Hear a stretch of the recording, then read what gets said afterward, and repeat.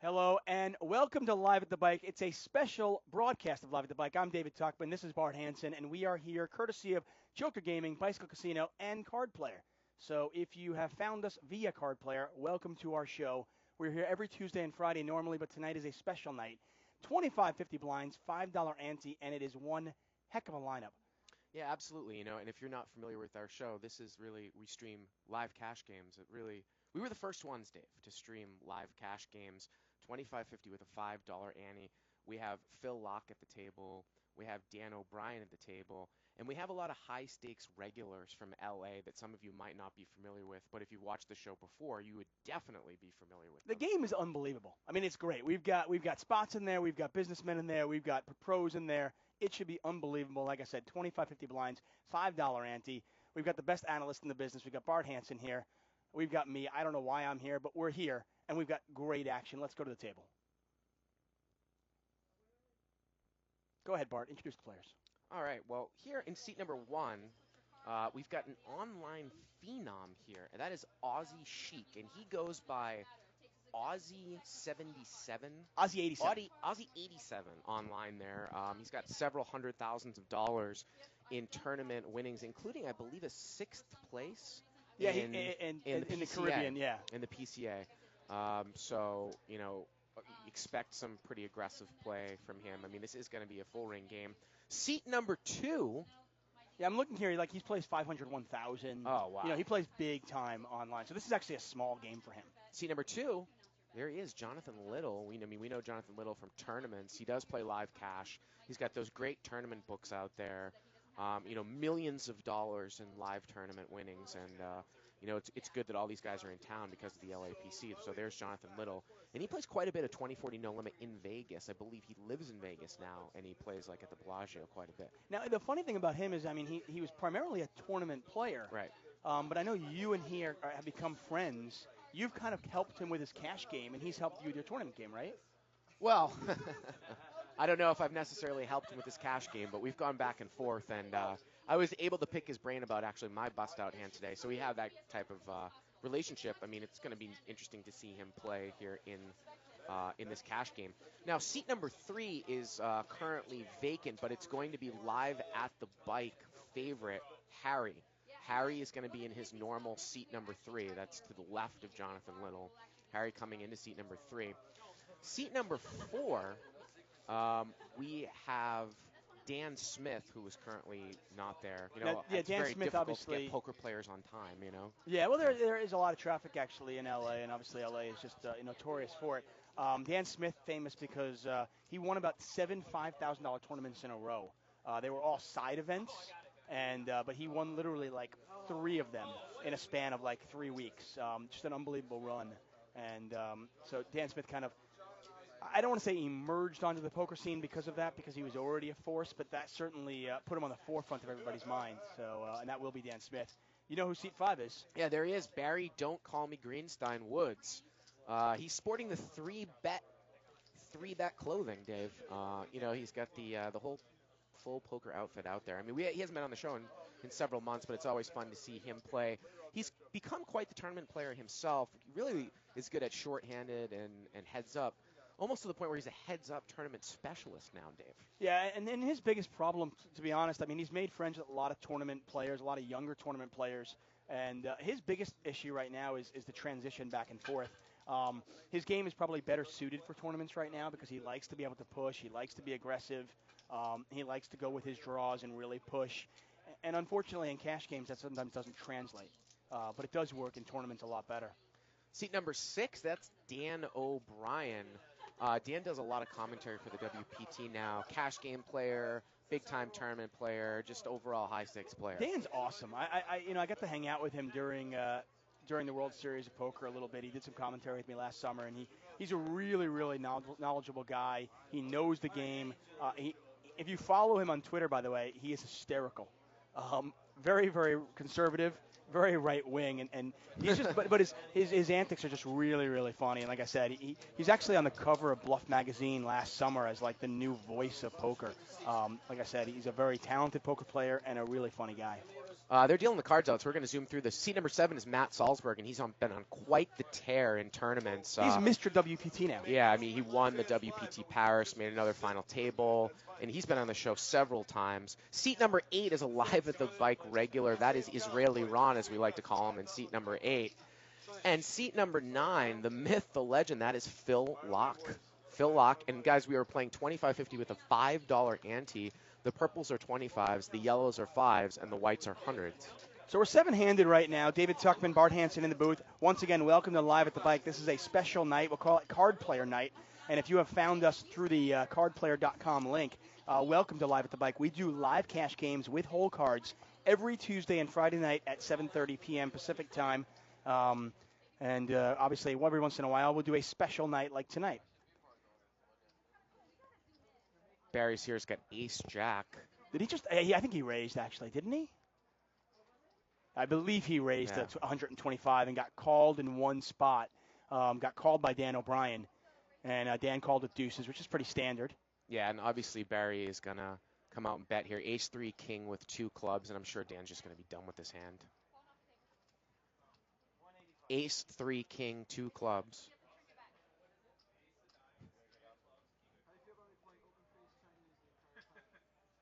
Wow, is Dan going to make a play here? Is he going to float? He's got the deuce of clubs in his hand. I just figured that he was just going to be done with the hand. And he has he's going to call. Called. We got to figure he's got some sort of plan here. I mean, there's really no equity here with deuces. And the bet, actually, the bet size was what, 250, and the call 185? Is that what it was? Yeah. Turn here, as you can see, is the 8 of spades. And Dave, and if you're in Barry's spot, I was going to ask you, actually, if you're in Barry's spot and you get called in the flop, I mean, you're just going to keep firing, right? You're not going to be worried at all. I mean, no, I'm going to keep firing for value. I mean, one of the things, I'm sure, I don't know if Dan knows Barry, but we actually know that Barry's probably not the type of guy that you're going to call as a float, because he'll fire with the king on the turn. He'll also fire sometimes twice with air.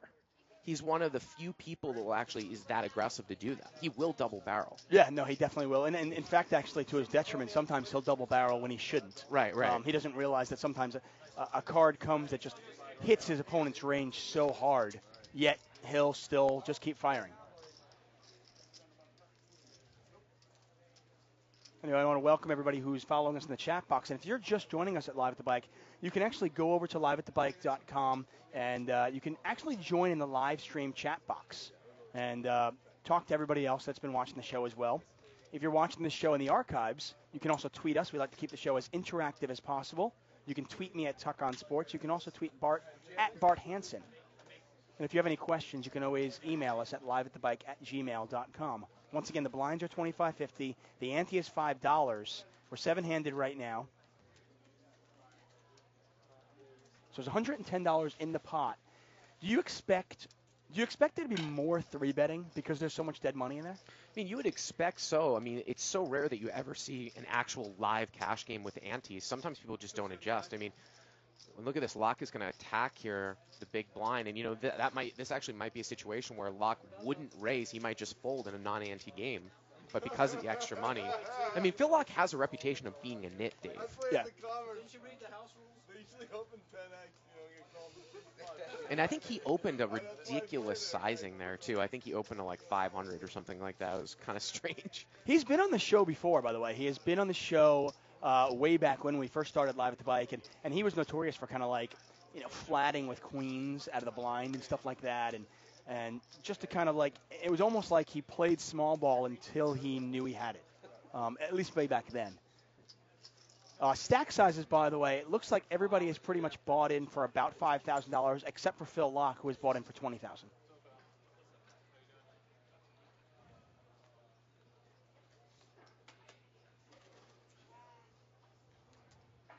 Well, there's Matt Salsberg. He's got 4-3 offsuit. Yeah, he's going to make it 3x, 150. And look at Israeli Ron with pocket aces right to his left. Now, he's not won the slow play, right? No, I would be shocked if he flat called here. 330. Makes it 330, so kind of small. Yeah, the sizing is pretty small. I expected a bigger raise from Ron. Ron only started with $3,000. He bought in pretty small. 180 back over to Salsberg. And like you said, I mean, Salsberg, he won the WPT Paris last year, and then he made back-to-back TV final tables for the WPT. So he has been on an absolute tear. Yeah, I'm not a huge fan of this call. I mean, Ron's pretty short here, calling it an additional $200 when Ron only has 3,000 with 4-3 Does offsuit. when Ron 3-bets, is he ever 3-betting with a hand like, I mean, is he ever 3-betting light, or does he always have a huge hand? He's never 3-betting light. That's the problem. I mean, he could have ace-king, but the thing is that it's just, if you're up against a guy that's never 3-betting light, I would just toss 4-3. Yeah.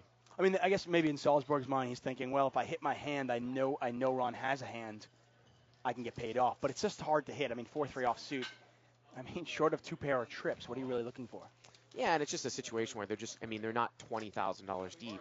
The effective stacks are only $3,000 deep. He's calling off almost, 8% of the effective stacks, and you're not going to flop well enough to call for that percentage of effective stacks with 4-3 offsuit, especially from out of position. Once again, if you're just joining us, we are here at Live at the Bike. David Tuckman, Bart Hansen. We're playing 25-50 blinds, $5 ante. Some big names in the game. Jonathan Little, Phil Laak, Ozzy 87. So you decided not to wear the black T-shirt today. Instead, you go with the black button down. Right. I like the look. I think it works for you. Barry in the big blind with 9s. Yep, he's got pocket 9s.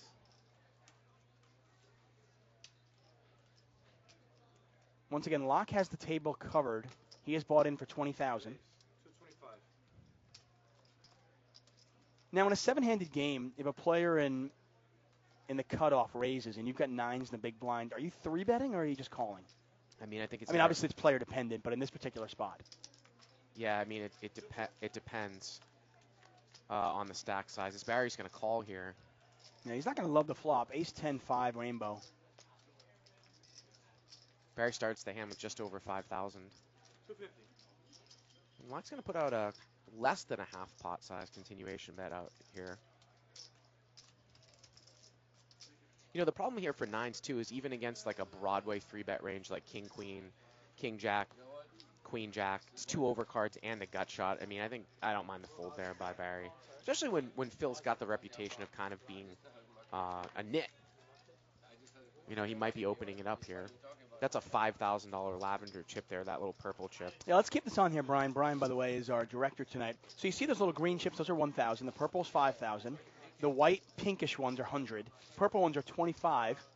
And if you see in the kind of the far corner, those yellow ones, those are the antes. Those are $5. Now, these players are actually getting an award as well. Whoever wins the most pots tonight gets an iPad.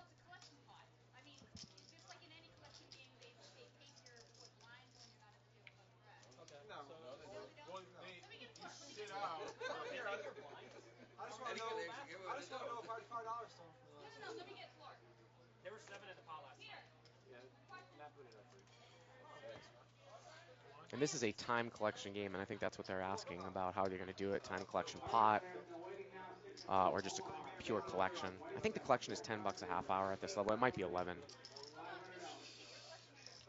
Either way, it's much cheaper than per hand. Oh, absolutely.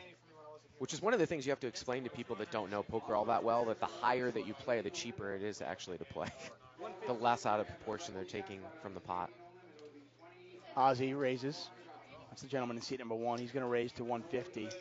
Little's going to 3-bet. I mean, and this is almost playing like an online game because, and look at this, Barry's got ace-queen because everyone's 100 big blinds. They're playing 7-handed. If you're Barry here, would you ever 4-bet?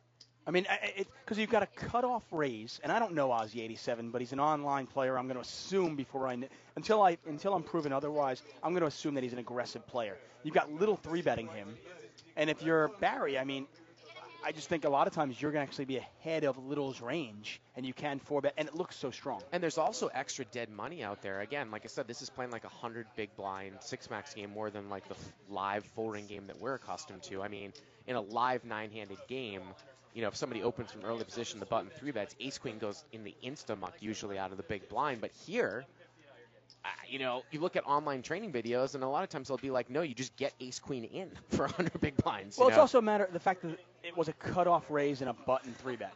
If it was an under-the-gun raise and then, a mid-position 3-bet, that's much different. I also think it's different if Ron is the raiser or Ron is the 3-better as opposed to Jonathan Little and Ozzy 87. There's a look at Phil Laak and Ron. Salsberg in the big blind with King 10 suited. I've been looking forward to this game all day.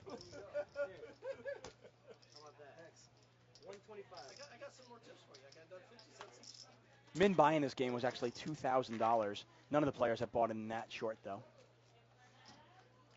Did Ron limp in here under the gun? No, he made it 125.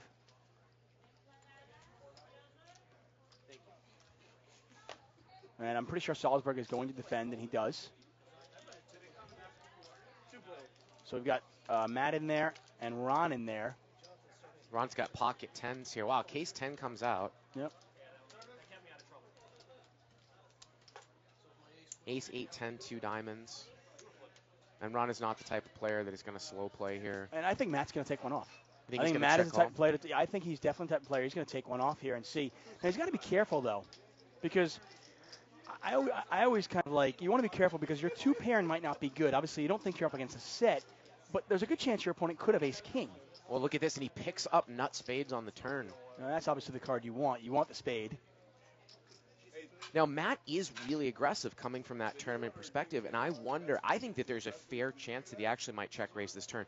When Ron bets twice, he usually is going to have an ace, and Matt could put a ton of pressure on Ron if he had like ace-jack or ace-queen. Ron bets full pot. I mean, it's a wet board. I mean, ace 10, 8, 2 diamonds. Now the second spade comes out as well. Ron bets 800 into 895. Is Ron one to fold ace-queen or ace-king, or is he going to go with it? He's not that deep. Ron is definitely the short stack here. Well, does he? I mean, he's only got 16, 15 behind. If he only has 1,600 behind, it's you wouldn't think that he would fold after putting that much money in. And he's actually got a little bit more than that because he's got 200 there. I'm trying to add this stuff. It looks like 16 because he's got 500 in purple. So our chip stacks are a little bit off.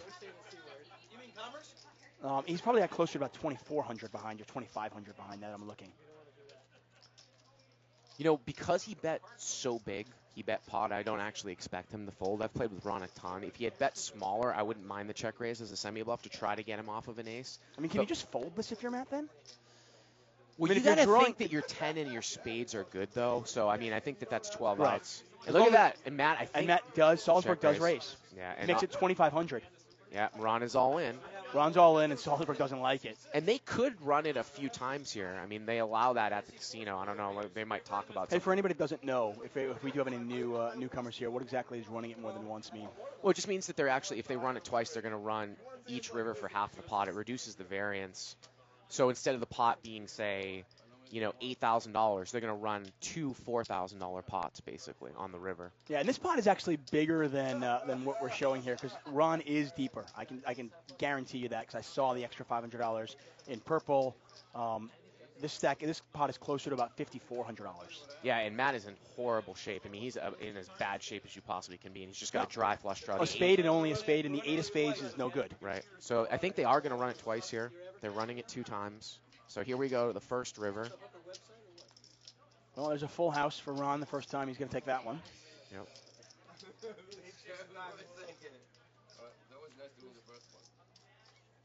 And the second one as well. Ron's going to win both of them. Yep. Scooparoo. So yeah, I just, that is actually, hand is kind of the antithesis, I think, of coming from a tournament perspective and coming from a cash game perspective. I think that tournament players tend to play a little bit overly aggressive and they overestimate their fold equity. And that's, I think, what got Matt. Now, if you write that hand down on paper and people are like, well, if there's fold equity against an ace, it's a quote-unquote standard shove. Well, we know there's nothing standard in poker, and this is really the difference with live poker. If you're familiar with Ron and you know that he's incredibly strong when he bets flop and then pots turn, if I was in Matt's spot just because I'm so familiar with Ron, I probably would have played it as a check call because I know Ron's not folding. You might even just make it, like I said, is it too nitty to actually be a check fold? I think it is too nitty because I expect to get paid off when I hit my backdoor spade in my 10, and I think he had enough money behind where he needed to basically make 3 to 1. He's got 12 outs with the implied odds in his stack behind. And if you hit your king, what are you going to do? I think if I hit my king, I'm check folding. Now, people are like, what do you mean check folding? Well, if I'm checking to him, I never expect him to bet. Ace, queen, Oh, ace, jack. yeah, I never expect him to bet a hand Would worse you for ever play value. it? Let me ask you, play devil's advocate. If you've hit your king, then that might be a little bit weak because you don't get any value. You're basically never getting value from ace jack or ace queen, and you're folding when he's got ace king. Okay. Would you ever play it as a bet fold to a raise?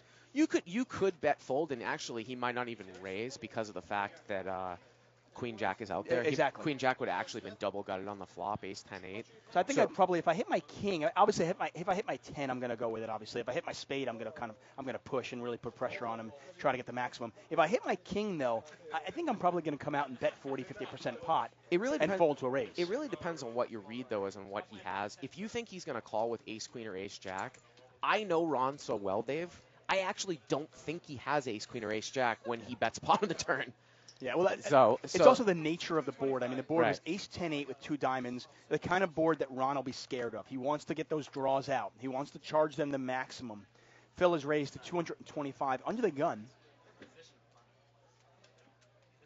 Big raise size here from Laak.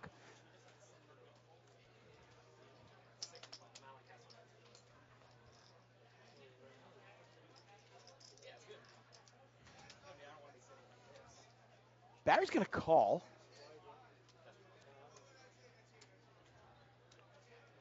But I happen to agree with you there. I think when Ron is betting that much, he's pretty much sending a loud and clear message that I'm not folding. And I don't think Ron was folding ace-king there either, and I think he plays ace-king the same way. Jack, queen, 8. This is going 3 ways. Pot is $770. And as you can see, Barry has fought the best of it with bottom pair, but Phil being the aggressor, he's got a gut shot. And he is going to fire what looks like 300. No, 400, sorry. I'll tell you, if it gets through Barry, this very well might get through Matt as well. Wow, Barry calls here with the ace-8. He's going to take one off. Woods in position. Both players have diamonds, so if the turn's a diamond. Well, it's not. 3 of hearts. And this is really where it comes down to. I mean, you can't teach this part of poker. You need to figure out how light your opponents are calling you, and you need to figure out optimal double barreling frequency. I mean, the problem with a continuation bet or a double barrel on this kind of board is your opponents are just going to have hands like queen 10, jack 9, 8 10, 8 9. They're going to have a draw to go along with their pair so often, and it's going to be tough for you to know where you're at. Barry bets out here 1,000. And I think Phil's going to give this one up. Unless, of course, you know that Barry's capable of calling with ace-8. Because you actually might double barrel someone that peels super light on the flop. Right. And Phil just check folds.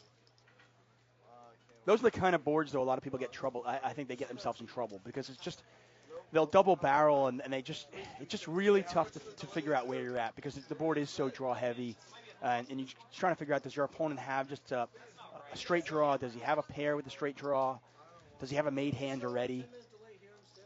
So forth and so on. Getting a look here at Barry Woods wearing the 3-bet garb. This is card player night. David Tuckman, Bart Hansen. Renee's not doing other than porn videos.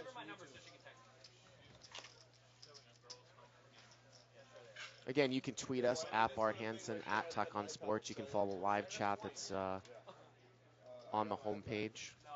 Yeah, I can see actually Ragnarocker, Nitty, Joe Malley, 122, Monkey Astronaut, What's a 3-Bet, Lodon, Chicago Yancey, Rick Barstow, Satan's Love Poker, Mr. Face, Aunt B, Boss, all in the chat room. Poker is Fun 23, all there. You guys can join them as well. You can also tweet us at Tuck on Sports, at Bart Hansen. Welcome all you card player guys. There's a look at Matt Salsberg. As we mentioned, 3 WPT final tables in the last year, 1 title, and he's off to a rough start.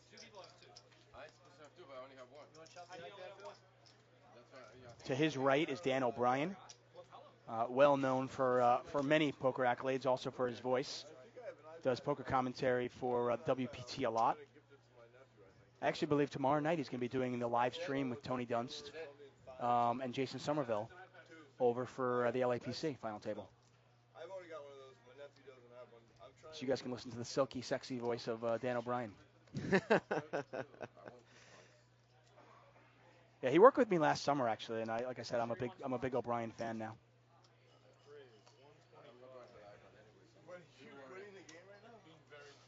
Ozzy is raised to 125 with Jack 10. Once again, we are seven-handed here. I don't think any of these players mind playing seven-handed.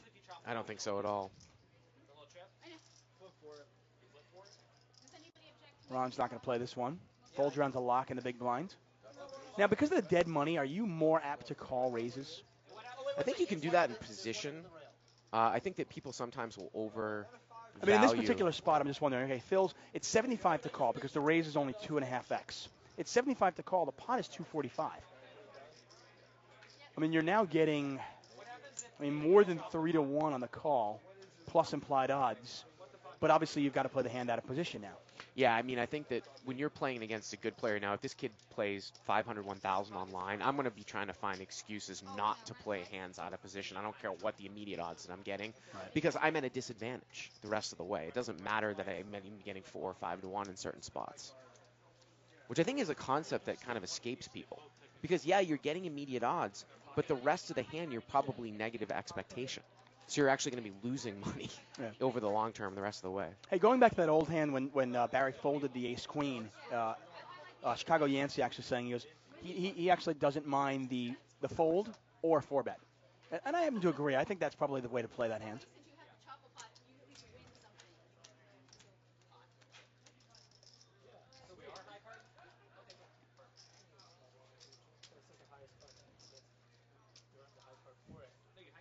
Players aren't that deep yet, although we have over $40,000 on the table. And I do anticipate in a couple of hours we'll probably have closer to $60,000 or $70,000 on the table. John's going to raise to 150 with sevens. So still pretty small raise sizing. I mean, 3x. I mean, we run a 5-5 with a $5 ante game where people raise it up to like 6x. Now, that ante is so much higher. Well, it's that's the the same ante as this. The ante in this game, I think, is actually, I don't want to say irrelevant, but it's so small compared to the blind sizes, compared to our other game. When we're playing a 5-5-5 game, which is what we do spread on Tuesday nights a lot, the ante is the same as the blind. In this game, obviously, it's only 1/5 of the small blind and 1/10 of the big blind. Abe Lyman, who hosts the PLO game here at the Bike, is on the list. And, Lizette, our hostess, has the discretion, I guess, to put whoever in the game out there. We're waiting on Harry, and we're waiting on Dan Smith. I'm not quite sure how long she's going to wait, but there are definitely, that would be fun to actually see Abe play No Limit, because we see him on this show play PLO sometimes. But he wants to get in this game as well. He's just got a great poker mind. I mean, that's the thing with Abe. I mean, obviously we all know he's sarcastic and he's witty and he's a fun guy and we're all friends with him. But he's got a great poker mind, and he's one of those guys where you could literally invent a game. You could invent a game, tell him the rules, and 4 minutes later, he would probably have an edge over the field. Yeah. By the way, everybody that played in this game got a free Roku from Nice. courtesy of the Bicycle Casino. Nice. We are here in beautiful Bell Gardens at the Bike. A lot of great things happening here at the Bike. We are in the process of building a hotel, a beautiful hotel. I'm not going to tell you when it's going to be ready, but hopefully sooner rather than later. But it definitely looks to be fantastic. Like I said, the future is definitely bright here at the Bike. I just got word that Harry is in the building, so this game will quickly become 8-handed. This is a great game. I'm not going to pinpoint anybody, but all I'm saying is, for a 25-50 game in today's day and age, to have a game like this. This game just doesn't spread, first of all. And when it spreads, you don't expect it to be this good. Yeah, absolutely not. Now, Barry's opened for a raise. He needs to put his cards over the sensor, but we can see that Dan is 3-bet with 5-3 of diamonds. Now, Barry is one of those players who he does not like to get pushed around by, the young internet kids, and he will 4-bet here very light. He does not need a hand to 4-bet. John actually folds ace-jack. Jonathan Little there in seat number 2. Back over to Barry. We don't know what Barry has. And by the way, we have a great card player segment coming later called Joker's Wild, and I'll tell you about that in a second, where we're going to be playing several hands in the dark. So, but we will reveal the hole cards after the hand is over. And there's the ace. Barry shows the ace and folds. I'm sure Barry has a small ace, you know what I Who mean? knows? Something like that. Barry definitely playing it a little bit more conservative today, and we've seen him, and that might be part of his strategy. He doesn't want to kind of like, go through his money right away and play it a little bit closer to things. So once again, the card player segment called Joker's Wild, and we'll be doing that at about, let's say about an hour's time, maybe an hour and 15 minutes. We'll be playing several hands in the dark, where the hole cards will not be shown until the hand is over.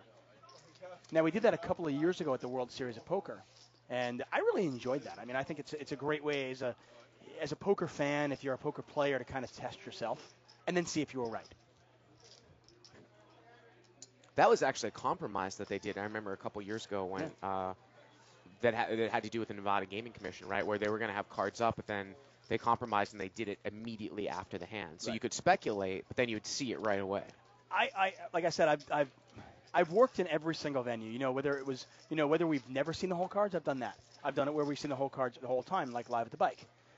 We've done it that way, obviously, where we show the whole cards after the fact. I actually like that the best.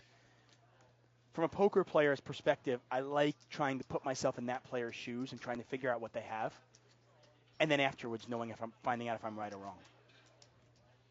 So if this Joker's Wild segment works and we enjoy it, then maybe we'll make it a regular part of Live at the Bike. Laak is raised to 125. Little calls. Barry's going to call as well, and we'll see this one three ways.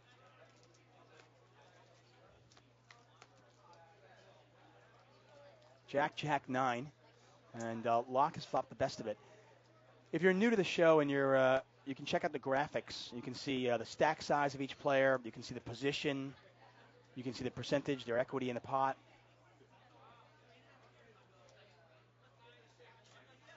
The player that's kind of jutted out, that's the player whose turn it is to act. So you can see Jonathan Little's kind of jutted out there.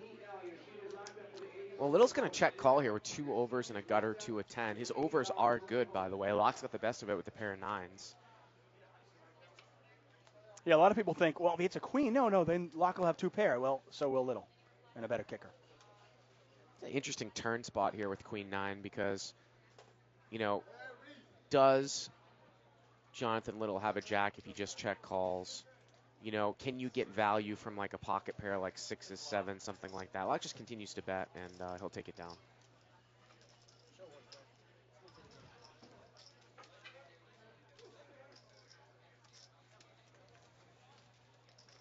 Now, Laak is the one player, he seems to be opening a little bit larger than the rest of the players this field. I mean, any guess why? Did he just open at 125, though? Pre-flop? That one's 125? Okay, yeah. The one before that was 250, so. I've seen him do crazy stuff. I actually was playing with it. He likes to be unorthodox. I saw him check shove for $50,000 on a guy at 1020 in LA in a $300 pot. The other guy had $38,000 in a 1020 game. You know what I mean? So it's just, he does some really strange. No, I mean, I think everyone thought that he flopped basically the nut flush. It was a flush board. I think he was trying to make it seem like he had a dry ace, trying to get all the money in against a smaller flush, and the guy flopped like top 2 and folded. But he does some weird pretty stuff. Strong play if he only has the lone ace. Yeah, If he just has the the ace blocker, it's like a PLO play. Yeah. But I mean, hey, if you're 38,000 deep, the pot's $300, and a guy shoves all in for all your chips, and even if you have a 9 high flush, a 10 high flush, and you're looking down, right. You're going, man, what do you do?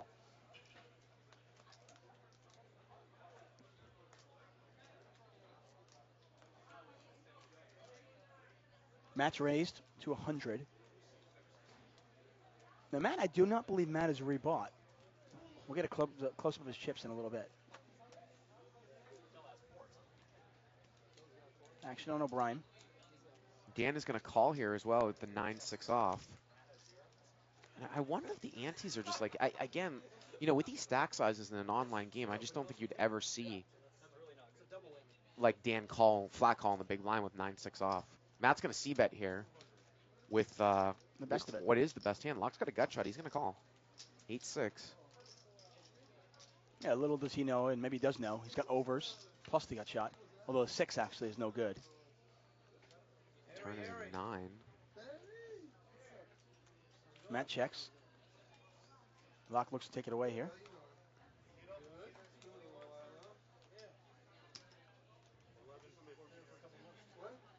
And look at this, Dave. He's bet 11. Is it 1150? He bet 1150 so he's over bet the pot into a $700 or $800 pot. So that's what I'm talking about with these unorthodox sizing. Right, so the only thing conventional about Phil Laak is that he's unconventional. Exactly. Well, it works. And there is Harry over in seat 3, and he's brought the big guns. I think he's going to buy in for about $10,000. Now, for those of you who don't know Harry, Arabian from the United States, back in April of last year, at the 2012 Winning of the Green, event number 20, it was a $125 no-limit hold'em event. He came in 467th place. So for how much? For how much money? I don't think he cashed. Yeah, $500. Oh, okay. There you go. Kind of shocking, though. 467th place would give him that much money. Yeah, it was probably one of those, like, 15-day re-entry tournaments. There you go. Which actually we're, of course, doing again at the Winning in the Green. So his career winnings is $500. Yeah. Okay. He's not a tournament player, obviously. Harry plays some big PLO games in town, and will play a very, very large no-limit as well. Interesting to see what he buys in for, and we weren't sure, and it looks like he has bought in for a lot of money. Looks like he's bought in for $10,000. Ron with jacks. Yeah, Ron's got jacks in the big blind. Oh, excuse me, under the gun. Ron opened for a raise, and it looks like Laak is 3-bet. So 100 to 375. Ooh, and Ozzy's got aces. Oh. So this could really get Ron in trouble. Although, will the 3-bet from Laak actually save Ron? I mean, can Ron get away after Ozzy 4-bets this? Can Ron get away from jacks? I think he can. Again, I'm really familiar with Ron. I think he's going to fold to a 4-bet here. I know that this game is really kind of a high game for Ron. He plays a lot of 5-5 and 5-10. I just don't think he's going to go to war here. Who knows how many bullets he has for this game. If it's just one, I don't think he's going to war here against a 4-bet with jacks. But Ozzy just called. He just called. Playing it a little bit cagey. So it's going to be back over to Ron. And I still think Ron is just going to call here. But this actually saved Ron. It's actually going to cost Ron some money because if Ozzy had 4-bet, I think Ron was folding. Obviously, it depends on the flop as well. If this flop comes out 9 high, you wonder how much Ron will lose. I'll talk about unconventional. We mentioned that Laak is unconventional. Ozzy's certainly unconventional. Flatting the 3-bet from Laak. Pot's 970, action back over to Ron. It's 275 to call. We know Ron's not going to fold. No, he's not going to fold, but I don't expect him to 4-bet here. Again, this is just a thing because I've played with Ron for years. Well, I mean, when Ozzy flats a 3-bet, that's pretty strong, isn't it? Wow, Ron gives it up. Wow, he just folds. Ron just gives it up. I'm shocked there. Everyone is at least 5,000 effective. So here we go, Laak against Ozzy. Well, there's the king. Whoa, this is interesting. Laak with top pair here. Doesn't surprise me at all. Laak checks here. Laak hits top pair and checks. Yeah, it's almost like a pot control type of play. That doesn't surprise me at all. I mean, especially when you get a tough player to your left flatting you. And the weird part of this hand is that Ozzy's hand almost looks like it's like 7s up through, queen, something like that. Could it also be ace-king? It could be ace-king. I was wondering, too, could he have king-queen suited as well? I'm sure I don't know his game well enough to know. I'm sure that Laak probably didn't expect him to bet this flop all that much, though, with a hand like 7s through queens. Now, again, Ozzy only started the hand. I mean, we're 80 big blinds effective. So it's a 3-bet pot. These guys aren't super deep. Obviously, Laak's got him covered. And Laak is check shipping on him, and Ozzy's going to call. I mean, if Ozzy is only 3,500 deep, he's only 3,800 more. He's got to call the way that this hand went down. This is a weird play by Laak. I mean, I just don't know. Is he getting a better hand to fold?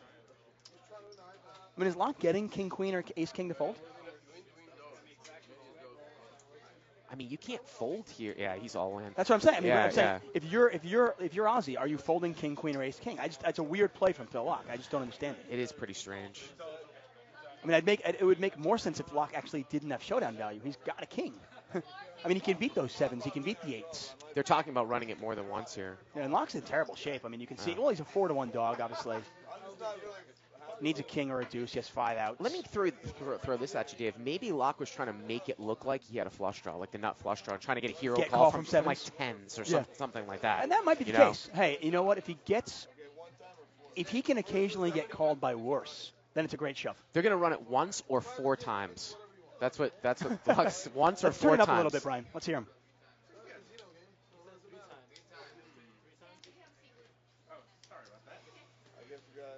It's just be really embarrassing. I can't win one. We're going to do it twice, then once or 3 times. Yeah, 3 is fine. All right, let's do it 3 times. All right, they're going to do it 3 times here for a 12K pot.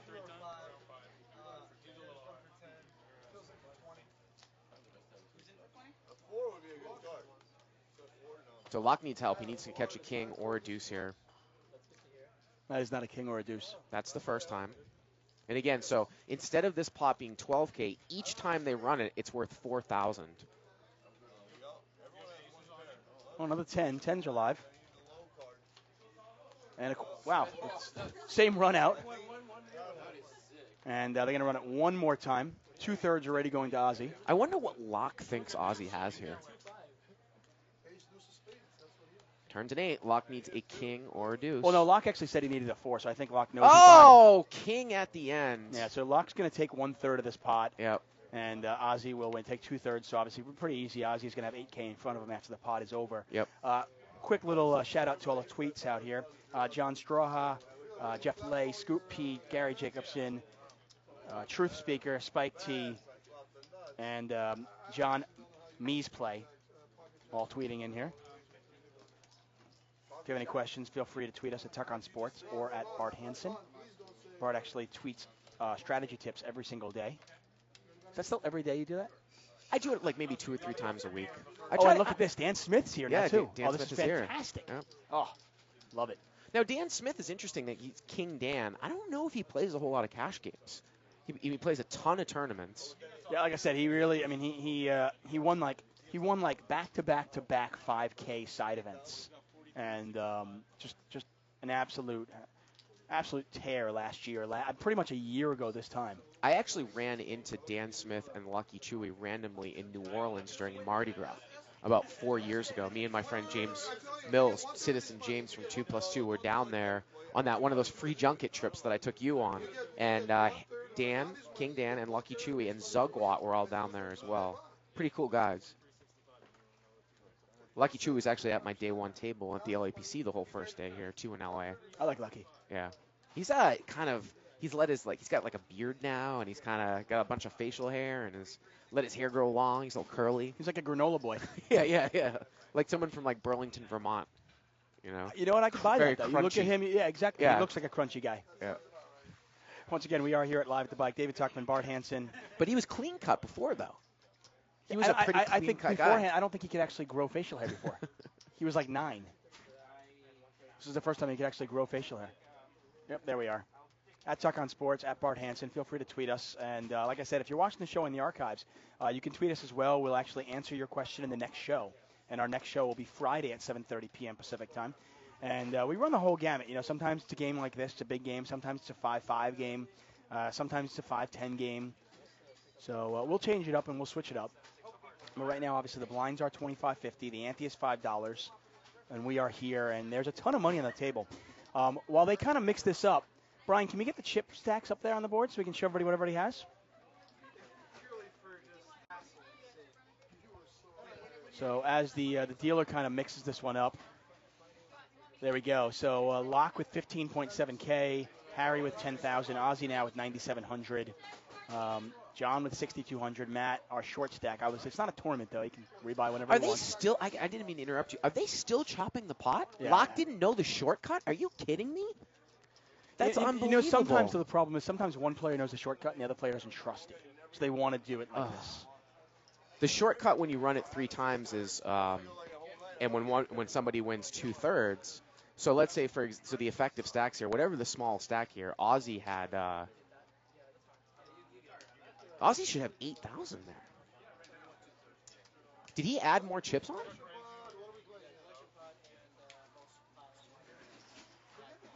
So the graphics actually never took account that they split it 2 out of 3. The graphics assumed he won, although that would have been 12K. So something's a little bit awry, but we'll figure it out. Right, but he should have 8,000. Oh, maybe he does have 8,000. I guess maybe he does. Yeah, that is 8,000. My bad. No, so anyway, just as a quick little note, so he started the hand, Dave, with about 6,000, right? So he wins 2/3 of the pot. So he gets 2/3 of what's in the middle, and he gets 1/3 of what he has in front of him. So if he starts with 6,000, he gets 2,000 from Laak, and he wins 2/3 How many of the times? pot How many from times him. have you played this and you've run it more than once? And by the way, I never run it more than once. I just it's my own. I just don't do it. You want to play poker? Let's play poker. And I have my own reasons for it. But how many times have you run it more than once? You run it 3 times. You try to explain it to the other player what it is, and he doesn't trust it. He doesn't. Yeah. No, I don't. What do you mean? I get 1/3 of this? No. I actually saved the PLO game last night because usually in PLO, I haven't seen anybody really run it 3 times. For some reason, 2 guys ran it 3 times last night in PLO, as opposed to running it twice. Running it twice is easiest because if you get quartered, then it's a little easier because of quarters. Well, of course, it goes win-win chop, which is the super complicated one. But the shortcut for that is the guy wins 5/6 of the main and 2/3 of the guy's effective stack. So I saved Lyman on that one because otherwise it would have taken an hour.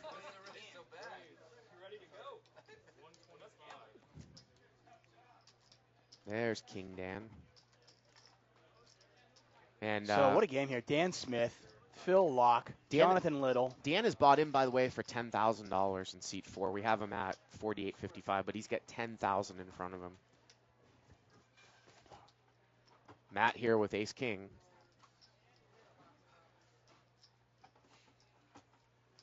Wow. Ozzy's the one that raised. No 3-bets here. Call from Dan. Just a call from Matt. And Matt's pretty short here. There's a lot of dead money I'm out surprised there. Matt just didn't get it in. Uh-oh, and Barry's flopped top 2, because I was going to say that Matt's going to... No, see, Matt isn't that short. He's got... No, he's rebought. He's rebought, okay.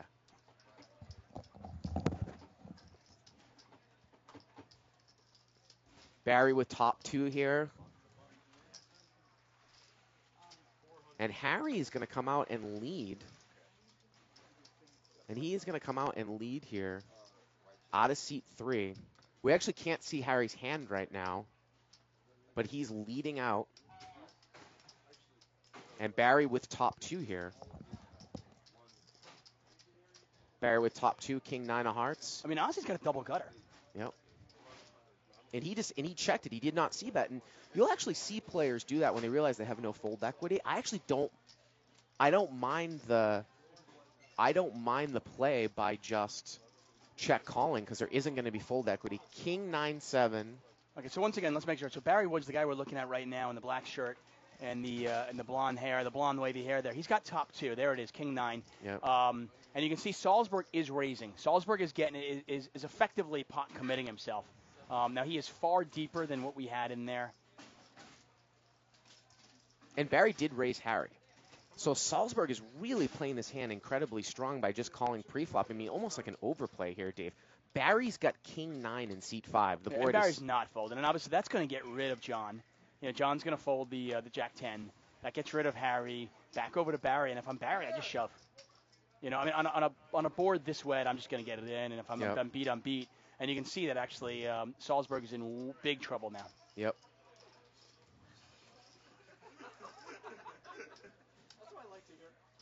And maybe we can see the chips in front of Salsberg there, Brian. So this is King 9 versus Ace King. Yeah, there you go. So once again, Salsberg has kind of stepped in it. He put $2,700 in the pot. Barry has moved all in. Barry has him covered. That much we know. And we can see here, 23, 25. He's got about another 2,700 behind. So he's put half of his stack in already. Yeah, and he is going to make And he is this going to call. call the rest of it off. And this pot is going to be over $10,000. Wow. This pot is well over $10,000 because Matt, once again, Salsberg has got well over what we have records of. I don't like the play by Salsberg because I don't think that Barry's raise calling King Queen. I don't think he's raising King Queen all that often. I mean, Matt played Ace King slow preflop, but that doesn't give you. You're never going to get, like you always say, you're never getting a better hand to fold. Yeah. And you're never getting a worse hand to call. You sometimes could get a combo draw. You could get a combo Jack draw. Jack 10 of spades type hands. Yeah, 8-6 of spades. Turn here is a queen. Yep. Queen of diamonds. Yeah, queen. And the river is the 6 of spades. Well, they're going to run this a couple times. Yep. Another 6. Matt needs an ace here. That's not going to happen. Yep. And King 9 is going to hold up, and Salsberg, very quickly our big loser. He doubled up Ron before. Now he doubles up Barry Woods. And that is, by the way, no joke, that's a $12,000 pot. Yep. That was a straight-out $12,000 pot that Barry Woods just won. Barry had him covered, and Matt had rebought. And I want to say Matt had probably $5,500 or $5,600 in front of him. They're going to do the math right now and figure it out. But getting back to Matt's shove, I mean, first of all, pre-flop, he was actually deeper than we thought. Yeah, I was. So nothing wrong with smooth calling. Well, no, I have no problem in a full ring game smooth calling there with Ace King. It kind of conceals the value of your hand. You know, building a gigantic pot up from out of position. But playing the hand that strong post flop after you get a bet and a raise. Yeah, I'm going to take a line from our friend Lyman, who hosts this game here. You can't play Ace King as a quote unquote through ticket when it goes bet raise on the flop, because for the same reasons that we talked about. The guy is never raise calling a weaker king. You might get it in with 8-6 of spades or Jack 10 of spades. I mean, you might get it in. You could get it in with King X of spades. You could get it in with King X of spades, but I mean, if that's the bottom of your opponent's range and the top of his range is a set or 2 pair, 7, then 9, you're crushed. King 9, yeah, something like that. You know what I mean? If the bottom of his range is King Jack of spades or King Queen of spades, or like I said, Jack 10 of spades, if that's the worst hand he has, then you're just crushed by his range. But actually, the other interesting part of that hand was, how often do we see a player flop a draw? Like Ozzy raised with Jack 10 there, okay? Jack 10 of hearts. Oh, it was Ozzy, right? I thought it was little. How often do we see a player raise with a hand like that and then fire out because they flopped a draw, like a flush draw? I actually really like checking a draw there as the pre-flop raiser. There were 6 people in the hand. You're not going to get through a king, and you disguise your hand a lot. Even if you had, like, say, like Queen 10... Well, Queen 10 of spades is a two-way hand. I'm trying to think of a hand that's not a two-way hand. You know, maybe you had raised with, like, 4 or 5 of spades. I actually don't mind check calling there as opposed to c-betting. Yeah, especially the fact that, I mean, he had no back. I mean, there's no hearts out there. There's 2 spades out there. I don't mind that at all, obviously. And then you get to see what's going on without losing one chip. Well, big smile from Barry Woods. And Salsberg is going into the wallet. Let's get a check of his cash. That's how it's done, obviously. And Salsberg said to me right before the show started, he goes, I like playing out of town. Because I'm so much more comfortable out of town. As opposed to here. As opposed, not at the bike specifically, no, but I mean think LA. Right. He said, I like playing out of town, and I think this is just gonna confirm that and further that feeling for him. But he has been on quite the tear, though, in tournaments. I mean, I'm not sure exactly what the amount was that he won at the WPT Paris. And then he won like $500,000. And then he final He won $500,000 at the WPT Paris. $478,000 US, and then he got $147,000 US score just at the beginning of the month on February 1st. And then another one. He also made another final table in Florida. $50,000, $51,000. So yeah, it's just unbelievable. Like I said, he's been on an absolute tournament tear. Yeah. But you wonder if that tournament mentality, if he hasn't kind of changed gears and gone to the cash game mentality, because it is a different animal. One of the things too, we had that guy on. We had the guy on the show on Friday, and his name escapes me, but I'll say in a second. And I think he might still be in the LAPC. And he's playing 5-5, and he had just won a circuit event. And he's like, I'm suffering from too much money syndrome.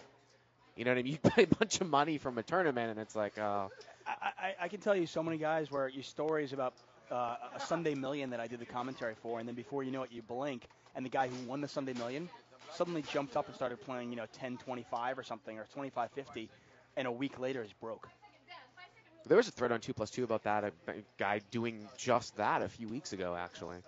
Dan Smith raised, and we're going to change one of those Dans. Let's change Dan O'Brien to O'Brien. Matt with 10s, and Matt once again gets himself into a spot. He's on the button. You got a raise and you got a 3-bet. And if he bought in for 5,000, it is definitely an awkward spot here. O'Brien, by the way, is spelled with an E. Because he's not deep enough to really flat here to set mine if he only buys in for 5,000.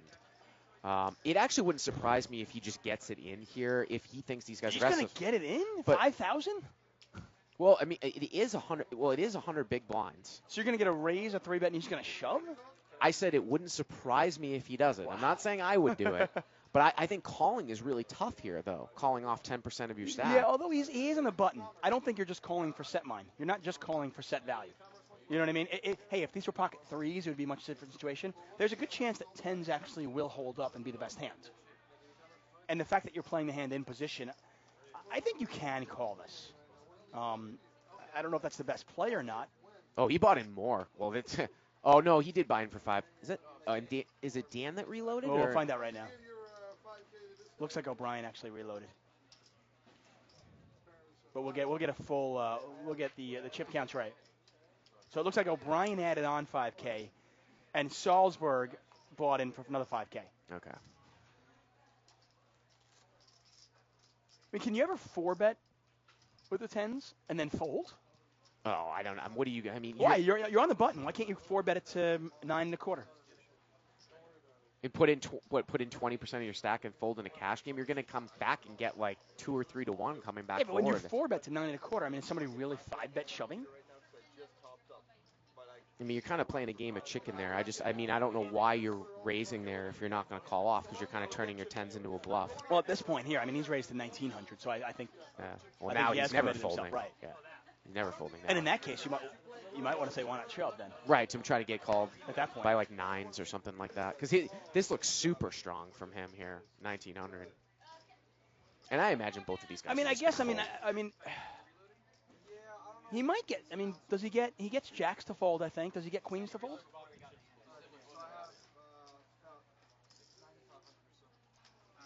I don't know. It's not a definite answer. I don't know how Dan Smith would play queens. I would think a lot of these guys might just go with queens just because Salsberg lost the last hand in terms of game flow and just dynamic. Yeah, and O'Brien's he's gonna save face here, but he's not calling this.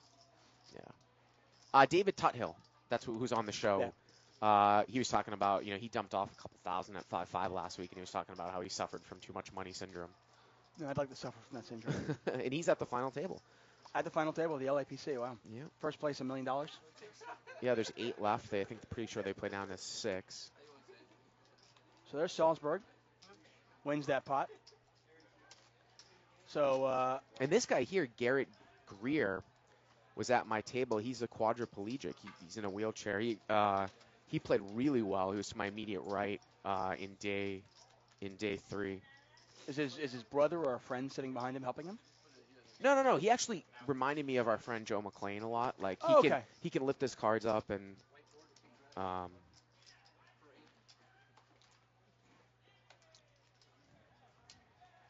So Button is in front of Ron. Once again, the blinds are $25.50. The ante is $5. We are full ring game now. So $120 in the pot before any of the cards get dealt out.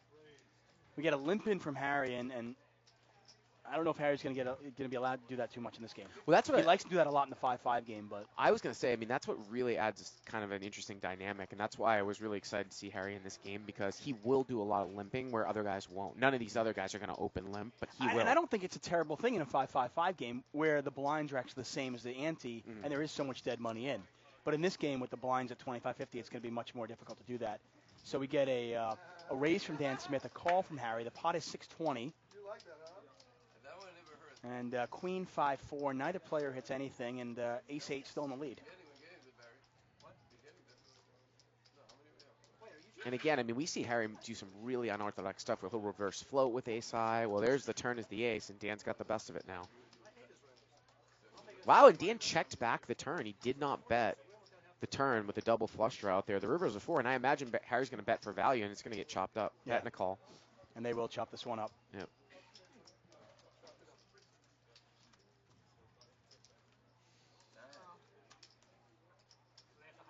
And one of the things that we talk about, if you're new to Live at the Bike, Harry will sometimes, and obviously in smaller games it's more, he'll play 75% of his hands. And people are like, how can he play 75% of his hands? But he's got this innate ability to kind of know where he's at. He balances his bluffs. He's capable of running gigantic bluffs and gigantic lines for value. I just wonder how many hands he's going to play in this big of a game here tonight. And by the way, actually, I'm getting this from RoboCop. RoboCop stepping up to the plate. Brendan actually says Ozzy 87 is actually Big Slick 789 on PokerStars. Apparently a PokerStars legend from 2004 to 2006. It doesn't surprise me at all, considering how high he plays. And PQRS wants to know what the biggest pot was so far, and the biggest pot so far has been in excess of $12,000, about $13,000. We've got a ton of money on the table right now. 13, 23. I mean, over $75,000 on the table right now. Pretty amazing. The min buy is actually only 2K, but I didn't think anybody was actually going to subscribe to that. Buttons in front of Phil Laak. Once again, David Tuckman, Bart Hansen in the booth. Oh, look at this. Harry's got pocket kings, and he limps. This is what I'm talking about. He's just kind of cagey, you know? Yeah. Yeah. And Dan's got a suited I mean, that's ace. the one thing about Harry. The one thing about Harry is he's got a good poker mind. Yeah. Like, we talk about this all the time, where he really thinks, and he's got a mind like this, and sometimes he just gets bored and has some leaks in his game, and I think he'll even admit that. But when it comes to poker, he does play unconventional and does mix it up, and once again we get a limp, and once again we get a raise, and Barry's going to call, and when it gets to Harry, is he going to now going to pop this back? I think that's a quick yes. Because, by the way, there are a lot of times Harry will just call this. Right. Harry's done that as well. Yeah, I don't think he would do it like with 4 people in the hand, though. You know, he might have done it heads up. I've seen him do it, though. I've seen him do it in a multi-way pot. And obviously Dan Smith's going to fold right away. And the funny thing is, in the normal circumstances, Barry might call this. But in this particular game, I think Barry's going to give it up, and he does.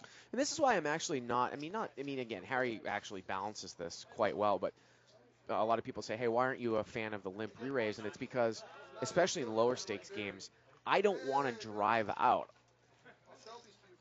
an ace-queen, which is what Barry's had, when I could maybe get 3 streets against ace-queen on a queen-high board. Instead, I'm limp re-raising pre-flop, and then they're folding. Yeah.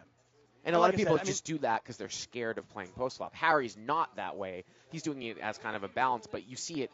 I see it constantly at 5-5. People limp in with aces, and then they limp re-raise because they're so scared of playing post-flop. And all they ever get, and the only thing they're ever going to get from me is in a 5-10 game or a 5-5 game, they're going to get 3 or 4x. So they're going to get $20 in a 5-5 game or maybe $35 in a 5-10 game. And they might get a couple calls, so maybe they pick up $75.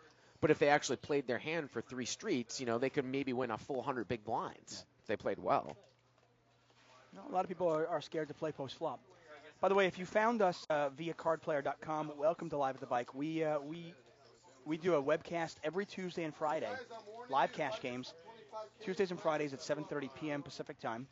Make sure you tune in. Harry just said, I don't know if he said, I'm warning you, I'm going to buy him for $25K. I would actually love to see Harry put more money on the table to cover Laak, because the funny thing is that those 2 guys will actually put all their chips in a gross overbet spot. A lot of people at times it's just for show, and no one would ever do it without the nuts. Harry will do it with the nuts. Harry will do it with a draw. Right. And he'll do it with air. And we've seen every single one and of Laak, those. I think Laak is the same way, too. I don't know Laak well enough to know. I mean, I know him. I've interviewed him. But we haven't seen, obviously, not nearly as many hours of poker as we've seen Harry.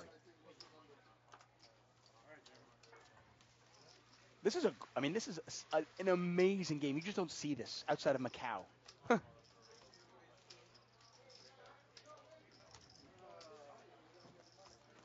So we got 9-handed here. Blinds are $25.50 here at Live at the Bike. I'm David Tuckman. He's Bart Hansen. We'll be back in a few short moments.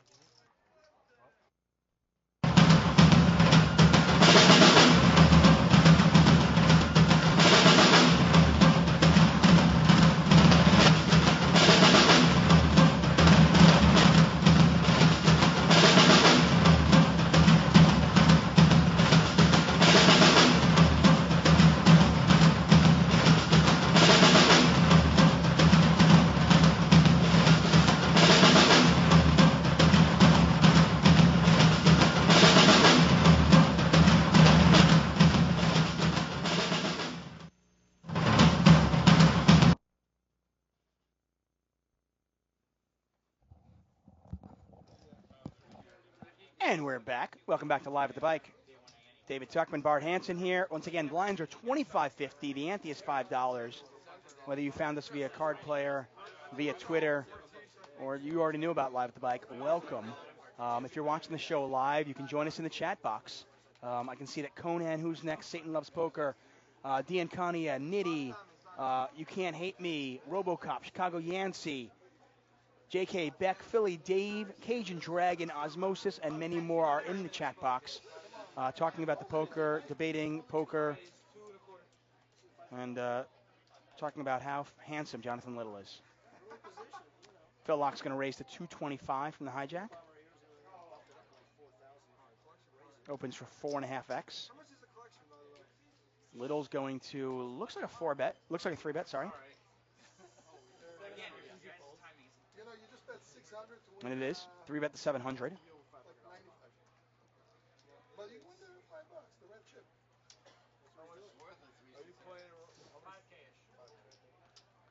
Little, by the way, playing about 5,500 behind. And Laak gives it up. Once again, later on, we're going to have a card player segment called Joker's Wild, where we'll be doing several hands in the dark. We'll reveal the hole cards after the hand is over. If you were familiar with the World Series of Poker, the way they did it in 2011, where we did it the same way, it's a lot of fun, actually. As a poker player, you can kind of play along with the players and see where they have and what would you do if you were in his spot.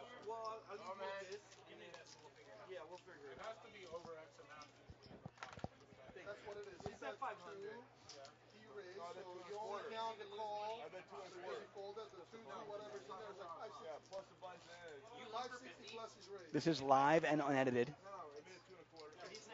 And as much as we'd love to have as much table talk as possible, sometimes it's just inane. Actually, most often it's just pretty inane.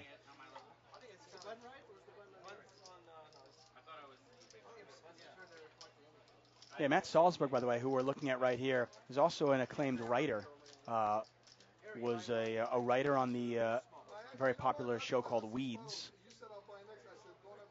So a lot of Hollywood types turned poker players, or poker players turned Hollywood types, and there's one of them, very successful on both sides. There's Dan O'Brien. Once again, you can hear his voice. He's going to be doing the WPT LAPC final table tomorrow with Tony Dunst, and I believe Jason Somerville's going to help him out as well. O'Brien is raised to 175.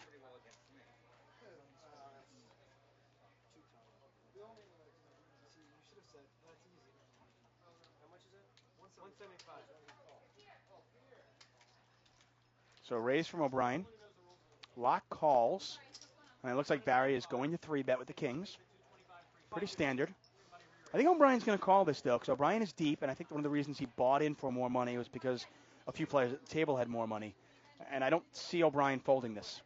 I mean, you're calling here. You want to snap off. If a 9 comes out, maybe you can stack Barry. Laak with the suited ace.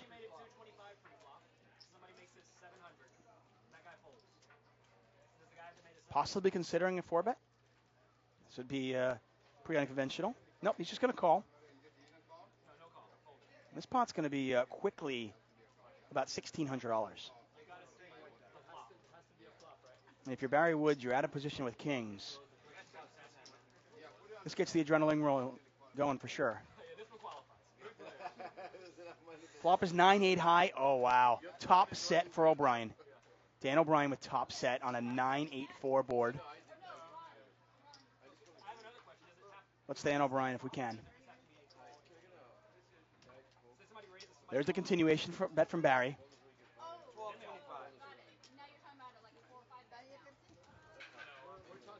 Barry Woods with pocket kings. He 3-bet out of the blind. O'Brien called with 9s, flop top set. Laak has got nothing, so he's pretty irrelevant. He's still in the hand, though. The bet is $12.25 into what was about $1,700. So the pot is $29.45. If we can zoom in on O'Brien, that would be fantastic.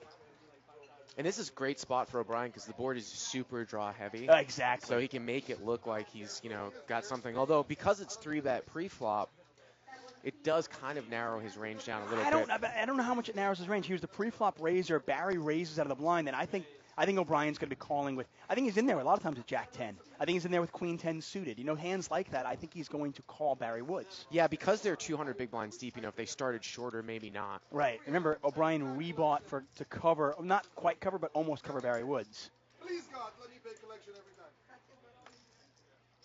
So the raise from O'Brien to 27.75. It's back over to Barry Woods, and can he get rid of the Kings on such a wet board? I mean, what do you do? I mean, because you realize that O'Brien is capable of doing this with some sort of combo draw. I mean, I personally give this up. It's very easy for me to say, but it's just one of these spots where if he has the nut, and Barry moves all in. Yeah, he moves Snap all in. call from O'Brien, and this is a $20,000 pot. Yeah.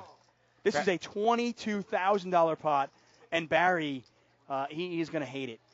Now, you were saying it's easy for you to give up, and I'm assuming just because if the bottom of O'Brien's range is like Jack 10 suited or Queen 10 suited. Yeah, even the nut flush draw is like almost a coin flip here. They might run it a couple times. Barry's going to need help. He's going to need to catch a king or a running spades.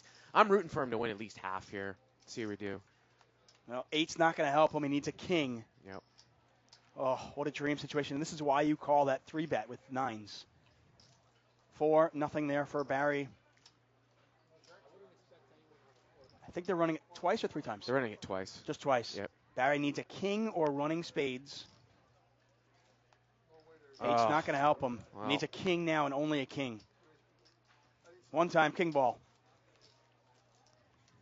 And that is not a king. It's the 5 of diamonds. And just like that, Dan O'Brien wins a $22,000 pot. I actually invited him to the game, so I'm wondering if I get commission. It's just, it's one of these things where, again, coming from kind of a tournament mentality, and I know Barry plays a lot of tournaments, you've got to sometimes give up on your overpairs in a cash game on extremely wet boards, even against an aggressive post-flop player, because it's a structured hand analysis issue. I mean, if you had aces there, I think it's a little bit different because of the fact that if the guy has the nut flush draw, you're so far ahead. But with kings, especially if you have 2 red aces there, right, where you actually can put them on. Right. If you have 2 aces and it's a black ace, it's probably a little easier to fold. That's actually and the reason why that is, and a lot of people look at that the wrong way. They're like, well, I've got 2 black aces. I have a spade blocker. I'm going to go with it. No, what you should be taking from 2 black aces is the fact that your opponent doesn't have the nut flush draw. Right. So it's actually worse for you if you have 2 black aces. But if you had 2 red aces, you could theoretically put him on ace-jack of spades. Mm-hmm. And in that case, he doesn't have the over. But if you've got king, like you said, if the worst hand Dan O'Brien has there is ace blank of spades, then you're looking at a situation where he's got 12 outs 2 times. He's only a slight dog.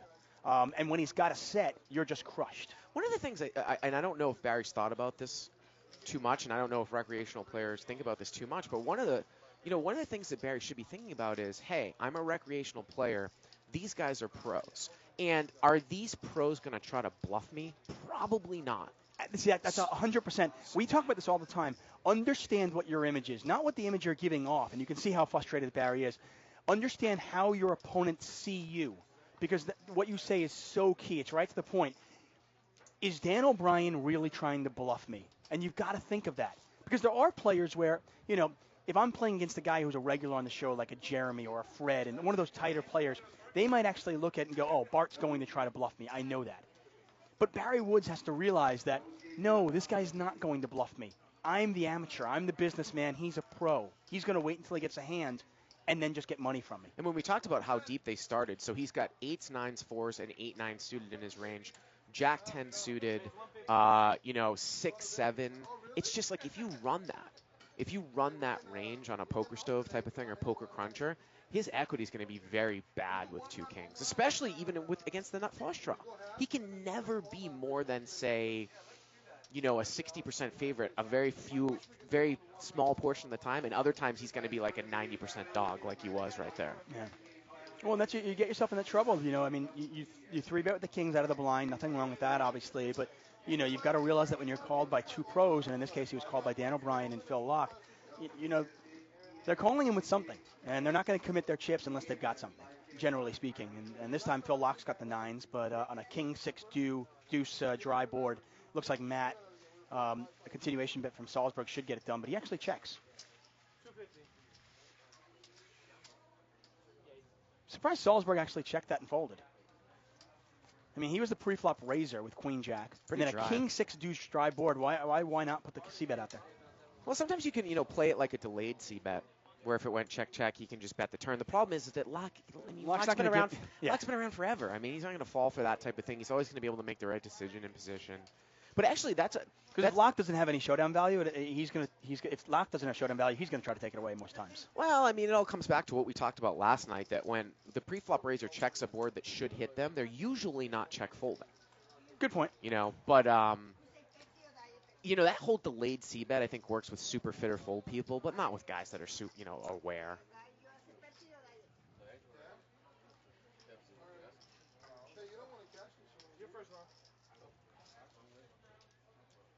Well, there you have it. Back here at Live at the Bike, Bart Hansen alongside me in the booth, 25-50 blinds, and Barry Woods is rebought for another 6,000. Actually, he's added on 5,000. Dan O'Brien now, our chip leader, so to speak. He's got over 20,000 in front of him.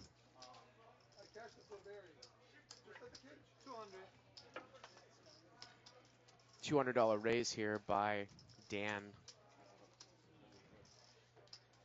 And Barry has just called here with ace-king. He rebought and just calls here. He does not 3-bet. Yeah, and you wonder if it's a matter of him playing cagey or if it's a matter of him just feeling stung. It could be, he's probably a little frustrated because he's played pretty well up till now, and unfortunately for him, he just, he gets the kings and O'Brien stacks him. It's tough to lose a $22,000 pot. Now, Matt called out of the blind with Jack-8 of diamonds. He's flopped the best, but he's going to actually come out and lead the turn as it got checked through on the flop. He leads the turn. And it's interesting. Dan's calling with a deuce here. He's got the stiff ace of hearts. I'm not a huge fan of that call.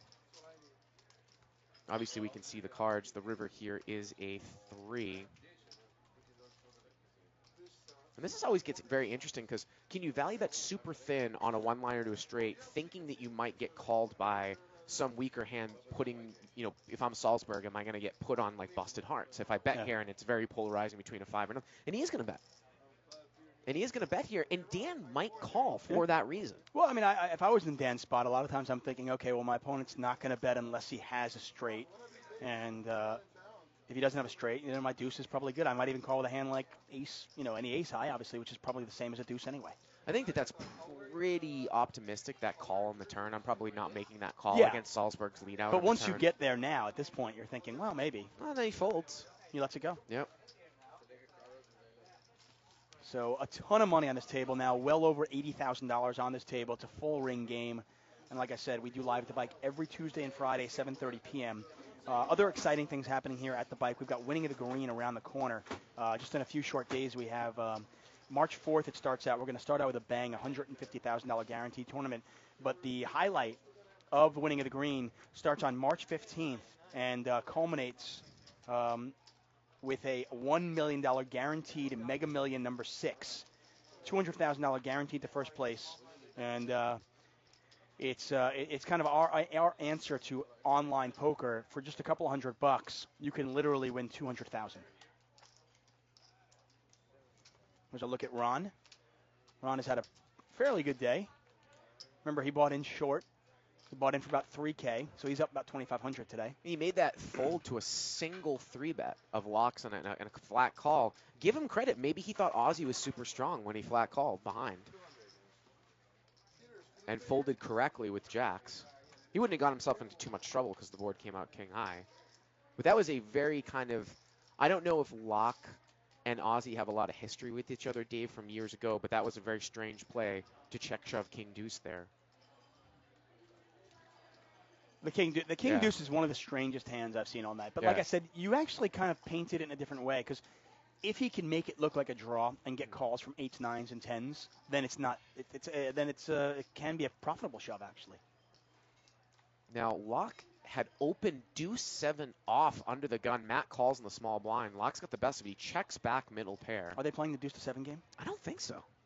Turn is a 6, and now he's going to bet. And I think that Matt is probably going to be done with it here. It's interesting because with Matt's hand, I'm probably leading turn and bluffing river as a balance with my jack-8 from a couple hands ago, too. With my 2 overs and a gut shot. Here he just checks. Unless he's going to play a check raise, but he's just going to get rid of it. And again, you can, you just talked about with Barry with the ace-king. People will start to get gun-shy when they lose. Some people tilt through the roof as well, but this is kind of one of the ways, too, that it's passively tilting. Well, it's funny, people always think of tilting in one way, as, oh, the guy's tilting, so he's going to go through the roof and just stick his money in there. There are many different forms of tilt. And tilting is basically, at least my definition of tilting is basically anytime you are not playing your optimal level as well as you can play. And that can happen, obviously, the way the cards are playing. And sometimes you might not play it aggressively enough. Sometimes you might play it more passively. Sometimes you might play it too aggressively. Sometimes you might start calling too often. Who knows? But the vast majority of poker players play worse when they're losing. Barry's picked up a lot of good hands pre-flop.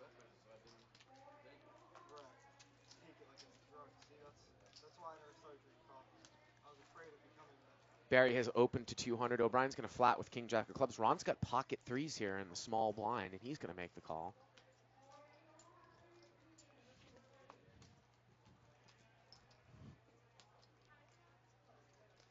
And it looks like Laak's coming in here as well. Oh, Laak's going to squeeze here with jack 10 off. And he raises to 2,100. Can we get a zoom in there? This is what I'm talking about with these unorthodox sizing. Can we get a zoom in there of the chips in front of Laak? And he did. He raises 2,100 more, 2,125 more. And like I said, I played with Laak. I'm assuming he does that with aces as well sometimes. I've played with Laak a handful of times at 10-20, and I just see him when he buys in super deep. He does these weird things with his stack size. I mean, is there a way? I mean, from a poker player's point of view, is there a way to exploit that? Now, the crazy thing there is that... I mean, obviously without just picking up aces. Well, the crazy thing there for Barry is that Barry has 5760, right? If Barry shoves there, Laak has to call off. Yeah. He has to call. Yeah. That's the strange part Pretty of doing much. I mean, that. there's no way Laak's going to put 45% of his stack in there and fold. Right. And he's got jack 10, and he figures, he's live against, like, ace-king. Harry has rebought, by the way. Harry's got $33,000 in front of him. Yeah, Harry told me on the phone today that he was either going to buy in for $4,000 or $40,000. So there you go. Harry loves to have lots of whites, though. He doesn't like having, like, the 5,000 chips or the as opposed to Phil Laak, who's got the big chips. Big chips, yeah. Harry calls with jacks. Barry calls. O'Brien raises with ace-king. Oh, Harry's never going anywhere. Some big hands here. No, well, I mean, I don't know if Harry's going to 3-bet this, though. No, I think he might just call. Yeah, I think he'll just call. But this is what I would love to see, because Harry plays in big games around town. Oh, this game's getting big. He's used to playing deep. This game is getting big. Effective stacks are going to be 19,000 this hand. That's what O'Brien has in front of him. I expected Ozzy to be a little bit more active in this game. Considering, the fact that he plays such big games online. You get a call and you get a call. Flop is 7 high. And is Barry going to get himself in trouble again? Laak called with 10-3 of clubs in the small blind. I mean, is he advertising here? Who knows? Could be. I mean, it could be. I mean, he plays enough poker that, if he were to lose $6,000 or $7,000 and kind of donk around for 3 hours, is it really bad advertising? If you're O'Brien, 3 players have called. Well, now you're going to get a bet here from Barry. I was going to ask you, what do you do if you're O'Brien if it checks to you? I don't think I bet. Unless I'm planning on firing 3 barrels. Yeah. I just think your opponents have pocket pairs. Now Barry bets here, and he bets 1,500. And is Barry going to get felted again? Well, this might be a situation where O'Brien actually might raise here. Now we talked about how he might not bet, but if Barry's leading with the 7, or it kind of looks like he's leading with the pair, I don't like it. O'Brien could actually raise here. It looks like he's just going to get away from it. The problem with that is you just pointed out before. Do you really want to try to get Barry off of a hand? No. Right, but I don't think O'Brien thinks that. Especially, remember, Barry just lost a $22,000 pot. I'm not trying to bluff Barry. I understand what you're saying, but I also think that this situation is different because Barry's range is pretty capped here. It is. No, we know Barry doesn't have a huge hand. We know Barry's got, like, he could have 6s, he could have a 7, he could have 8s, he could have 9s. But I don't know if he's folding 9s or 8s. I don't even know if he's folding a 7. Now look at this. Harry's talking to Barry here. And I think Harry definitely knows he's got the best hand here. Let's turn that mic up in here.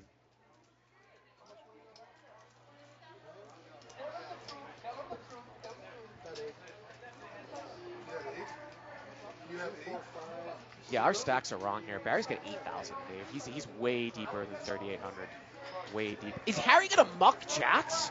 He just check folds. Wow. I don't quite get that one at all. With the pre-flop action, it went raise, re-raise, call. I don't. I'm What, I befuddled. mean, what is Barry leading with there? I'm complete. Like I said, I'm in your camp that I think the best hand Barry has there is tens.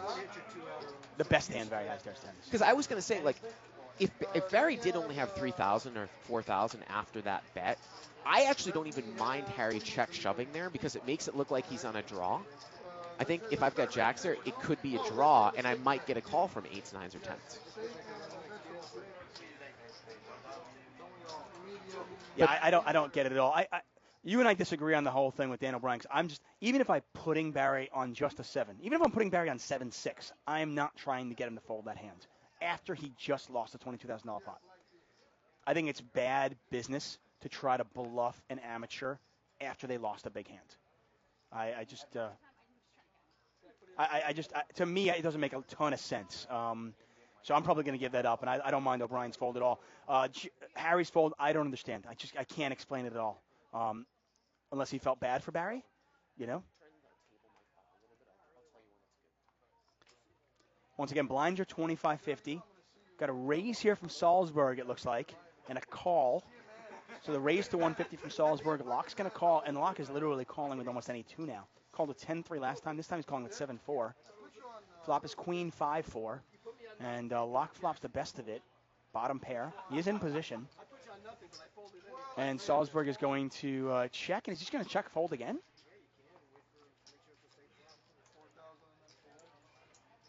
Yeah, I mean, Salsberg, this is the second time in a row we've seen Salsberg raise pre-flop and then just check fold to Laak's bet.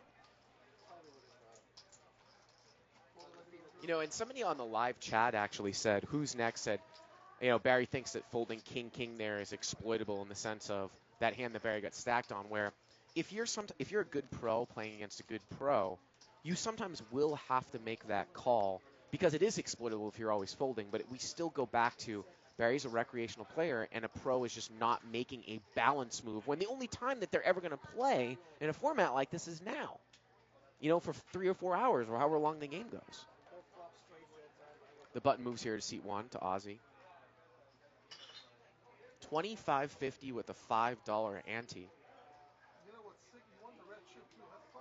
Barry with ace-king now, huge Like hands. I said, he's picked up huge hands, and he dodged an enormous bullet last hand. Because he definitely would have lost the hand, obviously, and he could have lost. I mean, who knows? He might have gotten stacked. I mean, I don't know. Once again, on a 7-4-4 board with 2 diamonds, maybe he puts Harry on diamonds and doesn't fold. Barry raised to 200. Laak is going to call, and Laak out flops him. Boy, I'm really shocked at the amount of hands that. I mean, we've only had our VPIP working for maybe the last half hour. Laak's played more hands than anyone. Oh, yeah, it's not even close. The guy the players that are surprising me, Jonathan Little, VPIP of only 14. Ozzy, VPIP of only 18. 2 players that I expected to be a lot more active. Well, I mean, obviously, there you go. You can see the VPIP stats. This has not been going on the entire day. Right. Voluntarily put into pot is what that stands for. But, I mean, it actually doesn't surprise me that John Little plays that tight. I mean, he comes from a tournament mentality, but he's not that aggro tournament guy. He's like the slow and steady, not making any mistakes, super patient, squeezing out chips. You know, no one called him like a David Pham type, you know. All buttons in front of Little. There's a look at Barry. Barry back up to over $10,000. Now he has rebought, but I want to say he's probably in the game for only in the game for about 15. Remember, he doubled up before he lost that big pot. Again, you can tweet us at Bart Hansen, at Tuck on Sports, and you can log in. It's free to register, and then you can chat with us in the live chat box. Got a raise here from Laak with 6 deuce, and he's going to take this one down. And Laak is just kind of doing whatever he wants at this table right now. Did Ron just limp in there, or did he raise? And I believe Ron limped in and then Laak raised. Yeah. I mean, Ron is definitely going to be playing super tight here because I think the game's a little over his head in terms of the. Now we've seen him play a 10-25 game and he actually was one of the active straddlers. Yeah. But this game with the money on the table Yeah. is we're talking an enormous amount of money. And if we can, maybe we can get the chip stacks up there in a second. You'll see how much money's on this table. It's just ridiculous. I mean, somewhere it's over $100,000 now on this table. You know, and this is not, it's not a tournament. And you see these kind of numbers and you think, okay, this is tournament. No, that's real money. And you know, Ron has the least amount of money on the table, and he's actually up a couple $1,000s. Remember, he only bought in for $3K. Now, it would be nice to actually see him book a win here. I think he also knows that he's probably a little bit out of his league in this level. You know, you got Dan Smith, you got Jonathan Little, Ozzy 87, Phil Laak, Dan O'Brien. You know, if you're a little bit out of your level, there's nothing wrong with the way that he's playing, where he gets a hand, he just bets the hell out of it for value, and then that's it, you know. Laak raises with Jack 3 off, and Barry calls. I mean, and look at this. Oh, Barry's flopped top 2, and Laak's got top pair. This is interesting here. Jack 7-10. Oh, and Laak checks it back for a little pot control? Yeah, I think that's, like I said, we saw him do that with the King Deuce, but then he did that with the King Deuce and then made a big play. Now, this goes bet call, and Barry's got to value bet this river here. Has to value bet, even though it's a one-liner there. River is a 4. Come on, Barry. And can Laak get away from it? And Barry bets again. Let's see if Laak can figure out that he's no good. Well, again, it's one of those spots where if you put yourself in Laak's spot and you don't know who Barry is, it appears like a recreational player is very polarized in this spot here. He either has an 8 or maybe nothing. Although the way this hand played out, I know a lot of amateurs that are going to bet 2 pair. Well, Laak's going to pay him off, and Barry will win it here with top 2. I mean, Barry Woods had one of those days where if he literally could have just folded kings, I mean, he's been killing it.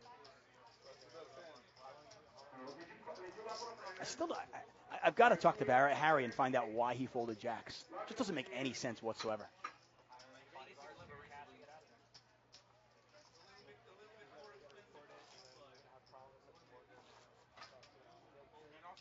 I got word that Lyman is actually first up for the game, and he told me before the show that he's going to take the seat. So if anybody gets up. We actually have never seen him play Hold'em on the show. I want to see Lyman really badly. I don't know who I want off this table, though. You know what I mean?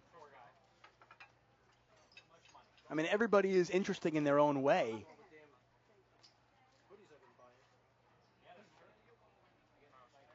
Matt enjoying some free food here at the bike. By the way, if you play in the plaza section, you get free food. Ron's got ace-jack here. Yeah, he's going to raise. He's going to make it 5x. And this is why it surprised me earlier on when he only made it like 330 with aces when he 3-bet. I expected something more like that with aces. Barry's got Jack 10 suited again. Laak's going to call. Barry's probably going to call now. Yep. Once again, well over $100,000 on the table. We'll see this one 3 ways. Pot is $845. Now, Ron is not going to put a continuation bet out there when he misses, right? On a king 9-6 board. I fully expect Phil Laak to win this hand.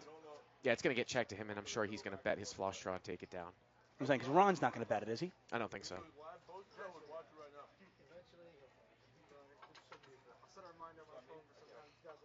I mean, wow, Laak checked it back. Turn is a queen, and they both make. Oh, excuse me. Barry makes the nuts. I thought Ron had the Jack 10 too. I got Barry makes the nuts for a second. Barry makes the absolute stone cold nuts here, and no reason for him not to bet. I imagine Ron will fold, but obviously I don't think Laak is going anywhere with a heart draw. Well, I wondered if Laak was ever going to check back the turn to raise. Excuse me, check back the flop to raise turn. Might have been had a different card come up. I can't imagine him. Oh, he does raise. I was gonna say exactly the same thing that you were gonna say. I don't think he's gonna raise the turn here with a queen coming. But he does. Maybe like a 5 or something like that. Yeah. But he bangs it up here. Well, because the thing is, I mean, if a 5 comes off, if some random like non-connecting card comes out there, it's really hard for Barry to have a monster. But when the queen comes off, Barry could easily have a monster, and that's exactly what he does have. So the raise from Laak to 2,000. And how do you play it if you're Barry? Boy, the board is so draw heavy here. I mean, how do you re-raise and just risk that he has Jack 10 of spades or Jack 10 of hearts and don't care? Well, he's gonna just move in, and that's gonna moves in. Yeah, and that's gonna price Laak out. Wow. That is gonna price Laak out here. Well, Laak's gonna make him sweat, but obviously Barry doesn't care. Here's the problem with the move in here. I think Laak's folding like Queen 9 here. You know what I mean? If you checked, I don't think. So how there's do you any- play it if you're Barry? What's the right way to play that hand? If I was playing against Laak, even though I'm not a huge fan of slow playing, I might take the chance and go for a check raise on the river and just call. So check call. Just check call, and then call the river. Call the raise. Because the problem is that if you re-raise a smaller amount, you're in the dark against somebody that can represent all kinds of cards there at the end as well. You could just call there with your entire range, let him try to bluff off the river, or let him value bet a weaker hand. Remember, if Barry bet 3-bets like he does there, Laak folds Queen 9 on the turn. If he just calls, Laak's going to value bet Queen 9 on clean rivers. Oh yeah, no, for sure. And obviously, if a heart comes off or a spade comes off, you're just scared and hoping that he didn't have that. I think that if the front door or the back door came in, I think you could actually bet fold the river because you could have it just as much as he could if you're Barry. Brian Micon in the chat box. Hey Brian, good to see you here, buddy. If you know what I'm saying, you know, even if a heart were to come and Barry bet, Laak might just call with a 3 deuce of hearts there. Oh yeah. If the spade comes, you can bet fold. You know, all these hands. If a clean river comes, though, I check. It's an interesting play, though, for sure. And Barry back up to about 13,000, almost 14,000 now. So despite getting stacked by O'Brien, Barry is back up to pretty much even for the day. This is a raise from Ozzy. Flop is 9 high with 2 spades. Dan open-ended. Matt with the overcards. Ozzy with the gut shot.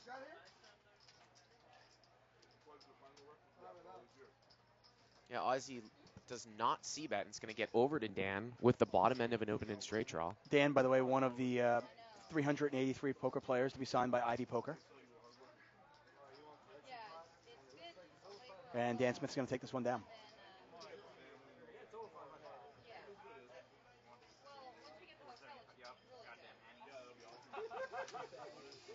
Once again, we are here at Live at the Bike. Every Tuesday and Friday night, we do cash games. We welcome you if you have found us through the cardplayer.com website. The Bicycle Casino and Card Player have partnered up on many different things. And by the way, yes, congratulations to the Bike for being California's favorite poker room. The Bike is by far, and I don't think it's close, the best poker room in Los Angeles. I can't speak for other rooms. I haven't really been to any of the other ones in California. I haven't been to Bay 101 either. Yeah, I hear that the other one is Matrix is good up in, but in the LA area, it's not even close.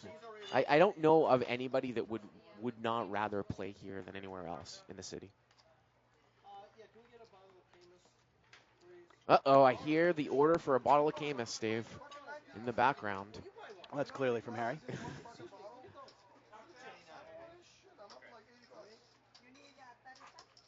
Barry with ace-jack.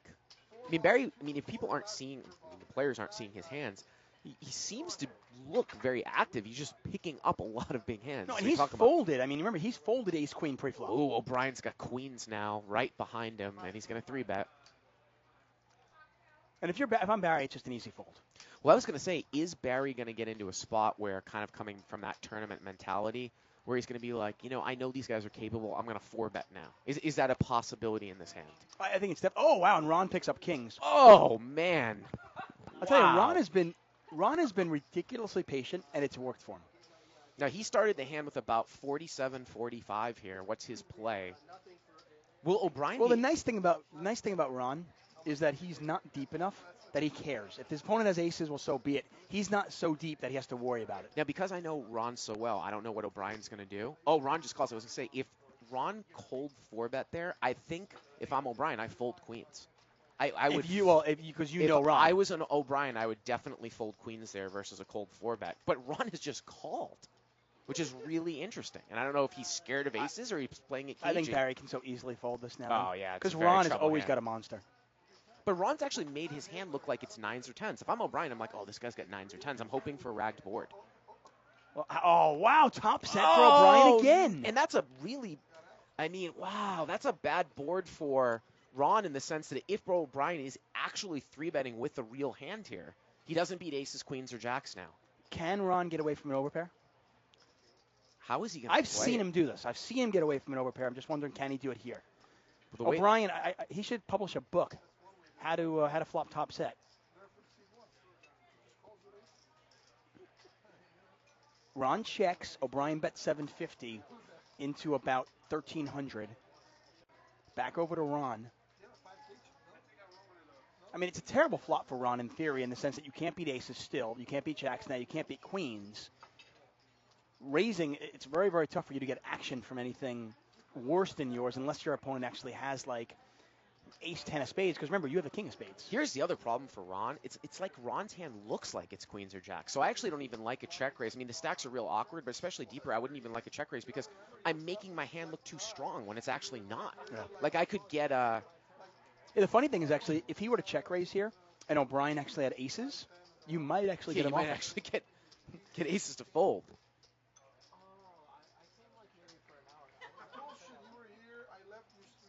What is he going to do Action here? on Ron.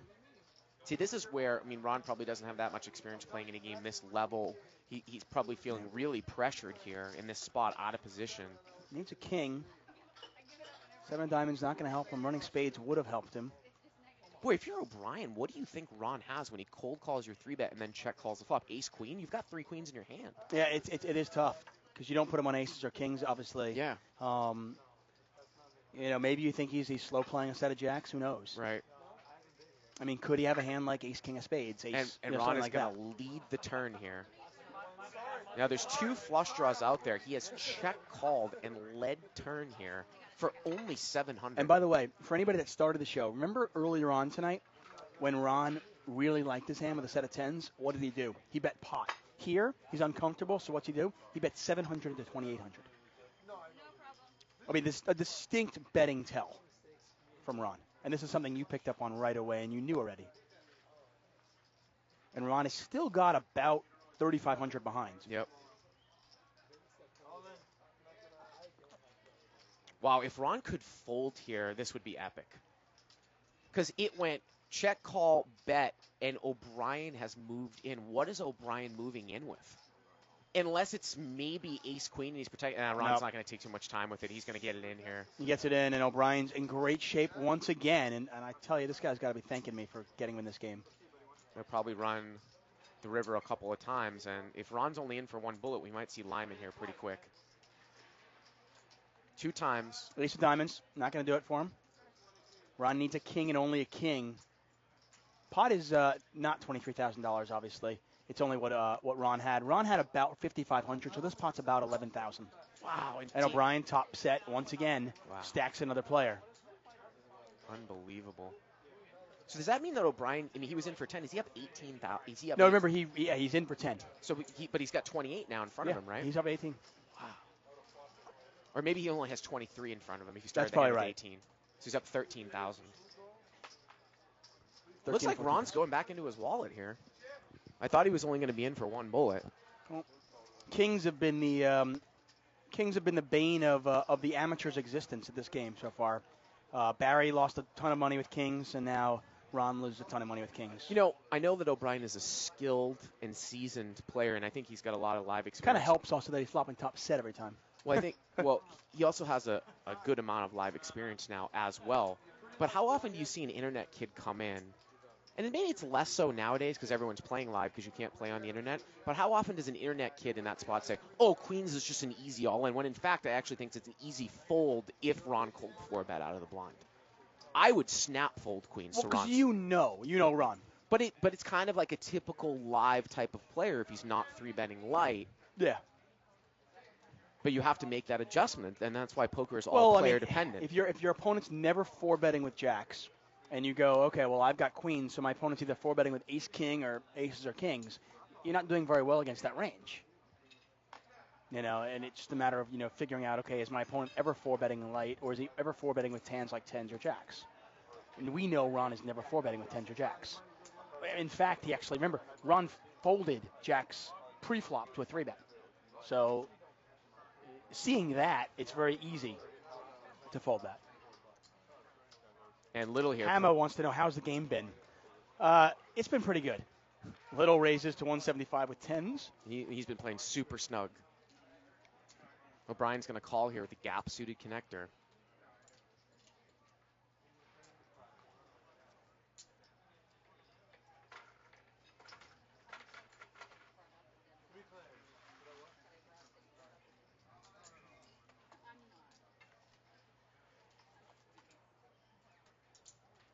King, Jack, 8. 10 still in the lead. See how comfortable Little is with that, though.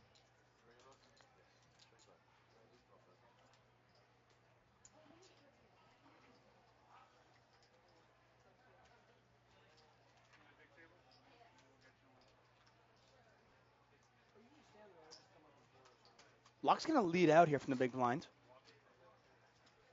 Wow, he's just leading out into a board that really should hit, that's going to hit Little a lot, but maybe he just figures, you know what, I'm going to price myself, and if Little has a hand like queens or anything else besides a king, it's very difficult for him to call with O'Brien behind him. Well, I mean, Laak is so unconventional. I mean, he could be leading out with air like he is. He could also probably be leading out with a set. He could be leading out with some sort of combo draw. Well, we got a dealer change coming in here, so we will be back right after this.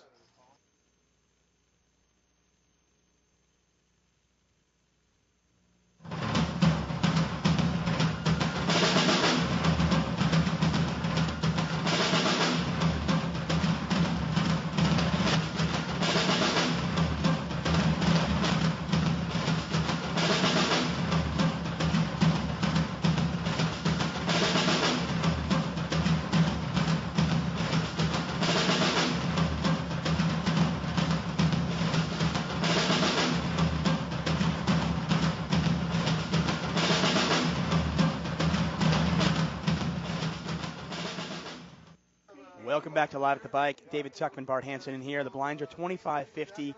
Bicycle Casino and Card Player have joined up to bring you this night. And Dave, we are actually going to go into our special hand here, the Joker's Wild Hand, where we are not going to reveal the cards until... It's got to be like a 10-minute segment, not just one hand. So we're going to do it for a few hands. So, yeah, we're not going to know the cards, but we will reveal them after. So it's kind of like... play along as if you were at the table, I mean, which is fun. We've got a few tweets that we will go through later on. If you have any questions or concerns, or you just want to say hi, you can tweet us at Tuck on Sports or at Bart Hansen. Once again, the blind's 25-50. Barry limps in from mid-position. Matt's going to raise. Matt makes it 300. Ron calls. Wow. Now, how prone to tilting is Ron? Not that prone to tilting. I will say, though, we don't have up. Harry has limped. I was wondering, I said, well, this is really strange that Barry has open limped here, but Barry over-limped Harry in seat 3. Now, if Ron is not prone to tilting and he's smooth calling 300 or putting him on, I mean, once again, you've got to think that he's got a, pair or ace-queen, a pair or min-ace-queen. Yep. Maybe ace-jack suited. Very hard to kind of put anybody else on hand right now. Oh, it's impossible to put Harry on a hand when he limp calls. He literally could have any 2 cards. I mean, he's not playing 8 deuce offsuit, but... And Salsberg raising doesn't really mean much. Yeah. So we're gonna need a lot more information about this hand here. And it's over to Barry. Harry has called. It's over to Barry, and he is also going to call. So this started with a limp. Salsberg in seat 7, the preflop raiser, and Ron's got a very strong range, smooth calling on the button. You'd imagine so. And then, like I said, I mean, in this kind of spot, if Ron's either got a set or nothing. He doesn't have a suited connector, He could have a hand like ace, queen of spades, something like that. So Harry checks, Barry checks, over to Salsberg. Now, if Salsberg bets this flop, he really should have something specifically against these players. You'd imagine so. I mean, especially because earlier on, he has been either checking it back or actually checking and giving up. He should not have ace, queen of hearts here. And I don't think that he would c-bet this board against these players with that hand. Now, Ron quickly folds, Harry folds. And Barry here cutting out 1K chips. Could we have a set against an overpair here? You very well could. I mean... Or a flop straight, 4-5 suited. I mean, Barry could definitely. You start thinking of the hands Barry has, and Barry could easily have top 2 pair. Barry could have 4-5. Yep. Barry's also capable of being in there with, with a draw. I mean, Barry could have a hand like ace-5 of spades. Yeah, no, definitely. These are all hands that are in Barry's range, and Barry plays enough tournaments and plays aggressive enough that he will play those draws fast. Now, Matt started the hand with, well, he's got 5,700. He started the hand with 6K, so about 120 big blinds here. I mean, what are you doing? I'll throw this at you. If you're Salsberg and you've got 10s, 2 red 10s, what are you doing? I'm folding. I mean, I don't think Barry's getting that out of line. It's one of those structured hand analysis issues again. I think Barry either has a big draw, but the fact that he overlimped Harry, he could be in with all kinds of different combinations of 2-pair. Maybe not 7-3, 6-3. He's not playing that loose, but easily 7-6. So is there any hand Matt can have that he's going to stick with? I mean, besides maybe obviously ace, king, ace, queen of spades? You know, again, if you have the aces, if you've got like the red aces and you think that Barry might be making the nut flush draw here, you're far ahead of this hand. But, you know, I just don't think Barry's getting out of line here. This is a great hand for us to pick up the Joker Wild hand right away, for us not to know what's going on. Like I said, I mean, as a poker player, you just it kind of tests your brain and makes you work. I happen to agree with you. I don't think Barry's getting out of line here. I think the bottom of his range is a hand like maybe Jack 10 or Queen Jack of spades. That's the bottom of his range, I think.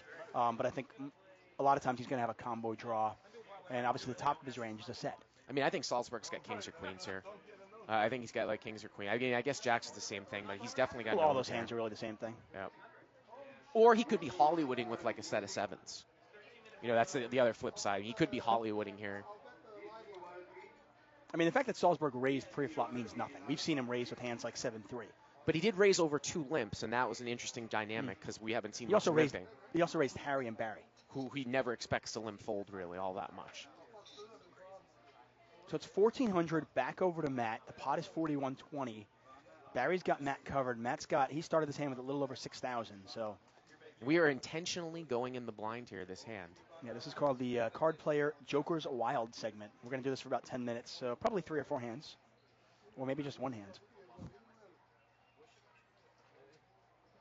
I mean, and with the stack sizes, Matt can't call. I mean, he's got to just basically reshove. I was going to ask you, if you're Salsberg, if you've got the ace-high flush draw, you're just going with it? You're sticking it in? Or what? I mean, if you've got ace-jack of spades here, what are you doing? God, I don't know. I think I might fold. I mean, I think ace-jack of spades, because I have the nut flush draw, it's just a dry flush draw. If you're up against a set, you're getting in as a 3-1 donk. But are you ever getting it in so good against Barry's like 9-10 of spades? Or like 8-9 of spades? Well, 8-9 is different, but 9, I'm saying like a 9-10 of spades, which Barry would do also with the gut shot in the spades. Remember, that's only one combination. There's 3 of each set out there, 9 combinations of sets, 4 combinations or 3 combinations of 7-6 suited, and if he's overlimping with 4-5 suited as well, I mean, you're talking about 15-1 against 9-10 suited. I think Barry could definitely have 4-5 here. I think Barry that's what I'm saying, definitely have 4-5. I mean, I think Salzburg's got jacks, queens, kings. I don't know if he's laying aces down. So if you're not, are you essentially folding anything but 2 pair if you're Matt? I'm folding everything here but a set of 7s and set of 6s. You know, I don't think he over-raised with like 3. I mean, I'm not. You're folding a set of 3s? No. Okay. I'm not folding a set. I just don't think he has these hands. How about top 2? I don't think so either. I'm trying to give I'm trying to find the line where you actually call if you're Matt. God, top 2. Did Matt say he's all in? Boy, top 2 is. I don't think you're giving up that much by folding top 2 if Barry doesn't have 6-3 and 7-3. Yeah, the problem is if Barry actually is doing this with combo draws, and you're not worried about just the overcard, like a random ace hitting to lose. Top 2 is pretty strong. And he is definitely. Here's the thing. I think that Salzburg would shovel it in here, I think, with the nut flush draw. I like shovel it in. I like the way you said that. I think he would shovel in with the nut flush draw, but I think you should bet fold the nut flush draw here. And that might be a spot actually against these players where you might actually check back. And you know what I'm talking about? Maybe checking back like king, queen of spades here. Something like that, because you don't want to get check raised because you can't call. Or you shouldn't call. I mean, he is really struggling with this one here. Between you and me, I don't think there's any way in a million years Matt is folding. I don't think Matt has the flush draw here. Yeah. Even though I think it should be a fold. But I think Barry has a hand here for sure. I don't even think it's a draw, Dave. I'm going to go out there and say he's got a set or 4-5 or 7-6. You pick something up by his mannerisms? Yeah, you don't really usually rely on live tells. No, I mean, I don't see Barry play. Well, Matt's got to have like kings or queens here. You assume. Yeah. And kings or queens are an easy fold here. And Let's see what they have. Threes and Threes tens. and tens. There you go. And that's why I'm never folding a set there. I mean, I think 7-6, like I said, if I had 7-6 there, I don't think you're giving up that much by folding. I mean, let me ask you, are you calling 7-6 there? You're probably not over-raising. You're over-limping Harry and Barry's rate. See, that's the thing. You'd probably never have 7-6 suited in that spot. The Probably, limp. I mean, I will raise with 7-6, obviously, but, Yeah. but with those two players limping in, I don't have any. I mean, I know they're going to call, so I might not be limping in there. I know you're raising with the 7-6. 7-6 is a tough laydown, just because I think that Barry does make that move with like ace-5 of spades and a 9-10 of spades and maybe even like a king-queen of spades. But the thing is, Barry has played it pretty snug today. Yeah. He hasn't really gotten out of line. He's got a lot of money in front of him. I don't. We've seen him lay down ace-queen. I mean, I don't know if the table has seen that, obviously.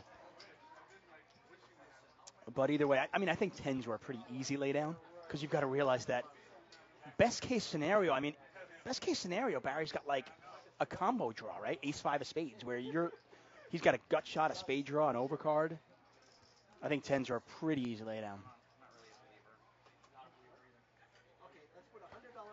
Barry, by the way, is back. He's actually profit. He's up now for the night.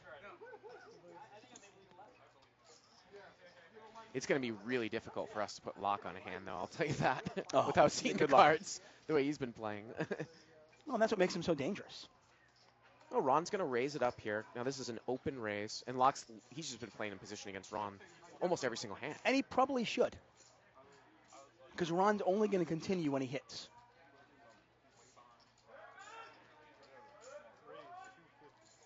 And as tight as Ron has played, I actually think this is a great squeeze spot for Little. Little has played. He's played tight enough that his image is such that he could 3-bet there and have a huge amount of fold equity because he knows Laak is weak. Now, Ron has called the 3-bet. Laak could literally have any two cards here. Right. Ron has to have somewhat of a range here to raise call. He doesn't even raise that light as the single raise. And yeah, exactly. Obviously, you'd imagine that at this point, Ron could easily have ace-king, ace-queen. Some ace. He could have a pocket pair.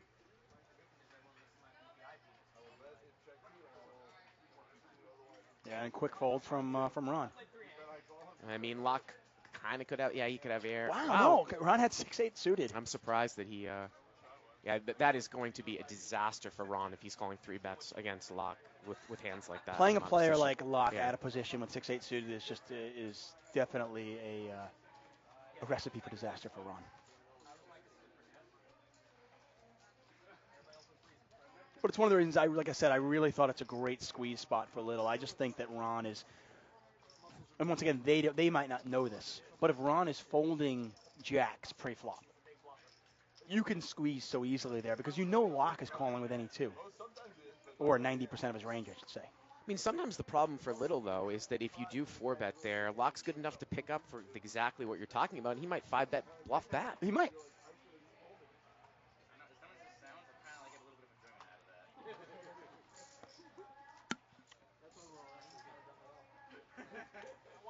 So we continue this Joker's Wild segment. This is a collection pot. If you see that little yellow disc in the middle, this is where the casino actually makes a little bit of money. Players pay, I think, $10 every half hour. And it's actually a collection pot, so whoever wins this pot will actually pay the collection. And I believe the pot probably has to be like a minimum of $600. Now, Matt has raised it to 200. And again, I don't expect Matt to be super light here just because of the way that his night has been going. Again, Harry could be calling with almost any two cards here. Although Matt hasn't actually stopped doing that. He's raising with Jack-9. He's raising with 7-5. Has he, though, after? Yeah. Yeah, I might have. Remember, he lost his hand. Right? He lost really early on. Now a C-bet and a call. Harry could very easily have an ace here. He could have a 10. He could have a 9. He could have a gut shot. But he will check call with top pair. Now Harry also will check call with queen 4 suited. He'll sometimes pull a reverse float. Quickly goes check, check. I never expect Matt to be checking back a 10 here. He could be pot controlling an ace. And Harry's going to bet out here. Matt doesn't look like he likes it. It's a small bet from Harry. I don't expect this to be a bluff. But like I said, with these two players, you just it's really tough to put Harry on a hand. He bet out, I think, 400. 4 into 1,000. It's a half pot size Yeah. bet. He bet 500. Oh, he bet 500. Okay. I mean, I don't know if Matt is pained with a weak ace here or what. Because I would have kind of expected either a snap call or a snap fold the way that this hand went down. I don't know what he's thinking about here. Well, you'd imagine, I mean, he's checking back the turn either because he's got nothing and he's giving up, or he's got showdown value and he's inducing this. The 6 of clubs doesn't change anything. I mean, theoretically, 7-8 gets there, but is he tanking with a hand like 8-9? Would he bet that flop and then? But if you're tanking with 8-9 though, I mean, I just don't. I mean, I'm assuming you're checking back 8-9 on the turn because you have showdown value. It looks like he's gonna. I mean, he's thinking about it. And Matt knows Harry. Matt knows Harry well enough that he knows that Harry's going to bluff at this. Could he have kings, queens, or jacks as well here? That's the kind of the pain thing. And he makes the call. Makes the call. And Harry has nothing. And what does Salsberg have? Does he have jacks? Looks like it. Yeah, he had jacks. There you go. Like you said, Dave, look what he called with on the flop, Harry. And that's because we know these players so well. Well, and that's what you were saying, though. You'd expect Matt to either make a quick call or a quick fold, because on the turn with jacks, well, on the turn with any hand that Matt has, I'm either A, giving up, or B, I'm checking it back for pot control and possibly to induce. Well, once I check back jacks, I'm pretty much going to pay off. You know, I mean, maybe it was the bet size that kind of scared him off. Maybe he didn't think that Harry would bluff $500. Are you, though? I mean, you don't beat a 10 or you don't beat an ace. I mean specifically against Harry because he has bluffs, but against a standard player, what are they calling the flop with that you beat now? Yeah, no, I understand, especially since you have jacks. I mean, the likelihood of your opponent have queen jack is pretty slim. Or king jack. That said, though, I just think against Harry, in that specific spot, you're checking back the jacks, like you said. Nothing's changed. The 6 hasn't changed anything. I just think I would have expected the same thing, a snap fold or a snap call.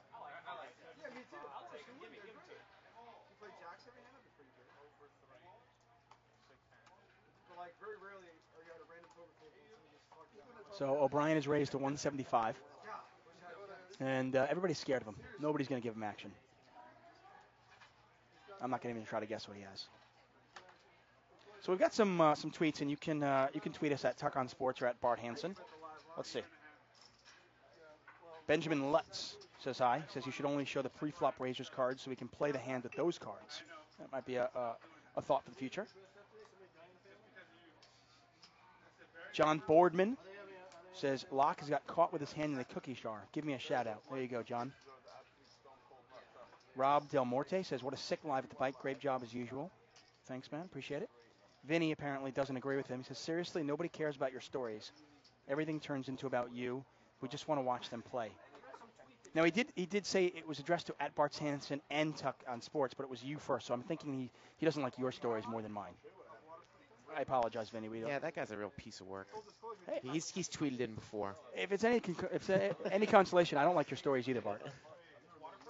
Zachary Harbison says, this is a great live at the bike lineup. Good night for poker. Glad you're enjoying it, Zachary. Josh Hale says, time charge or rake? And it is a time charge, and I believe it's $10 every half hour. Matt is raised to 150. Laak is called, and, well, the whole table is calling now. Over to Dan Smith. He is not going to play this one. Again, just through game flow, I don't expect Salsberg to be all that light here, although he did win the hand with jacks. I don't think he's opening super light here from this spot. Now, and John's been playing really tight. You can see from the graphics, he's under the gun +1, early position, 7-6-4. Possible diamond flush out there. Frankie Bone says, what kind of food is that behind Matt? I don't know. It's gone now. There's a buffet, though, these guys are getting. Now you can see that Matt checks the flop and Laak bets here. And John doesn't really know, because he's not privy to the cards, how many hands Laak has really been playing. I mean, you can pay attention to how many hands he's been playing pre-flop. Well, I mean, I'll put it, Laak he's got a 56 VPIP. So, I mean, that's just a lot of hands. Although Barry's got a 42 VPIP. And look at this. John is going to raise here. I was going to say, this is and he moves in. He on a 7-6-4 two-diamond board. He has moved in here, and Laak is thinking about it. Let's turn that mic up a little bit and hear him. No, I think Laak's going to give this one up. You know what? This is bullshit. You guys are not a good host. Phil's getting banged. He's buying all the wine, and you guys are still going after the guy. It's crazy. Yeah, what's going on with that? It's crazy. Now, Little has been really quiet. 49? Craziest shit I've heard. 35, I mean, Laak obviously has something here. I mean, Little is definitely capable of doing this with a made hand or a draw. I don't think he's got total air, and we'll see here in a second. Laak had 7-9. John had the set. Yep. John trying to overbet the pot, make it look like he's got a huge draw. Mm-hmm. The problem with that play is, I know the theory behind it. I'm going to overbet the pot and make it look like I've got this monster draw, because I would never do this with a made hand. The problem is, 9 out of 10 times when I see somebody do that, they actually have the made hand. You know, somebody's not putting in $5,000 on a draw. I mean, I know Jonathan Little can do that, but you understand what I'm saying. Right. It just seems like more often than not somebody actually has the set. Or it's just a mega draw, like a 15-out draw, or Right. an 18-out draw in that case against 7-9 if you had ace-5 of diamonds, something like that. A pair, a flush draw, Open and a straight draw. Yeah. Overcard. I've got this great story, let me tell you. Vinny, listen in. Fantastic. David Tuckman, Bart Hansen in the booth here for Live at the Bike. Brian directing the show. Evelyn producing the show. Lewis on the camera work. Lizette hosting. There's Barry Woods. He's been with us from the start. We started Live at the Bike back in 2005. Went on a short hiatus, but we are back, better than ever. Remember, every Tuesday and Friday you can catch us at 7:30 p.m. 10-5-3 Rainbow here. Matt was the original raiser, and I know you're saying game dynamic that Matt's picking up hands. I don't think so. Matt's raising. Do we know what Matt raised with last hand? We didn't show it pre-flop. I mean, he just seems to raise almost. I mean, he's raising far too much. I know anything can happen, but it just seems like he's raising an awful lot. And sure enough, his pre-flop raise percentage is more than anybody else at this table. Well, now he's bet 200 here into two people. It is somewhat of a dry board, and King Dan has called. The turn is a 10. Yep. Now, one thing we haven't seen Matt do is actually put continuation bets out when he misses. So you'd imagine he has some sort of a pair. I don't think he's going to like the 10, though.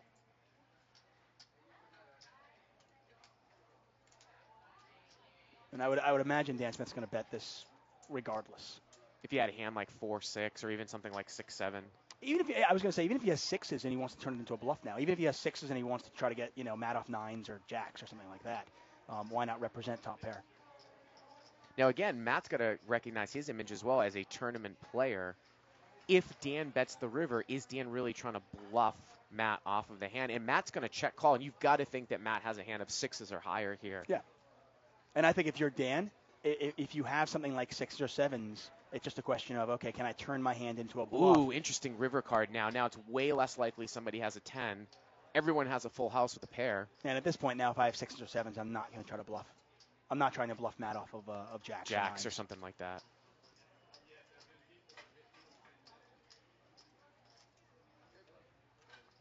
King Dan has Matt covered.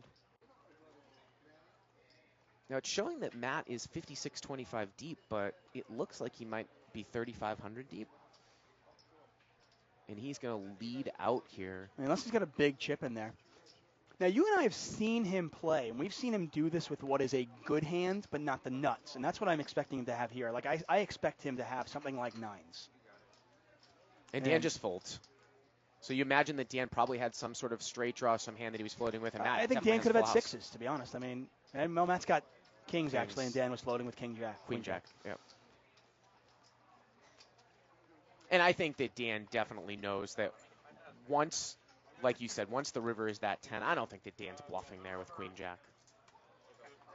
I don't think that he's bluffing there with the queen jack. If it got checked to him, I don't think No, I don't think so either. I don't think so. It's the worst river card to bluff. But I do think, let's say if Dan had sixes there, I think once Matt checks to him, I think he fully realizes, he goes, you know what, there's a good chance I have to bluff my opponent off of the best hand here.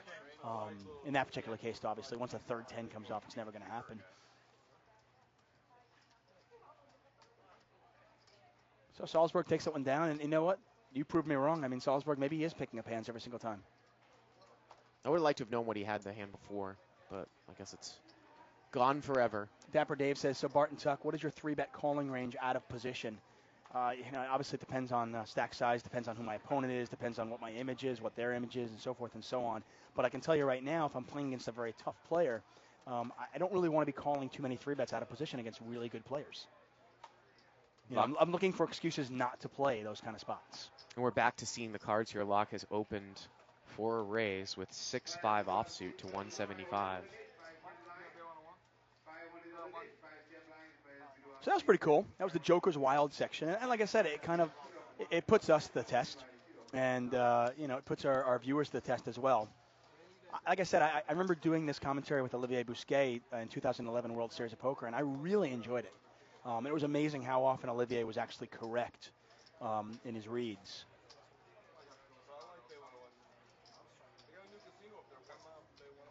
Look at that huge stack in front of O'Brien. O'Brien, $21,500 in front of him. Barry with $15,000 in front of him. Dan Smith has about $13,000. Harry with $31,000.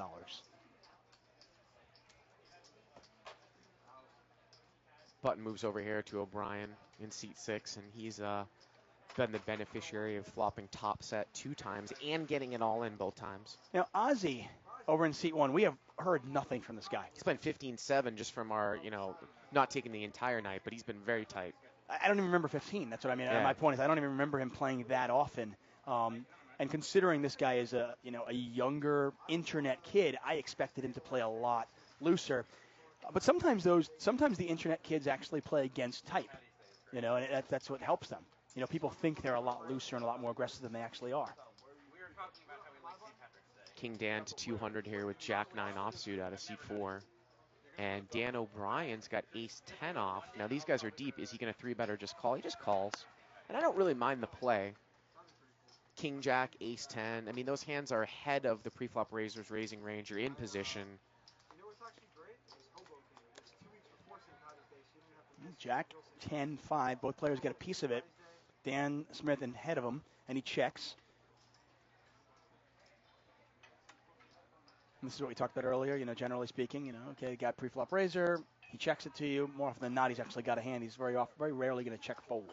When I always give out my Twitter tips, which I turn into card player articles, I say that pot control is overrated. These are the times, though, you would pot control because you don't want to have to bet fold Jack 9 here against an aggressive player. Wow, turn is a 9, and now Dan's got top and middle here, and he checks the turn. Obviously, a king-queen would have gotten there. Quickly, check. Yep, O'Brien's got showdown value. He's going to check as well. Ooh, river the 8 of hearts for a 4-liner completing front door hearts. Now, is O'Brien ever betting this, thinking he has to actually turn his hand into a bluff? Well, great no-limit players will sometimes turn hands that have medium strength showdown value into bluffs if they can get their opponent's entire range to fold out, but he just checks it back. And that might have been a spot, Dave. And I'm going to talk about it. You can check behind there in the river and win against like ace king, ace queen, something like that. And King Dan could have ace queen there. Check call flop, check call turn. Yeah, well, not when the river makes the straight. But what I'm saying is that at the end, if you could basically get him to fold hands that are better than yours, if you can get him to fold everything, you can sometimes turn your hand into a bluff, even with medium strength showdown value. I mean, I could be wrong. Do you think Dan Smith is raising with ace king and then check calling and check? He could be. Because ace king has very little showdown value on a flop like that, on a board like that. What do you mean? He's got 2 overcards and a gut shot. No, I know, but when it actually gets to the river, though, you don't think that Dan would actually turn his hand into a bluff as ace king. You mean just fire ace king at the end? I think that's like less credible that he wouldn't fire maybe. like a queen or a flush draw. It's an interesting one, though. I guess I just don't. I wonder how often O'Brien is actually good there. I think he's probably good a lot less than Right, so he would have to turn his hand into a bluff. I think he probably should have turned his hand into a That's bluff. what I'm saying. I think the board run out is so scary that even with some showdown value, you should turn your hand into a bluff because you're going to get a ton of your opponent's range to fold out. Pizza for my ninjas wants to know if either one of us is going to a Borgata Spring Open. No, neither one of us is going. I have a pregnant fiance, so I am on strict stay in LA mode right now until the World Series of Poker. Got a raise here from O'Brien. Call from Ron, and this is, like I said, I mean, earlier on, Ron was playing it really, really tight, and I asked you if he had any tilt factor, and this is clearly different for him. He called a 3-bet out of position with 8-6 suited. Now he's calling a raise out of position with 10-8 offsuit. and he's getting himself into spots that, I just think he's outmatched. And by the way, Ron only has $1,100. You can't be calling raises out of position with the stack that small. O'Brien get a C-bet here with King Jack, and he will And take it's it just down. an easy money there. I mean, Ron's almost got a stack where he should be looking for a 3-bet squeeze. Oh, you can see the tip? You can see the tip?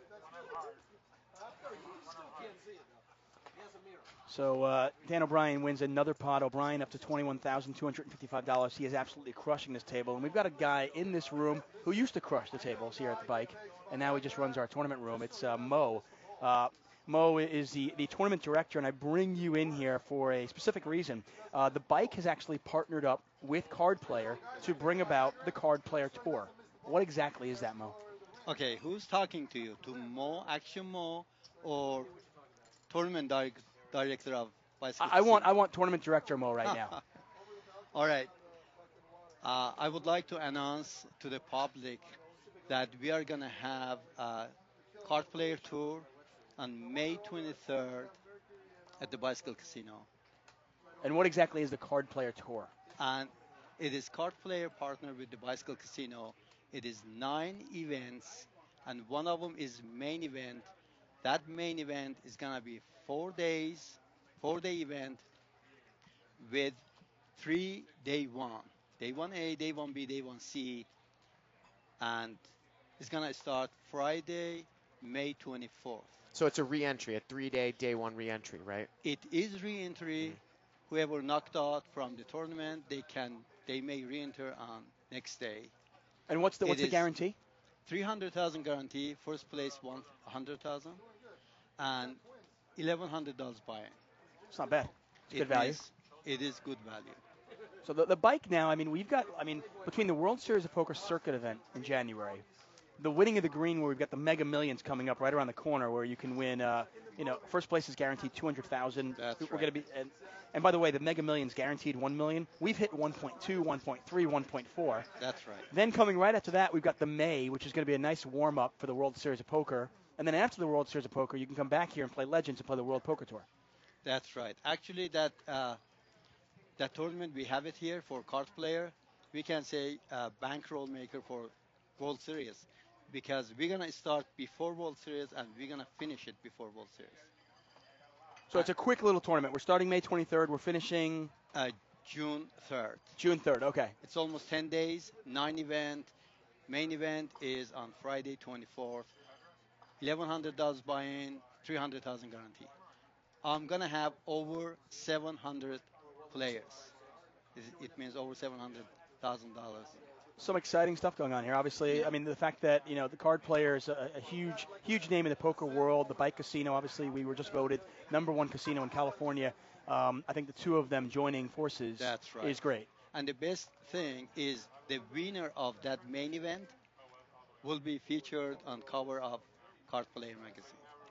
Wow. That's pretty cool. That's Wow. real cool. You know what? I've been waiting for a time for me to get on the cover of Card Player magazine, and this might be my chance. I want to play myself too because of that, but unfortunately I can't. So we've got dead money in there now. No, I can't play. Oh, okay. This is Well, my there you go. tournament, There you go. yeah. On a different note, Mo, I want to congratulate you. I noticed that your daughter was just married. God, yeah. Congratulations for that. You've got Thank you very grandkids on the much. way? Thank you very much, and I know the baby is coming for you, right? Yes, the baby All is right. coming for me. So we've got some great things going on. We've got the Card Player Tour coming up. Right around the corner, we've got the winning of the green. Those of you who are old-time fans of Live at the Bike, you remember Action Mo. He was the host of the 5-10 game and was literally on our screens every single night. And are you stopping me here because you got a hand going on? Well, Laak has fired twice with an 8. He fired the turn with the queen, and Harry has called on the flop I was gonna say, who the heck is and Larry? on the turn. And I think Harry's going to call all straights. Well, it's going to check down, and Harry's going to win it. So Laak we've got is all gonna- this stuff. Laak's going to win. Oh, Laak got there. I'm sorry, at the 8. Thank you. For some reason, I thought Laak was actually just bluffing.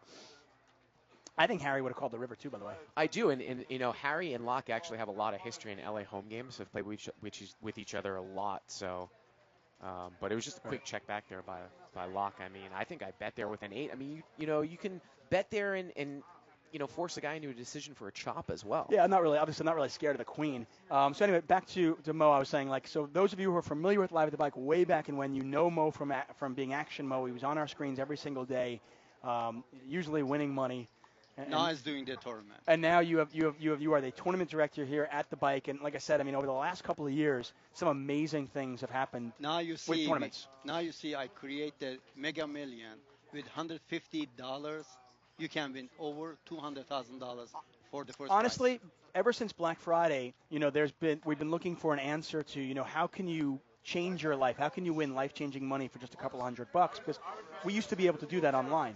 Well, you can't do that online if you live in the States anymore. So the nice thing is we can do that here at the bike. And we've seen players do it, time and time again. I think, 5 players, each of them winning over $200,000. That's right. This is the 6th one is coming. Yeah. So make sure you catch that one. That is starting on March 15th, the Mega Millions. And once again, the buy-in is $125 plus 25.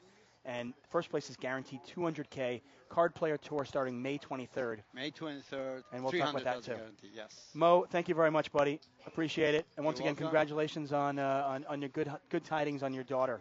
Thank you. Thank you. There you go. There you have it. Action Mo, or Tournament Director Mo. Barry raced pre-flop and flopped the joint. And look at Matt Salsberg's hand here with 8-6 of spades. Oh, wow. He's got a double gut shot flush draw here, to a jack and to a 7. And Barry's the pre-flop raiser, and we could see a war here.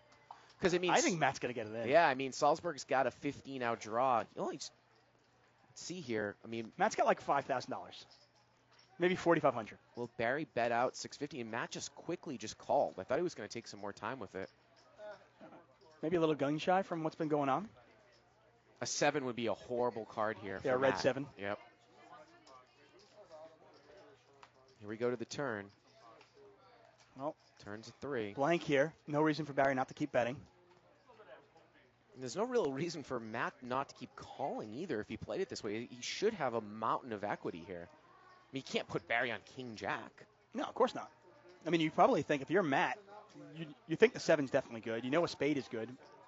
And you think there's probably a pretty good chance the Jack is good. You don't know for sure, obviously, a Jack, that brings a one-liner to a King. And Barry bets 1,700 into 2,100. He is not fooling around here. I mean, Salzburg has 34.75, and, it's a half effective stack bet here. If you're Matt and you think that a spade and a 7 are good, can you go with this one? I mean, right now, obviously, we can see the odds and the equity. Obviously, Matt should fold, but I think this is a spot where you can continue to call because you're calling 17 to win 38 plus another 17. But there's no point in shoving, though, because you have no fold equity. No, there's no point in shoving. You're calling 17 to win 55. With the implied odds, you're getting about over 3 to 1, and you might only need 2 to 1. The nice thing as well is if Salzburg, with the big bet from Barry and the pot being so big, if Salzburg hits, I don't think, even if a spade comes up, I don't think Barry can fold. Now, that's the difference here. This is the same type of hand as the Israeli Ron hand from the beginning of the show. If Barry had made a more standard turn bet here, like half pot, and there was more money behind, I don't mind raising the turn, making your hand look like a huge hand. But we know there's no fold equity here. There is no fold equity. And Matt is thinking about folding. He is trying to goad Barry into showing a card. Well, I mean, if you think Barry has... the funny thing is that 2 pair is actually much better for Matt. Matt wants Barry to have 2 pair. He doesn't want him to have king, queen. Now, let me ask you this question. If Matt called and a red jack came off and Barry shoved, could you fold? I think you could fold. I can see that. I mean, the only thing that's also... there's also a slight chance that Barry and Matt actually calls. He calls. There's a slight chance that Barry actually has queen X of spades. Now, there are reverse implied odds here with a red 7. Here we go to the river. And Matt misses, and I don't mind the way that Salzburg played that hand, and a lot of guys would have gone broke. Now, if you're Barry, the way that Matt's played this and Barry's going to move all in, would you ever check the river? I don't think so, because the thing is that at this point, when you've put so much money in, there's no way you're ever... You're not going to induce. You're not check fold. No, you're not check folding. I know that. I'm saying, are you ever checking to induce? No, what I'm saying is that in Matt's perspective, it doesn't look like you're check folding. It looks like you're check calling. So I see no point. San Hoser wants to know what happened to Corporation Mike and a little bit of misunderstanding. Corporation Mike, by the way, another guy we want to congratulate. He is has about a 1-month-old baby boy. And as can be expected, sometimes he just can't make it. Some more important things obviously going on in his life. So there you go. Some exciting things here. I mean, card player tour, winning at a green. Now that the World Series of Poker circuit events come here as well, I mean, we literally have like a major tournament here every other month. That's an interesting one, the card player tour. Yeah. It's nice though, nice value, $1,100. You actually talk about it all the time, how the $1,000 tournaments in LA have huge amount of value.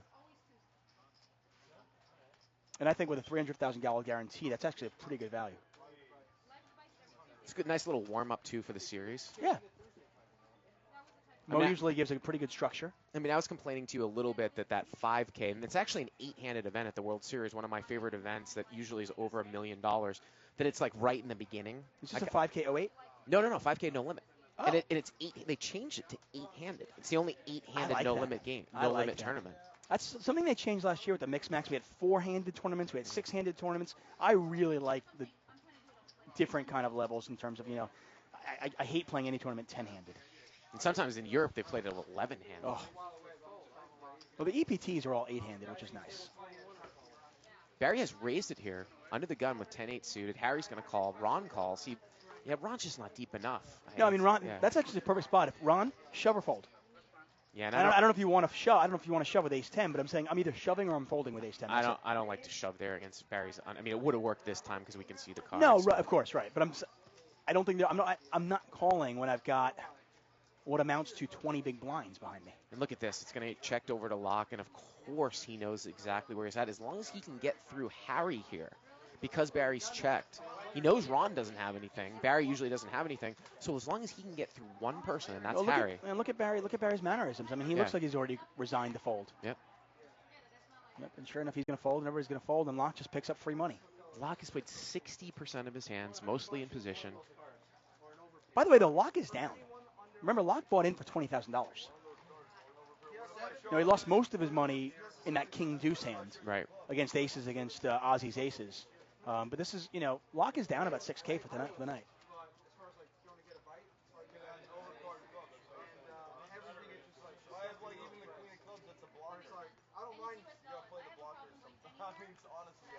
We're going to take a little break, and we'll be back right after this.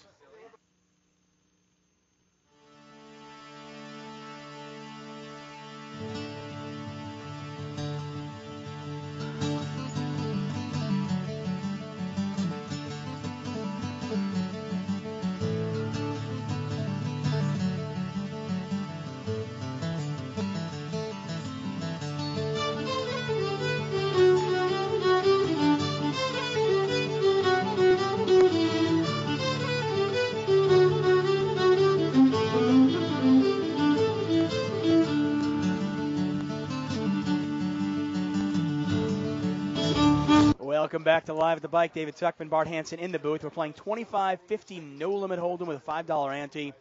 Phil Laak, Dan Smith, Jonathan Little, Dan O'Brien, Matt Salsberg, some huge names at this table. Ozzy 87, you might know him online, all at this table. There's Dan O'Brien, our big winner tonight. He's got well over $20,000. Barry Woods in the big blind. He's been a staple. I mean, he's been on Live at the Bike ever since our inception back in early 2005. Phil Laak, of course, the Unabomber, playing by far the loosest at the table. He's going to open it up for raise here. And Ozzy's got aces again and just flats again. Yeah, Ozzy's, I mean, he is literally, I mean, he has played very, very few hands. And Harry wakes up with tens and also calls on the button. Well, Queen, Jack, 8, Laak with top pair, Harry with a gut shot, and Ozzy with the overpair. Everybody's got a little piece of this one. It checks over to, and just like last time when Laak flopped top pair, he checks to Ozzy. Ozzy's going to bet. Harry's not going to fold this, though, is he? I don't know, but I get a feeling that Laak's definitely not check raising here with Queen 7 like he did with the King Deuce in the 3-bet hand before. No, Harry just dumps it. He's going to fold rather quickly. Well, I mean, he did it earlier with the Jacks, remember? I mean, he has played it really close to the vest. And look at this. And Laak just folds, too. Check folds Queen 7. In all fairness, early on, Laak might have thought Ozzy was a little bit more aggressive. over the last 2 hours, we haven't seen Ozzy play a hand. So, and either is Laak, and Laak is very aware of that. So it's like, okay, wait, I just bet 225, and this kid just calls me again. I'm not going to go broke again. No way. So this is pretty cool. Your seedopenpoker.net. This is a website that you've actually built. That is my website. Very cool site, actually. Yeah, I want to thank the people from Live at the Bike putting that up. That is a live training website. You can catch my podcast, the Seat Open podcast. All my free material that I've done over the last 5 years is right up there in free content. My Deuce Place premium podcasts are there, and Crush Live Poker now exclusively on seatopenpoker.net, which is live training videos over live poker. I'm sure I'll make Crush Live Poker's videos from this episode here tonight as well. Yeah, they're actually really, really good videos, and the best part about them, whether they help you or not in poker, if you have trouble sleeping, Bart's voice is very soothing and can help you sleep. I've had many girlfriends fall asleep to his voice. That didn't sound good. We'll leave it alone. Moving on here. Blinds 25-50. I'm David Tuckman, Bart Hansen next to me. But, guys, check that out for sure. SeatOpenPoker.net. Lock is raised to 200 with 10-9. By the way, notice how the de facto raise size has increased. Earlier on the night, it was 125 or 150. But now that everybody's deeper, it seems like the raise size is 200. Which I think... 4X. Yeah, which I think is fine. I mean, as the stacks get larger, the game gets bigger. Harry calls. I'll expect a C-bet here from Lock. Yeah, ace-6-3 with a couple of clubs. And you notice, I mean, this is pretty standard, and you notice how when Lock hits top pair, sometimes he'll check it, but now he's got no showdown value, so he bets. I mean, it really seems like, I mean, we did see Harry do that reverse float with the 4-5, but he seems like he's playing much tighter post-flop than what we usually see in the 5-5 games or the 5-10 games from him. I mean, you thought he was even going to call with 10s there in a Queen-Jack-8, and he kind of quickly folded it. Yeah, I mean, that was surprised me. The Jack surprised me. It doesn't surprise me that he's playing tighter, because I know he does that, especially when he's playing, if he's playing like a really deep PLO game, he'll also play tighter there. And it's actually one of his leaks. Sometimes when he plays the 5-5 game, he just spews off. And before he knows it, he looks down and he goes, I just lost $4K. How did I lose $4,000? Right. Because he thought the game was actually too small for him. So where's Barry at now in terms of the amount of money Barry's he's probably up or down? up about $3,000. I think he's in for 15 or 14,000. Yeah. Somewhere in that neighborhood. He's in somewhere between 13 and 15,000. So he is now up. He's only really lost one hand. Yeah, I mean, he basically got stacked. He had a couple thousand left against Dan O'Brien. Locke's going to raise it up here with King 10 off. And I got to tell you, I thought Locke was a nit. I mean, every time I've seen him play or I played with him, he's played like a nit. But he's playing super open right now. Not in a bad way, just a lot of hands. The first time we saw him on Live at the Bike, 7 years ago, he was a nit. He was. I mean, he didn't play a hand. And whether he's doing this for advertising or whether this is the way he plays now, you said that when you play with him now, sometimes he'll shove all in for $50,000, and he plays very unconventional. His style is, like you said, it's not necessarily a bad way, but he is down 6,000 tonight. That was from that strangely played hand. Yeah. And again, this show will be back. This show will be in the archives, and it will be on replay for the next week. So if you missed, and I would say probably the first 20 minutes, he 3-bet with King Deuce suited. Ozzy behind him flat called with aces, and he check-shoved a king-high drawy board and lost 2 of 3 runs. Yeah. And at first thought, it was looking at it going like, why would you ever shove that? You're never getting ace-king or king-queen to fold, and you're always getting 7s and 8s to fold. But then you pointed out something that was, I think, pretty much apropos, was the fact that it was a draw-heavy board. I mean, there were hearts out there, and maybe you can make it look like you have hearts and get called by 7s or 8s. Yeah, Matt Salsberg has had a really rough night, but I got to hand it to him. He folded the 10s, even though I think that's a relatively easy fold, and not going broke with the 8-6 of spades. I actually really like the way that he played that hand. Dan Smith picks up queens after Locke raises, and Smith just calls Locke's raise. Now, it wasn't under the gun raise from Locke, and that might have been part of the reason why Dan Smith decided to just call. Dan Smith's also in position. O'Brien's going to call this as well with 5s, and I'm pretty sure the flop will come out 5-deuce-deuce, the way O'Brien's running. And then Ron's not going to play that one. He shows the 10-6. See like a queen 5-deuce board. We're going to see a ton of action here. Well, how about a 10-6-3 board with 2 hearts? I don't think Locke's going to. Well, I thought maybe Locke wouldn't fire at this one, and he is actually. And he bets 1,000. That's what I'm talking about. Real awkward really awkward bet sizing. I was wondering how Laak would play this against, because this is a much different situation. Earlier on, when he's playing against Barry or Matt or somebody, this is a hand versus Dan O'Brien and versus Dan Smith, and Laak knows who these guys are. Yet he still fires into it. Now you see some really weird balancing acts sometimes. Dan is just going to call, which seems somewhat standard, but I've actually seen some leveling where guys will raise call with queens at the super high stakes if they just flatted pre-flop. Turn here is a 7, making it kind of look like a draw. Yeah. Queens is kind of in between. Really nothing there for Laak at all. He was probably hoping for something that gave him at least the heart gave him a draw. Laak is going to check it, and if you're Dan, I guess you're going to bet this? I think you're going to bet it. I mean, remember, there's that one hand that Dan played where he obviously had nothing against Salsberg, so if Laak's paying attention to that, he's obviously capable of floating when the board came out with 3 10s in it. Effectively about 12,500 behind these players. Once again, Dan Smith, if you're not familiar with him, I believe he won back-to-back-to-back 5K events, 5K side events at the PCA.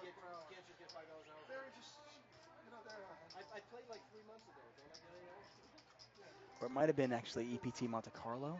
I don't know, but either way, the guy's a boss. And he's going to bet 2,000. And I was going to say, there's no way Laak's going to get out of line here. I mean, remember, Smith hasn't really played that many hands either. He's also played it pretty tight. Jason Rothman says, hey guys, enjoying the show. What stakes of the game? 25.50 blinds, $5 ante. How did the dealer tipping work? And the dealers keep their own tips. So I guess in a lot of other places they actually pool their tips, but mostly in Los Angeles they actually walk around with their own individual chip tray that fits in the table. And those are their chips. I like that too, because I'm much more apt to tip. So there are certain dealers that are really, really good, and there are certain dealers that probably need to work on their craft. And I know at the World Series too, here the floor men keep their own tips as well, but at the World Series everything's pooled together with the floor men's tips. Jason Rothman said, any non-pros in the game? Yep, there's a few non-pros, and he also says, if you could only stake one guy in the game, who would it be?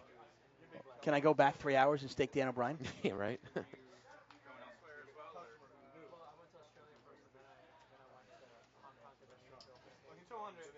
Raise from Barry. Makes it 200 with ace-10. And O'Brien's he's just looking to get involved with Barry, you can tell. This time he actually has queen-jack, and he's going to be in there. And this is another spot, if I'm Ron, I'm shoving or I'm folding, and I'm probably going to shove. I'm probably going to fold, but there's no way I'm calling. Oh, man. Come on, Ron. He's just bleeding off chips 100 at a time. Actually, it looks like he's got 1,000 chip, though, now. I don't know if we can get a zoom in there. I know we have him at 655, but it looked like he had a big gray chip there on top, too. That could be the case. But still, what are you doing calling? Oh, he's got two. Two. But still, you're still only 40 big blinds deep. That's, you're still... Yeah. That's not deep enough to be calling out of position with ace-9 offsuit. Flop comes out 5-3 deuce, 2 spades. Barry's got the ace of spades in his hand, so he's got a gut shot to go along with the overcards. And he's going to bet. And like I said, I don't think O'Brien's going to look to bluff this guy. Nope. I really don't. I think O'Brien's just waiting to hit a hand, and when he hits a hand, he's going to get paid. And one of the things, I do a lot of poker coaching. Obviously I went over to Macau and had a high-stakes client. And one of the things I would have told Barry before this show is something that we talked about an hour ago. If you get into a spot where one of these pros is putting in big money against you, they are going to have it more often than not, and you're not losing that much by folding. Yeah.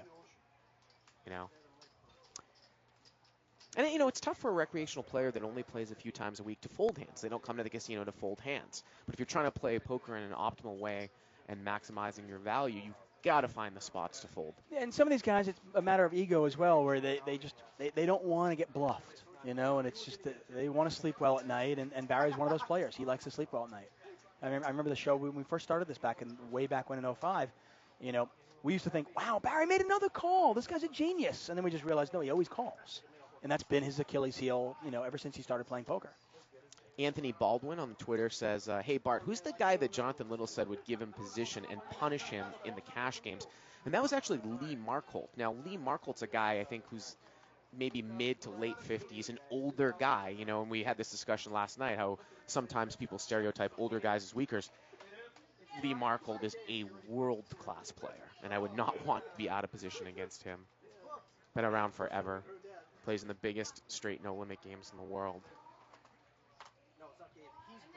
Robert W. Sipe says Lizette went out and got a new dress for tonight. 175. Any chance we can get a good shot of her? I think we've had her on a couple times. Lizette looks lovely tonight. Ace King for Matt. O'Brien raises here. I think this is I don't mind the 3-bet here at all, especially when you get a raise from a late position. And Matt got himself into trouble when he flat called with Ace King about 30 minutes into the show and then really overplayed one pair on kind of a wet board, ran into top 2, and that's how he lost his money at first. Did he just call? Looks like he just called here. Well, he did like the raise dance, and then decided just to call, which sometimes actually it is a bit of a live tell. I mean, you can give something away, and Ron is calling. I mean, if Ron were to just 3-bet some of these hands, he would win. Oh, not even a question. Not even a question. And clearly, the way Ron was playing the first hour and a half as opposed to now has changed. And that you have to imagine that's because of the Kings, because he got stacked. Now, Laak is also in there with 7-4 off. Well, Ron's flopped the best hand here. Queen 9 Jack Rainbow. Well, if it gets checked to him, you hope he bets. Let's see how he plays it out.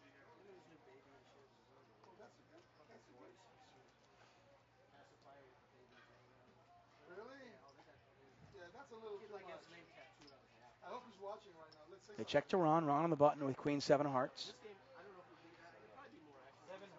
And he bets. And this is never a bluff. No. This is just never a bluff from Ron. Once again, if I was Laak and I had like Queen 6 here, I would just check fold, even if I had like Queen 8, something like that. Thank you all for spending your Wednesday night with us. If you stumbled upon us from Card Player's website, welcome. This is Live at the Bike. We do live cash games every Tuesday and Friday night, and then occasionally we'll have a special night, whether it's a final table of a tournament or a night like this. Yeah, Matt folds it.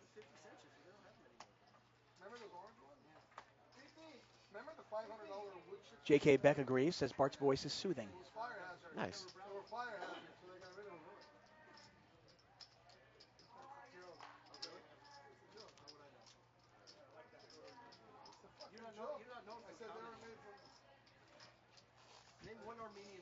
David Zuckman, Bart Hansen in the booth here tonight. Just a reminder, Winning the Green around the corner, 1 week away, $150,000 guaranteed tournament on March 4th. But the big tournament, Mega Millions 6, $1 million guaranteed starting on March 15th. And that tournament is only $125. So it is a re-entry tournament, so you can get in on the action here March 15th. And the cash game should be great the whole month of March here at the Bike.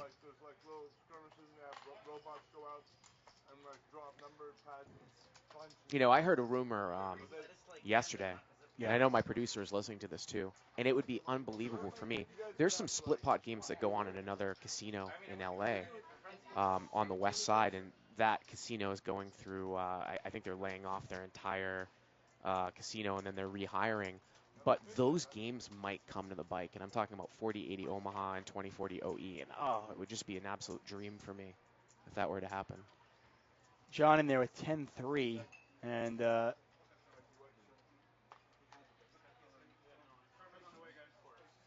not sure exactly how John got in there. I think he got limped around. Yeah, I mean, Phil limped, and that was the end of it. Well, okay. no, Harry limped, and see, that's why Harry Phil limped. over-limped. Okay, there you go. That makes sense. I didn't see Harry's cards up there, which is why it made no sense. I was like, Phil just open limped in late position on the button.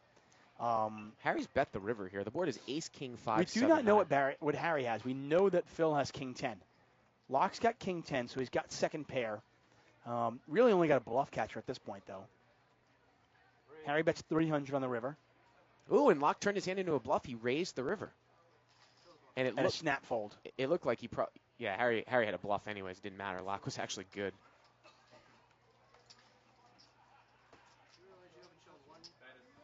Laak's certainly not afraid to use his chips. Definitely not. And Throat Wobbler says, you have 5 very tight players. Laak is playing the opposite of the table. And it is true. We do have a few players at this table that are playing it very, very tight. I mean, like I said, I'd never really seen, Ozzy, Jonathan Little, Dan Smith play cash games, but all 3 players playing it pretty tight. And these players might be, maybe they're used to playing 6-handed and they're not making the transition to 9-handed. I don't know. Then again, they also could not be picking up hands.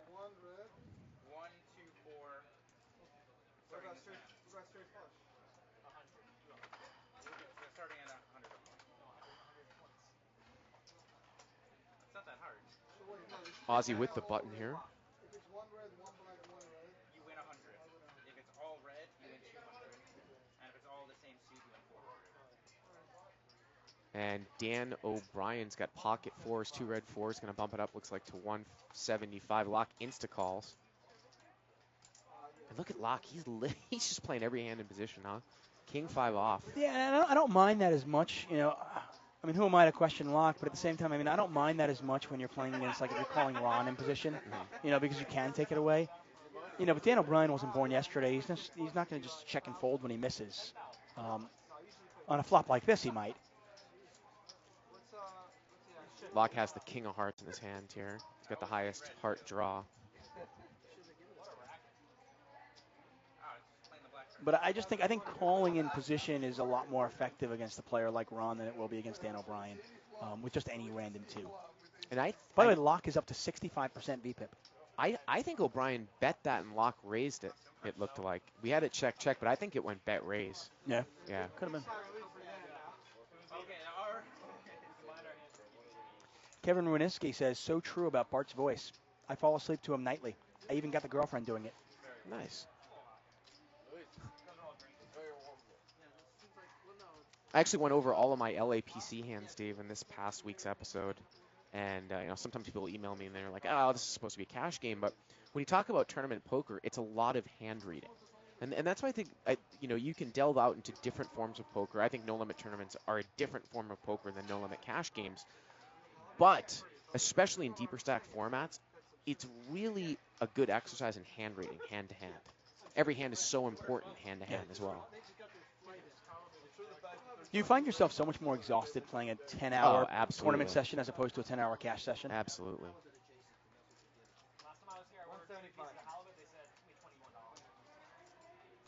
Looks like Tuttle got knocked out. What place? Either 7th or 8th. Okay, so he didn't make the official final table. Yeah, well, he didn't make. He got knocked out in 8th, 128,000 after stripping the circuit. Good little run, though. Yep. Deuce 4 spades here for Ron, and Laak is in the hand here in seat 9. I think Ron raised it pre-flop. Laak called King 8-6. Now, once again, we do not know what Laak has, but Ron's continuation bet is going to get through. And that's kind of Ron's MO. I mean, every single time he puts a continuation bet out there, they assume he has it. They assume he's playing straightforward poker. Well, at least he continuation bet. That's what I mean. Yeah. I mean, they're giving him the credit for when he has a hand because he rarely does continuation bet unless he has something. So that is the way it goes. I would have liked to have seen what Laak there flat calls with as opposed to 3 bets. You know? Well, he's been flat calling with 7-4. He's been flat calling with anything. By the way, Ron's got over 5,000 now. He added on again. Did he? Yep. Now you can see. Yep, he does. So 5, actually 6,000. He's got two greenish grayish chips. Those are 1,000 ones on top of there. And he's got another 2,000 in whites. Yeah, about 5,200, I would say. Oh, 5,200. Yeah. Okay, thank you. Sorry. 52, 53, or something like that.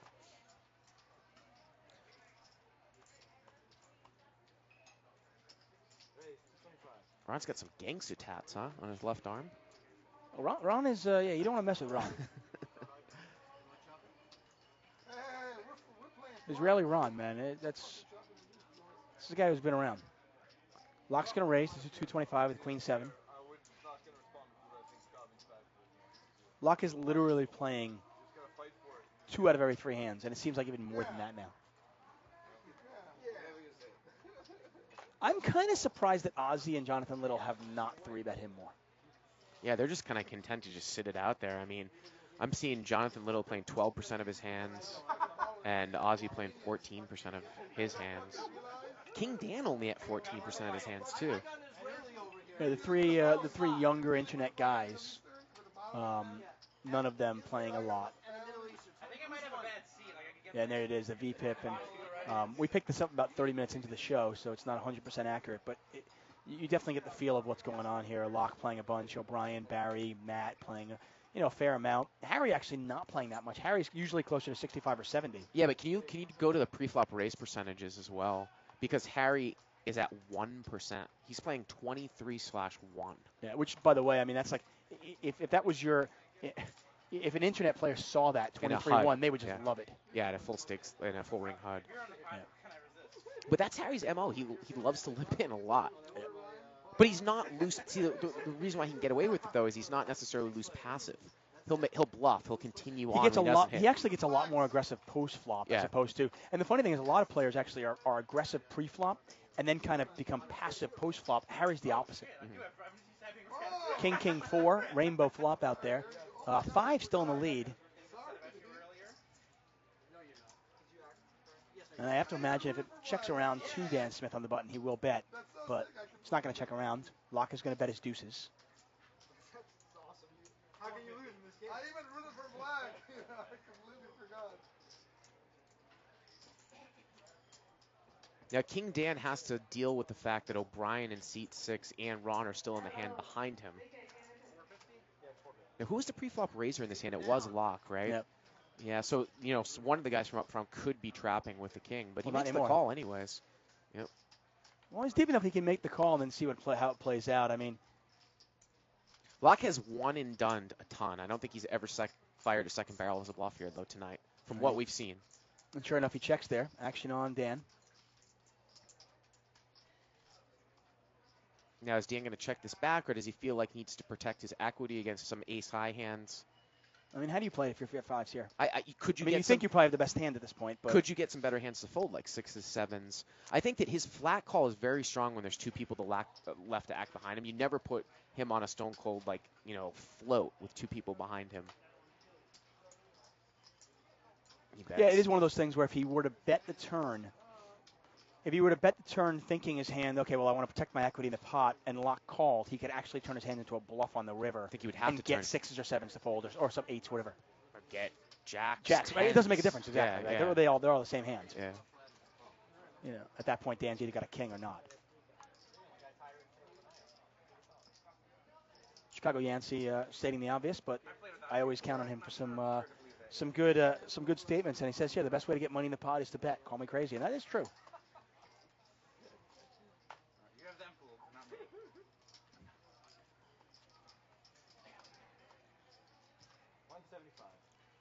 And Laak's going to make it 175 here with 4-5. Yeah, Ozzy just calling there. I mean, I know he's calling with his entire range. It seems like because he hasn't 3-bet.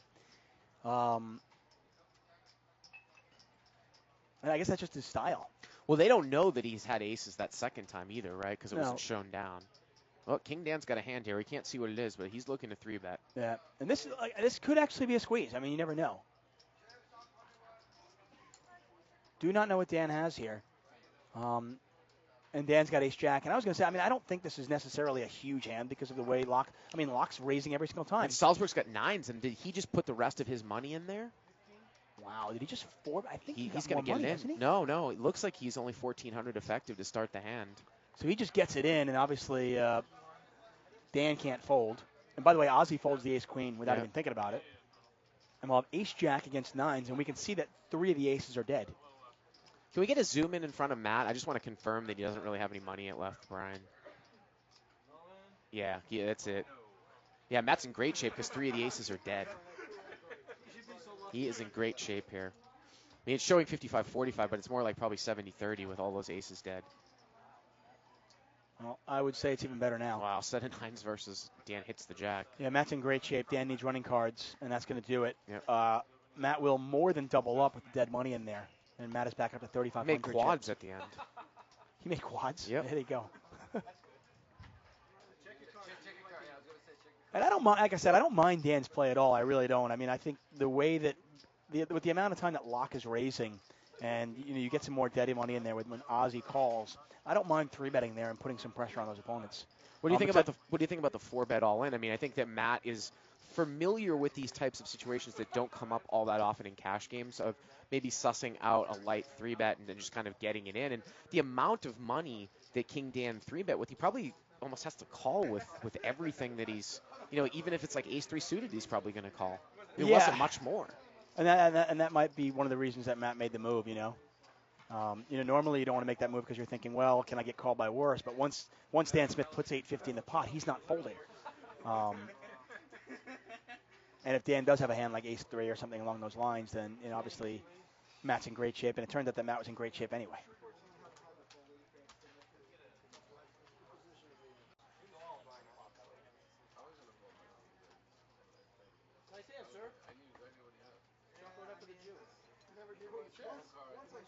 Once again, blinds are $25.50. If you found us through Card Player, welcome. We do Live at the Bike every Tuesday and Friday at 7:30 p.m. Bart Hansen, David Tuckman in the booth. There's a look at Ozzy. That's Ozzy87 online. Jonathan Little on the left of your screen. Harry. There's Dan Smith. Barry Woods, who's been somewhat quiet lately, but he's got 18,000 in front of him. Dan O'Brien, he's got over 20,000 in front of him. Phil Laak opens to 200 here under the gun. I don't think he's going to get any action here. Although, and this is the spot. If I'm Ron, I'm avoiding this like the plague. Heads up against one player who can easily outplay me when I'm out of position. I want to avoid this at all costs. Because the problem is I'm just going to get outplayed too much as well. I mean, in this particular spot, obviously Laak's got him dominated, but Laak could have 7-5 here, and it wouldn't make a difference. Check here on the flop, much like you'll see ace high, and I bet that Laak's going to call this. I was going to say, I thought Ron was going to bet and Laak was going to call. This might get just checked down. Well, Laak's going to bet now.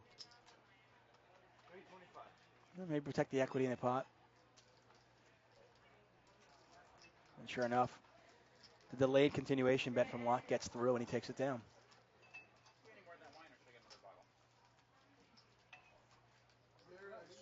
And that's just something as a poker player. I mean, I think you just got to understand, there are spots to avoid. I look for excuses to play hands in position against weaker players, and I look for excuses not to get involved with good players out of position.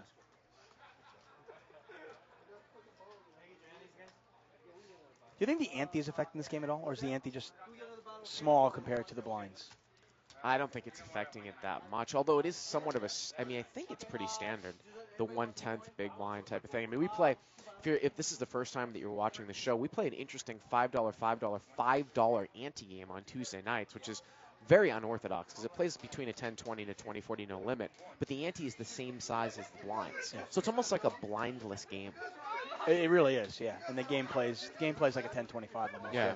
Anthony Baldwin, thank you very much for your tweet. He says Dan Smith did win those tournaments in the EPT Grand Final, the 26th, the 27th, and the 30th of April back in 2012, and it was like back-to-back 5K events at the EPT Grand Final. It was just a machine. I want to know what the line is on one of you switching up. Or you guys, is it like 67% you're both? Have you ever played an EPT event or no? No, I mean, I played at the PCA one event, which was EPT, I guess, but I didn't play the main event. By the way, the PCA, I love the idea of having a tournament in the Caribbean and in warm weather in the Bahamas, something like that. I can't think of a worse place, though, than Atlantis. It's just like, it literally is like hell. I hated that place. I remember telling people that I was like, oh yeah, I get to go to here for work, and I went there to do some commentary one year, and I remember people going like, oh, you're so lucky you get to go to the Bahamas. It's awful. Well, it's a 4-season and Ritz-Carlton prices for like a Motel 6. I mean, it's it just happened to be in nice weather. Yeah. I hated it. My sister's actually been there with her kids, and I suppose if you're going there with a family and they've got the whole sliding stuff, and if you've got young kids, I guess it's okay. But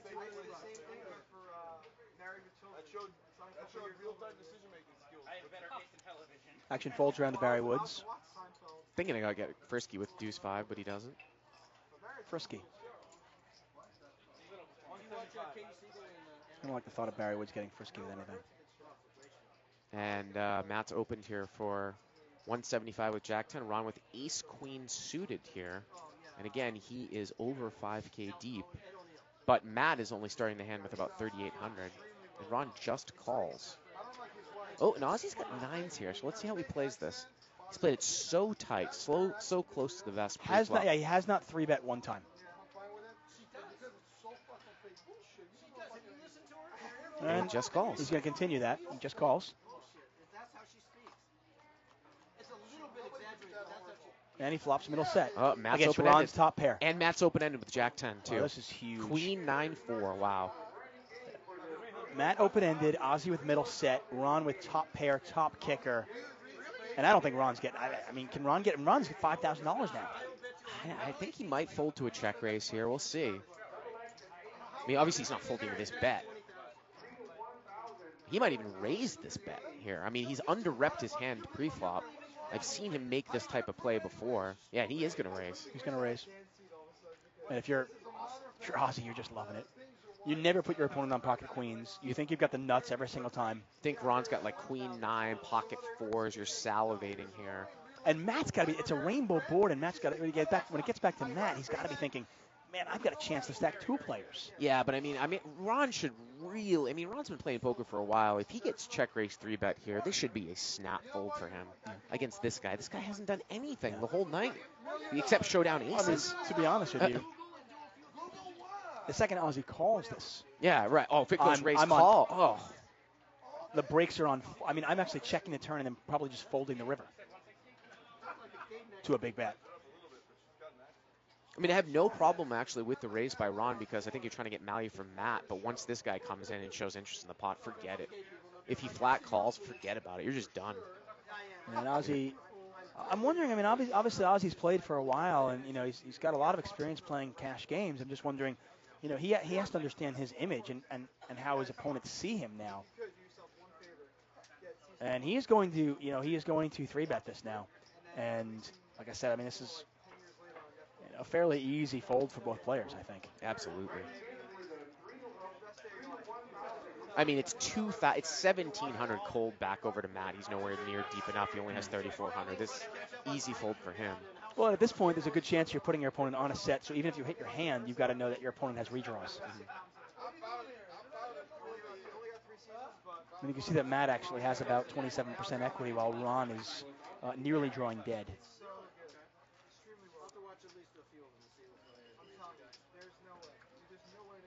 Against this particular player on this particular night, I think this is a pretty easy laydown. I don't know what Matt is thinking about here. Is Matt thinking that he's going to call to bring Ron in behind so he can get like 2-1 on his money? But yeah, and he might be thinking, I'm down $10,000 tonight, and maybe I can hit my king and I can double up. Well, he might think that maybe there's 2 sets or 2 pairs. Ron's not folding once he raises, and he might be thinking, I'm just going to get it in here. Yeah, but the problem with that is if he calls though, and if he just gets it in, you mean, yeah. If he wants to just gamble, he's a 3-1 dog. But there's just no, the flaw in that logic, what I just put out, is that there's no guarantee that Ron is going to call. No. But even if Ron calls, you're not getting the right price. Not on 2-1, no. Not against a set, you're not getting the right price. Well, if you're up against a set and 2 pair, the chances that someone fills up are much less. Yes, very much so. But still open-ended. You'd still need to get over 2-1. This is just...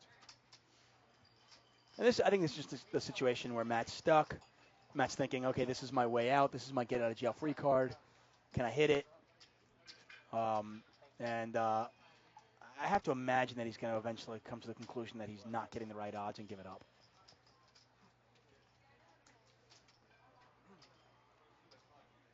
And you know what? I was about to criticize Ozzy, and I don't want to criticize him, but I was about to feel like, wow, this guy plays high, no limit hold'em. I was like, how did he be so successful being so tight? But you know what? If he just sits around and waits for hands and he gets paid off, what's the difference?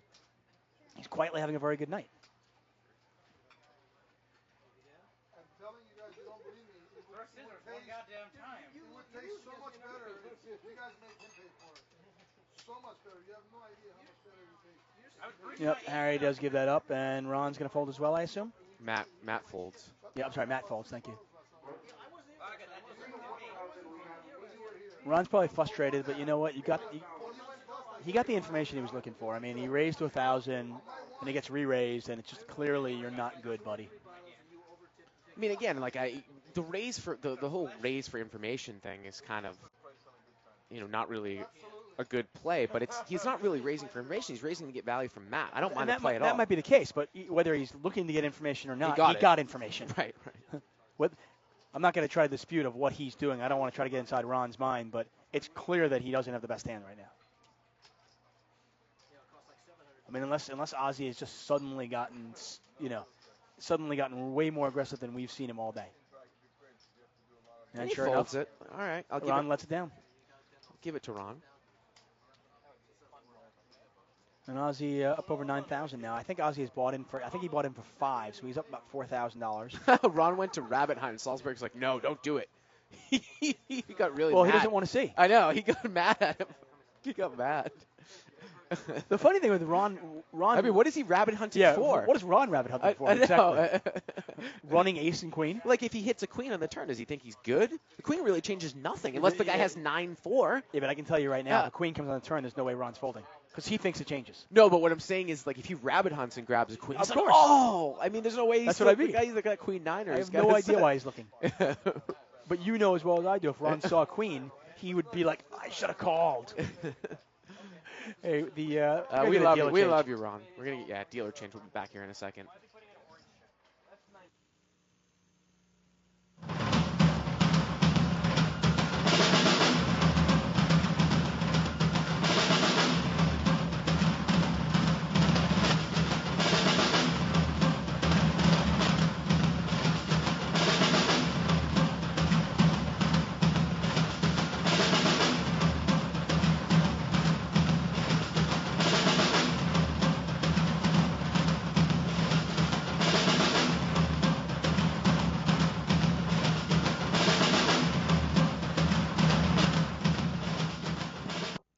And we are back. I'm Bart Hansen, joined by Dave Tuckman. We're doing a special card player night here on Live at the Bike. We're playing $25.50 with a $5 ante. We have well over $100,000 on the table. Actually, check that. Maybe about $80,000 here on the table. 35, 82. Actually, no, about $100,000 on the table. And it has been a very entertaining night. If you guys this is the first time you're watching Live at the Bike, we stream live cash games every Tuesday and Friday from 7:30 to 10:30 Pacific time. And we will be doing these special card player nights. I believe it is once a month. Is that right? Once a month. And this is a good mix of obviously pros that you guys recognize: Jonathan Little, King Dan, Dan O'Brien, Phil Laak. We've got some LA regulars as well: Barry Woods, Harry. We've got Matt Salsberg over there in seat 7, who's been on a tear. And we like to call him Israeli Ron in seat 8. King Dan going to open here. Jack 9 of hearts, 200 from up front. And Laak is going to call with King 10 of spades on the button. I haven't got the slightest idea. I mean, if you want to buy out for 80. No. Oh, wow. Yeah, baby. Ace King 6 here. Dan has flopped the flush draw. Laak's got the best of it, and obviously Dan is going to see better. I expect him to see bet a large percentage of the time here, hitting his pre-flop raising range, flopping a flush draw.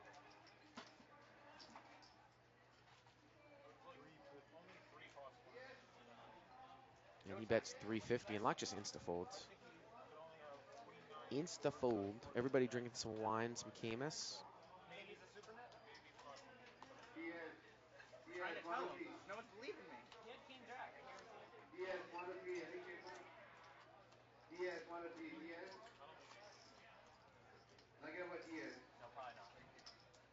If you missed tonight, or if you missed the complete show and you don't catch it on the replay, of course you can sign up for a free account. But you can always subscribe to the archives. $9.95 a month gets you access to all the shows that we have ever done. Gets you access to the old shows as well. Back in 2005, we did this show from 2005 through January of 2007. And then we've now been doing the show for an additional 2 years. That's 4 years worth of content. And if you missed Mo Money Mo coming into the booth about an hour ago, the new Card Player Tour will be coming to the bike May 23rd. And the main event is an $1,100 rebuy with a $100,000 guarantee a week before the World Series. The Card Player Tour. Check it out. I want to welcome all of you that are watching this through cardplayer.com. If this is the first time that you've checked out Live at the Bike. We actually are doing this iPad promotion, right, for Most Pots 1? Have we been keeping track of Most Pots 1? Oh, that's what that chip is. I was like, what are these little chips here? So the marker chips there, I thought that for some reason they had these special $5 chips on the table, but those are those pink chips are those Pots 1 marker chips, and maybe we can get a count as to how many how many chips people have. And yeah, and Phil Laak, look at that. Those are pots one. Laak, I think this is a runaway for pots one here tonight. Yeah, and Phil Laak probably doesn't have an iPad, so this is good. Right, yeah.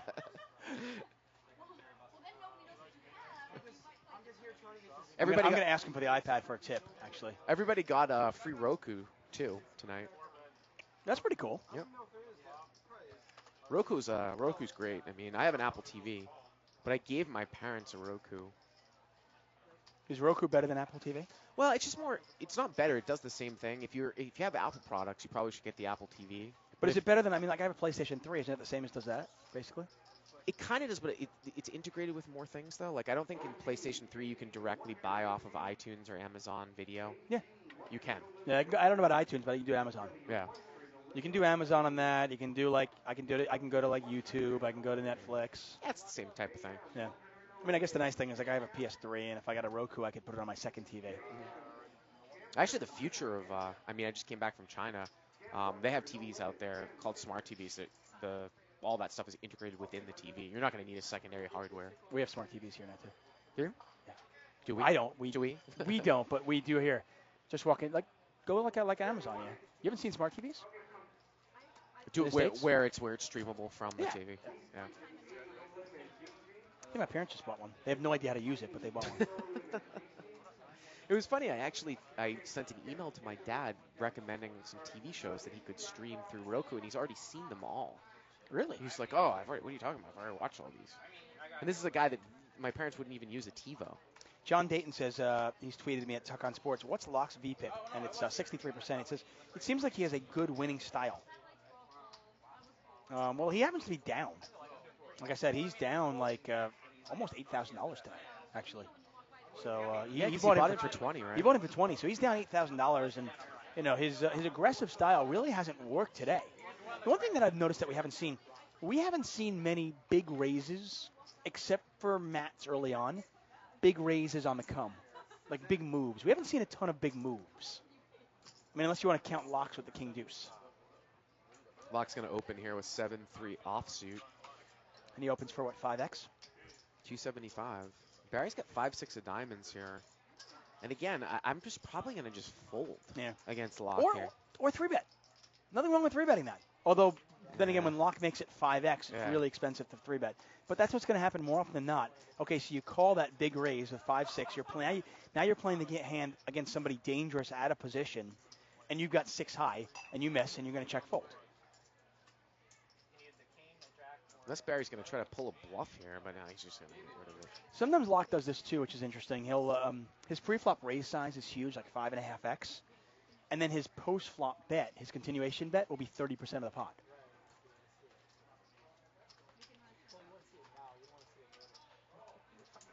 David Servideo says Harry is looking saucy right now. He's tweeted me, and you.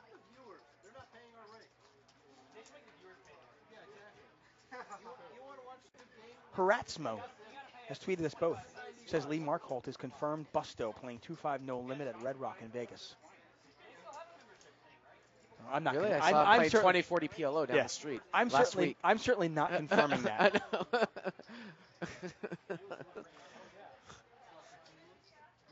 Don't listen to these clowns. They're just testing your ability. A lot of clubs out there.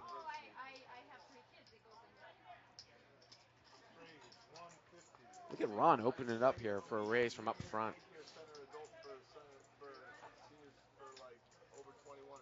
I mean, Ron will occasionally play these bigger games, and I don't know if it's a matter of him playing with scared money or he's just uncomfortable playing these stakes. O'Brien is in the big blind, guys. It's saying it's under the gun. But Ron has opened from early position with 6-3 of hearts. Gonna get so Barry last hand actually didn't limp in with 5-6 and then call the raise. No, he was in the big blind. Yeah. He was in the big blind. Well, we'll work on that in a second. We'll get that fixed up. Dan calls with ace-10. Brian Ron flops the best of it. 7-7-3. Pot's 545 here. And again, this is just a spot where, if sometimes Dan might call with ace-high thinking he's good against kind of a high-stakes player, I think when Ron bets here, he always has it. I'm just folding. Just a snap fold, and Dan does snap fold. And O'Brien's not going to make a move, I don't think, with Queen 9. They just fold, and it just kind of goes back to what we talk about. These guys aren't making moves against probable hands. O'Brien's not going to make a move against any of the non-pros. Right. This, if you understand the table dynamic, and if the players at the table understand this, you can start figuring it out. Good poker players make moves against guys that they think are going to work. You know, it's the same reason way when you're playing 5-5 here. More often than not, you're betting for value, and you're not making too many moves, unless, of course, you know, a guy gives you a green light and you really feel like you've got a great opportunity for it. So I'm playing open-face Chinese poker against Alan.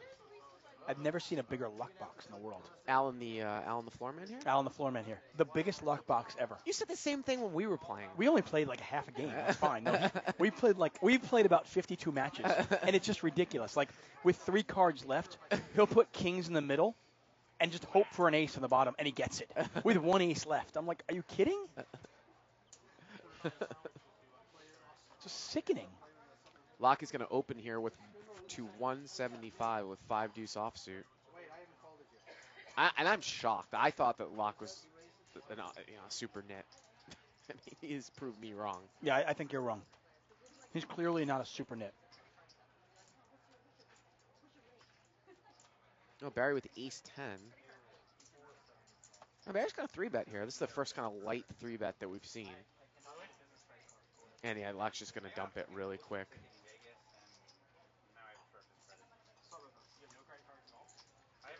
Well, the 3-bet percentage at this table is actually pretty low. We saw more 3-bets earlier on, but Laak can be like, listen, I can raise a bunch, and nobody's 3-betting me, so when somebody does 3-bet me, I'll give him credit. Jacob Beck says, hey, I have a question for you guys. What seat do you believe is optimal in this current lineup, knowing the way that the dynamics are going, and why? I mean, I would obviously want to be to Laak's left. You talked about that before. I think that Jonathan Little could be exploiting Laak. But Ozzy and Jonathan Little just seem to really not be interested. They're interested in just knitting it up right now, you know. And maybe if I'm at this maybe table, that's why Laak is opening so much, because he's not getting 3-bet. Yeah, of course. I mean, that's like the 3rd time he's been 3-bet tonight. Yeah. I mean, he's opened. I mean, I don't even know what. 31% of the time he's got a pre-flop raise percentage, so he's opening a ton. I mean, yeah, seat 9, seat 1, those are great spots. I mean, Harry, it's not really his style to 3-bet all that much pre-flop anyways. And he seems like he's not even playing that many hands. So there really isn't an aggressive player to Laak's left. No, that's what I'm saying. I mean, seat 9 is a perfect spot, but if I'm saying if Laak was at the game, I didn't have a choice. Seat 1 or seat 2 would be great, you know.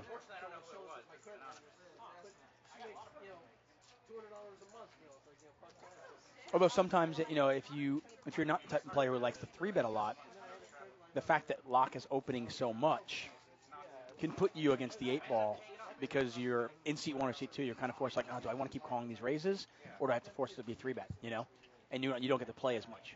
I mean, but look at John's VPIP and his pre-flop raise. He's at 11-8. Ozzy's at 14-5. Harry's at 21. 20/1. Right. Those are the guys to Laak's left. Laak at 64-32. Salsberg 31-19 and O'Brien 32-16. Barry 32-14.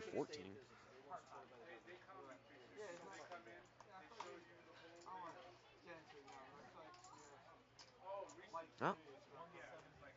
Little will open for a raise here. Under the gun +1.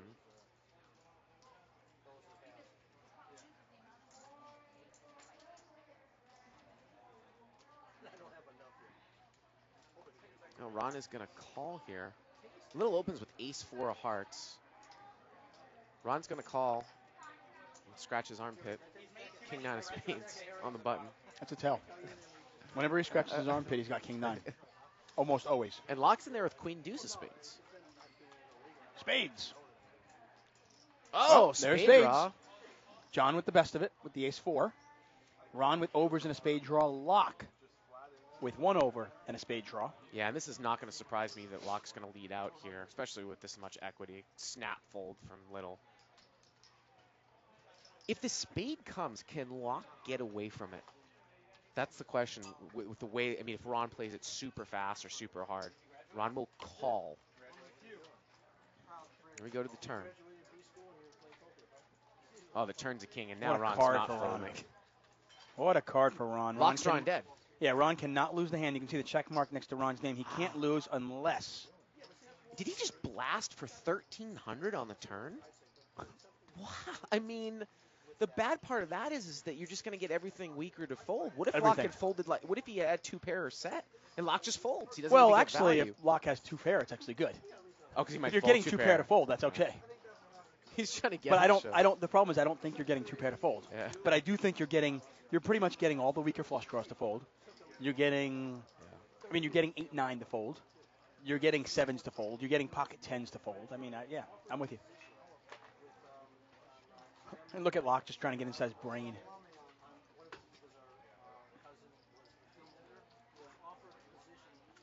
Ron's a good guy. Bergie321 says Laak really wants the iPad.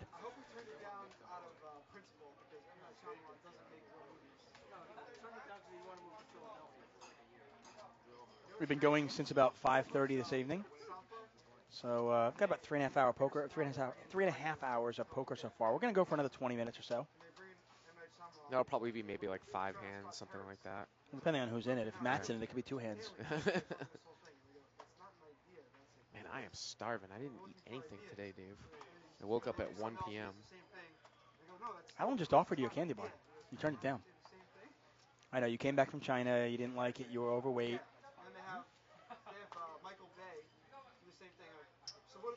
Trying to stay away from sugar and red carbs. Ozzy with queens now. Laak raised it up. 8-5 of hearts. I'm assuming Ozzy's just going to call. I mean, we haven't seen him 3-bet with aces or anything else, right? It's actually Dan. Dan raised it with ace-9 of clubs. Excuse me, King Dan. Laak called. Right, here comes the 3-bet. Well, I'm sure it's going to be a snap fold for both players. I mean, the only thing that's odd is, though, is these players might be thinking, wait a second, what are you 3-betting with? You don't 3-bet with aces. You don't 3-bet with ace-queen, and now suddenly you're 3-betting. What are you 3-betting with? And they might think he's actually making a move. Remember, though, none of those hands were shown down except the first aces. They didn't see the second aces. They didn't see the 9s either. No one's really been getting up and going that's a good away. point. Unless any of these players are getting information.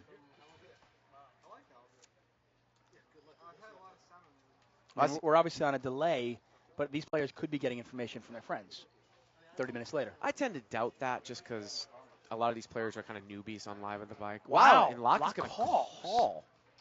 I mean, Ozzy's only 8,000 effective, but Laak calls from out of position. You got to imagine he's going to be making some moves on some boards, even if he doesn't hit it. Well, there's the flush draw for Laak and an overcard to the queens. Laak checks. But the problem is this guy is so tight. Like, you're not going to get him to fold aces. You only get him to fold queens if he's even c-betting queens, right? What, he's got kings or jacks. Well, that's the thing. I mean, it's hard to know what he's 3-betting since he didn't 3-bet aces. You know, unless you think there's fold equity against ace-king. This is why you're actually handcuffed with kind of a suited connector like this, because you can't even play it hard on a board like this. But it looks like is he going to check raise? Well, Ozzy bets 1,025. The pot is now nearly 3,000. And Laak, I believe, raises. Yep. Because there's too many chips in there to be 1,025. Can we get a zoom in there, Brian? There you go. Yep. 24.50. Raises to 34.75. Now, this is the thing that I always bring up in my training material. Some people will just snap fold queens here when they don't realize that queens is the same thing here as aces or ace-king. I think that the way not that necessarily. Remember, Laak did this with king deuce. I mean, you say that, and it's not, though, with Laak, because Laak did this with king deuce. Yeah, no, but that's much different. Dave, Ozzy 3-bet this hand. Ozzy had flat called Laak's 3-bet in that hand. Much, much different situation. This is the first 3-bet of Ozzy from the whole night. Yeah, There's no way Laak is check-raising king deuce here. I think it's a totally different situation. I wouldn't think so either, but I'm just saying Laak is a very unconventional player. We've seen that. We've noticed that. And I'm just, I mean, would it blow my mind to have if Laak had ace-king here? I don't think he would, but you never know with Laak. He's just one of those players. I agree with you 98% of the time, but I think when you're playing against a player like Phil Laak, you just never know, really. But most of the time, Again, most of the time, yes. People don't realize that they'll just fold queens. They'll be like, oh, I can't beat the king. When they don't realize that the guy either has a draw or is set, the king's irrelevant. He just folds it. Right. Your opponent's not doing this with, like, with king 10. Generally speaking. But although, like I said, Phil Laak, I mean, could he do this with, could Phil Laak do this with king 10, thinking, okay, the guy will think I'm going to draw and he'll snap off with queens? Who knows? Well, but I just, again, though, he's got such a strong portion. He's got such a strong range there with aces, kings, pocket jacks, queens is such a small portion just combination-wise of his range. If I'm Ozzy there and Laak is capable of making that play, then I probably check back that flop a lot because you don't want to get blown off the best hand.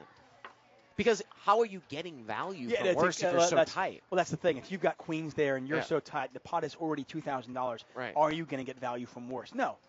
Laak is going to just check fold most of the hands that he has that he doesn't hit anything. Like ace jack or something like that. So maybe checking it back is not the worst move in the world. But then again, by checking it back, you're also you're revealing your hand in a little way. Although not necessarily. I suppose he could check back a set of kings. Well, and look at this. Ozzy and Dan both have ace-king, and Ozzy just called the small blind with ace-king. Well, both players miss, obviously. Queen, queen, 3. Both players with the same draw. Both players backdoor club and spades.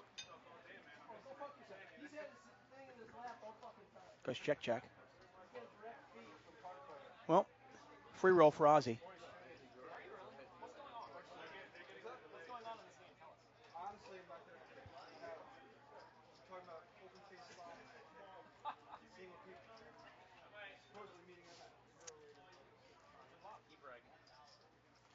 Well, Ozzy's going to come out and bet ace high here.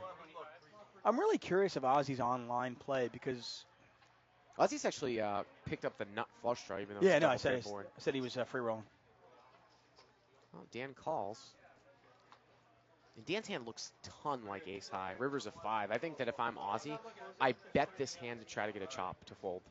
I bet out like 700 here. Make it look like you've got like sixes. I was going to say, if you had sixes here, would you bet for value? Absolutely. Okay. Absolutely. And he checks. Check, check. Yeah, I've got to be entirely honest. Ozzy 87, 78, whatever you want to call him. I know he's an online player. I know he plays high stakes. I have not been impressed tonight. And then, like I said, you don't want to judge somebody based on 1 3-hour session, because if you took 3 hours of my poker play, you could certainly say I'm the biggest fish in the world. But I have not been overly impressed by him tonight. And I'm curious if you guys can, if anybody at home can let me know who this guy is and what his accolades are. I know he came in 6th in a tournament, which, okay, I know a million guys who have done well in tournaments that aren't great poker players. And this guy might be a great poker player, and maybe he's just having a different night or he's advertising. I don't know. But I have not been overly impressed. Maybe he was on a tear back in 2004 to 2006, and he's come back to earth. You know what I mean? But we pride ourselves here on Live at the Bike to to speak our mind and not sugarcoat things. And like I said, I don't know. I could be completely wrong. And like I said, judging somebody based on 3.5 hours of poker is pretty silly. But based on what I've seen tonight, I haven't been impressed.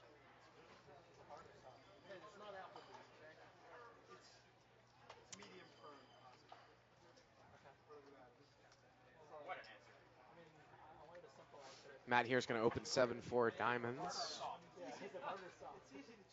Laak calls. Where did we get the information that he played 500, 1,000, no limit anyways? I saw it online.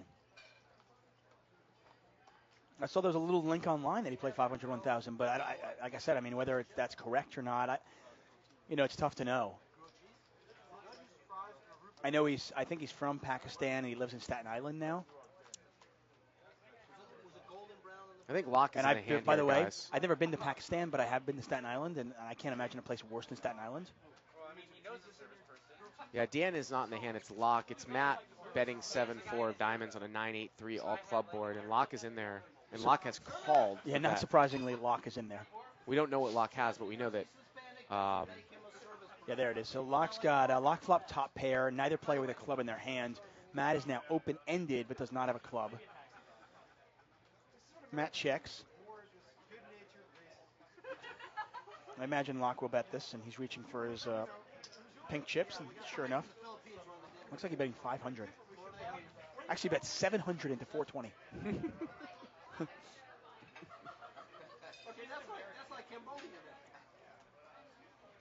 Rosemary Clark wanted to know how long the broadcast is going on for. Probably about another 15 minutes.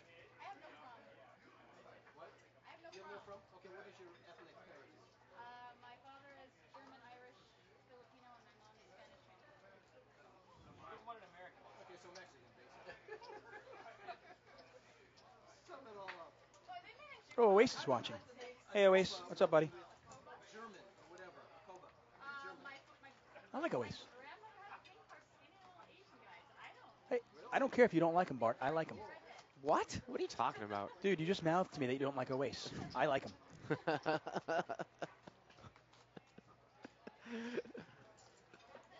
Tuckman's always trying to You know stir up trouble. Vinny doesn't like your stories, and Oasis doesn't like you either, okay? We are here at Live at the Bike. If you stumbled upon us from Card Player, welcome to our show. We're here every Tuesday and Friday night, 7:30 p.m. to 10:30 p.m. Pacific time. There it is, live cash games. We started this show back in 2005. Like I said earlier, we went on a bit of hiatus, but we are back, and we've been back for a couple of years now. And if poker is your thing, and if cash games are your thing, and you like to see hole cards, this is the place to be every Tuesday and Friday night. Every once in a while, we'll have a special show like this, or we'll do a tournament final table. But we bring all sorts of people on. Owais Ahmed is one of our commentators. Jeff Madsen, one of our commentators. Nicole Juergens.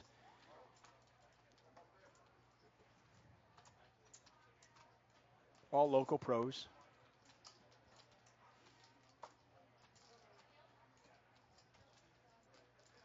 Well, looks like Dan O'Brien here opened to 175 with threes. Ozzy's going to call with King Jack of Diamonds. King Dan with King Nine of Hearts. Is Barry going to squeeze here with Deuce Three of Spades?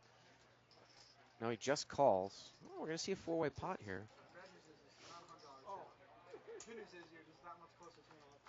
People sharing the same cards. And Ozzy's got the best of it here with King Jack.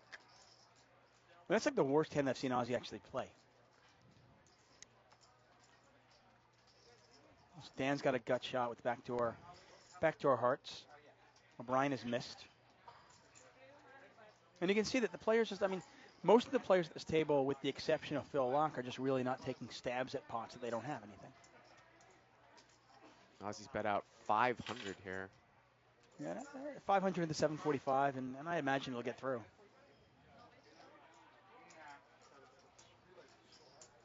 Barry just thinking about possibly making a move here at Deuce Three of Spades, and he's gonna pass. O'Brien's not gonna get out of line, and Ozzy takes that one down. Ozzy at about 8,000 right now. Harry at under 30,000 right now. He's got 29,345, so he's virtually even for the day. Our big winner is Dan O'Brien, who's got about $20,000 in front of him. He's in the game for about 10, so he's up 10K. Nobody's talking to you. Which I did think was a fine idea. Fucking world, okay? Just shut the fuck up. Just throwing it out there. Let the Americans. Hey, I don't go for this flying shit. What? Barry and Harry getting into it a little bit. He's my son, man. I thought you were on my side. LA Wolf wanted to know if the show's going to be archived. It is going to be archived. Long day for us. Hope you guys have enjoyed the show. Once again, Brian directing the show. Lewis on the floor with the camera. Lizette there as well, hosting it. And Evelyn producing the show. Matt's right near the food, isn't he, huh? Matt's always by the food. Okay, are we back? We've had this show on for 3 hours and 45 minutes, and he's been eating for 2 hours and 31 minutes. Although he's actually lost a lot of weight. Did you see? You notice? He looks a little thinner. No, yeah, he definitely lost a lot of weight. I think you described him as, in a prior episode, slovenly. It's not, and it's not, and not because of the weight. To be honest with you, it's not because of his weight. It's just sometimes when he dresses, he's actually more of like to be honest with you, sometimes when you see me dressed, you could probably describe me as slovenly. That's about as well dressed as I've seen him. Laak opens with King 10 and Little calls with sixes. By the way, that's also about as nice as I've seen his hair too. Usually his hair is like, he doesn't cut it for like a month and a half. It's going in every different direction, and he's wearing like, Wow, I mean, sweatpants and a sweat t-shirt. that's amazing. I mean, John just folds, and you wonder if you've got an image like Jonathan Little, like I don't think Locke would ever call any raise with any hand on the flop. That's what I was going for. 10th December. December, jeez, you're on the dry streak, dude. I know.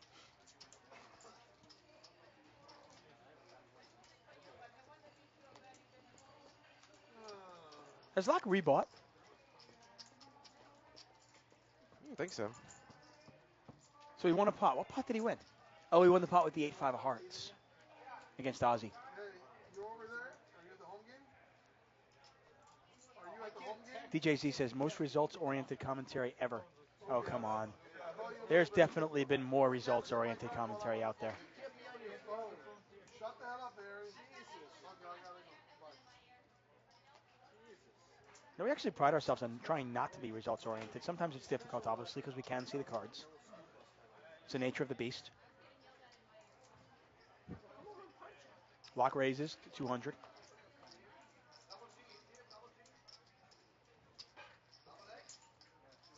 Dan Smith's going to 3-bet, and this is kind of what I expected players to do. And this is not results-oriented. Oh, Locke doesn't have a hand. It just, Locke's opening more than 30% of the time. He's entering more than 65% of the pots. He just doesn't have a hand very often, and sure enough, he just gives it up. And I think Dan tried this earlier on. I don't see any problem with it. I'm surprised Harry's going to call this, though. Out of position with 9-6 of spades. I'm assuming he's thinking Dan's got a big hand and maybe he can crack him. Wow, what a flop for Harry. He's open-ended here. For a second, I thought he had a spade draw, but just open-ended. Dan's got a gut shot here to a 9. Yeah, king high, good right now. He bet 200? Did Dan bet 200? Oh, no, check. Okay. Check. Turn to 7. Let's see if Harry will fire twice. I think at this point, Dan's probably not going to call down with king high. No, I think this board actually really hits Harry's, calling range. And I'm surprised Harry actually did not bet the turn. But is he going to check, call, and then bluff the river here? It goes check. Yeah. Dan, Harry usually has a plan. He's not going to, I don't think he's just going to check this down. Let's see here on the river. River is a 6. Well, he hits a 6. How about that's a plan? I'm going to hit a pair. And then hope it goes to check. Check, and he's going to win it with a 6. I just think that Harry was going to do something there. I assume so. Yeah. I just feel like on a Jack 8-7 board, when your opponent checks it back, I just feel like the Jack 8-7 is, Harry called the raise and then calls the 3-bet. I just feel like that hits his range pretty hard. Yep. A lot more than it would hit Dan S's range. And then when Dan checks it back, I just feel like, if I'm Harry, I want to try to take this one down a little bit. Although, maybe he's worried that Dan actually has some showdown value.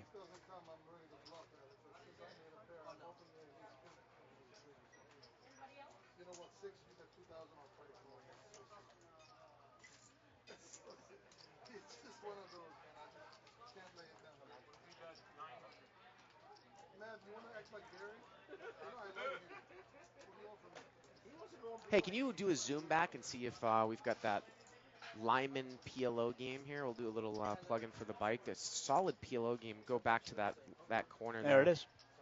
Actually, yep, there it is in the back corner. Oh, there's Amir. Oh, and Amir? Gary. Oh, JCW. Put Tablaza, please put me on the board. And that girl, too, Misty. Oh, wow. Amir, Steve.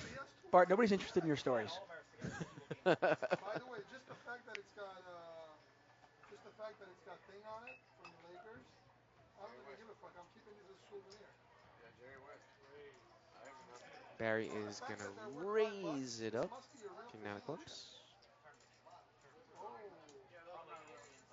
Why does it have the dollar sign on it then? No cap. Yeah, but if it has the dollar sign, it must have. Right. And Ron's going to call here with Queen 10. And they're going to go heads up. Barry, Ron. Barry's in position, and Ron flops trips, and Barry flops top pair. So I imagine they'll all get in there, right? And look at this. Ron's going to lead right out into Barry. Yeah, but this is, does Ron do this with a draw? I guess he could, right? He could. But I think Barry's going to call him down. If Ron just bets all 3 streets, I don't see Barry folding. Well, That might be one of the cards. That could kill his action. Yeah. Although I mean, Ron might lead out with a heart draw, but I don't see Ron betting all 3 streets with a heart draw. He also, he could, if he bet out with Jack 10, he's there. If he bet out with the nut flush draw, he's there. There's just not a whole lot that King 9 can beat here on the turn. Another straight flush. Ron got real unlucky with that turn. Yeah, no, obviously. And this is a pretty easy fold for Barry. I just think, like I said, I mean, I just don't. I think Ron leads out with draws one time. I just don't know if he's firing multiple barrels with nothing. Jack 10 got there. I mean, I'm with you. By the way, the conversation has moved on to Ozzy and what they think of Ozzy. And like I said, I caution you to judge a player based on a 1-3 hour session. Pretty much any player in the world can look bad in one small session. Uh-oh, Barry's still Barry calling. calls, and this is part of Barry's game that he just can't get away from his hand. And I don't understand why. River's a deuce, and, you know, Ron probably going to bet out like 1,500 here. Yeah, no reason not to. And this is never a bluff. Oh, he's all in? He bet 3,300 all in, and this is just never a bluff. Never a bluff. I mean, to be honest, actually, Queen 10 might be the worst hand he has. Yeah.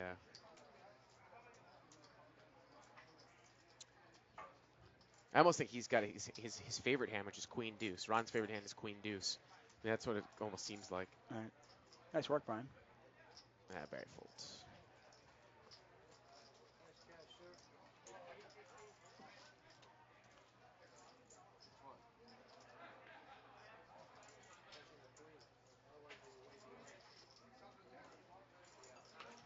Yeah, right. Let me go fucking check his time. Oh, we'll fucking. You want to bet some money or you? Well, there's Lyman. Oh, there he is. There's Lizette. There's a slovenly guy right there. Look at Lewis. Looking nice in the jacket.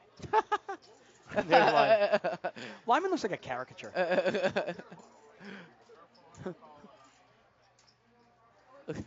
He's awesome.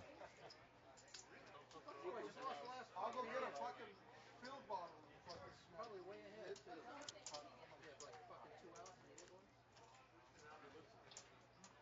Got a few minutes left in tonight's show, guys. I hope you've enjoyed it. As I mentioned earlier, we will be back here on Friday night, 7:30 p.m. Pacific time. It'll be a much smaller game then, but that's what we do. Every Tuesday and Friday, cash games here, sometimes PLO, sometimes Hold'em. This is the place to see it. Yeah, we got about maybe 2 hands left, 5 minutes left in the show. Thanks for joining us. And we're going to be doing these games every month. Do you want to present the iPad to Laak?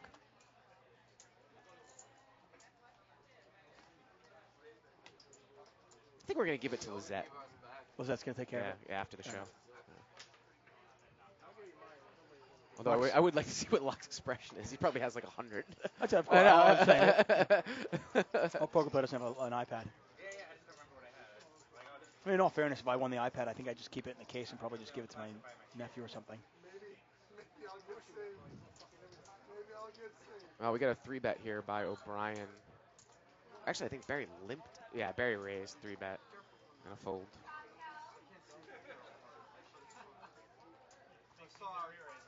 Apparently, Skinny Brown says that you and I for the Democratic ticket in 2015. But he wants you to be his bitch in a specific matter. I'm assuming I'm president and he's vice president then. Democratic ticket. That's what he said. I know. I see that. He wants your money in there a specific way. As long as I'm not your VP, I'm okay with that. You should really watch House of Cards on Netflix. We've got Netflix. I'll check it out. Yeah.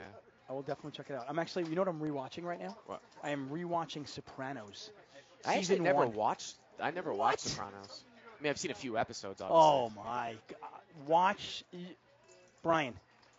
Right? I mean, everybody, dude, go watch season 1, season 2. Honestly, Did it get worse later on or something? like Or every petered show out? has Yeah. its ups and downs, but I mean, early on, it's fantastic. The writing, the acting, it's just riveting. Anyway, I'm actually rewatching season 1, and I wish Netflix Instant could actually like stream movies that actually people would want to watch. You know, it's got like 0.1% of the movies on there. I mean, What, it's, Netflix? Yeah, it's basically TV. I actually like. You know what I've got is I've got Amazon Demand, and that actually has a lot of movies on.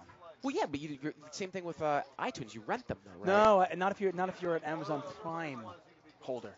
Basically, if you pay Oh. $80 for Prime, A month? no, $80 a year, Yeah. you get free shipping with Amazon, Hmm. and you get all the movies. All the movies that they have available. Yeah, not like the brand new releases, but they've got like, I mean, they've got all the Oscars, they have like old movies, they have all on there, and they're all Old streamed. movies, yeah. It's kind of pretty cool. Yeah, I'm just disappointed with the instant queue. I'm not Netflix. thrilled with Netflix, I'll be honest. I liked it for some of the TV shows, but once I kind of caught up with TV shows, I was like, nah, what do I need it has now? all the TV shows. Yeah, but I was like, now that I caught up, what do I need yeah. now? I mean, you can obviously I mean, they have all the movies if you want it on DVD, but, you know, who DVD. wants it, right? I want to watch a movie when I want to watch a movie. Come on, dude. One time, give me ace. Or those three suited. Give me those three suited. Same shit. Yeah. Barry raises. Barry's going to make it 225 here with Queen 9 of Diamonds.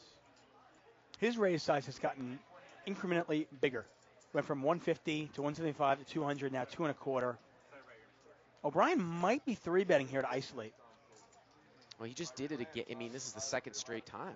He did it last hand as well. Same thing. Yeah, and I think it's a great situation for O'Brien. I mean, he's putting pressure on the rest of the table. He wants to play heads up against Barry in position. And in this particular spot, he's got the best hand. It's an easy fold for Matt. Matt's not deep enough to make this call. Yeah, Matt's only starts the hand with about 3,000. You wonder if Barry's going to get frustrated, though, and call here with Queen 9 of Diamonds from out of position. That's something that Barry does. Sometimes he'll call here and then just kind of, okay, check fold or get caught up with something.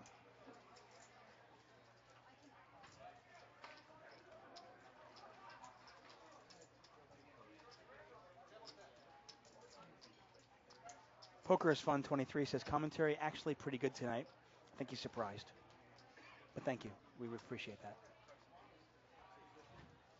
Back over to Barry, and you called it. He makes the call. Frustrated call here.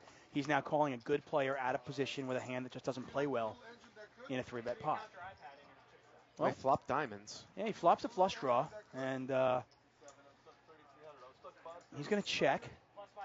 Now, this is what I talked about before, like against the Matt Salsberg hands. I never expect Barry to check raise here with like a naked draw. I don't think he's going to check raise with Queen 9 of Diamonds here. Right, you think the worst hand he would check raise here would be like a 7-8 of diamonds. 10x of diamonds, something like that. I just don't think Some he's sort of check combo raising. draw. Well, Right. we'll see. We'll see how he plays it. It'll be interesting to see here if he check calls and the turn goes check, if he'll bluff the river. And he calls. He makes the That's what call. I'm saying, yeah. There you go. These players are, by the way, very deep. Barry 14,000 behind. The queen would be interesting here on the turn. Well, how about a 5? Now, I don't think that O'Brien's going to double barrel this turn. We talked about it before. These guys aren't making their money off of recreational players from bluffing them. Let's see if he checks it back. I mean, unless he specifically thinks that he can get Barry off of 7s, 8s, 9s, I mean, the only thing is, if Barry has something like, ace X of diamonds, you're not going to get him. You might get him off it. Check. And you can't win the showdown with king high. See if Barry bluffs the river with the brick. No, he doesn't have to bluff. Matter. The river's It would have been, it would have been really interesting if Yeah. it was an offsuit, if it was a black 7. Right. What does Barry do? Barry's not afraid to bluff, but now he doesn't have to, obviously. And in this particular spot, obviously Barry's going to bet, and I assume O'Brien's going to fold.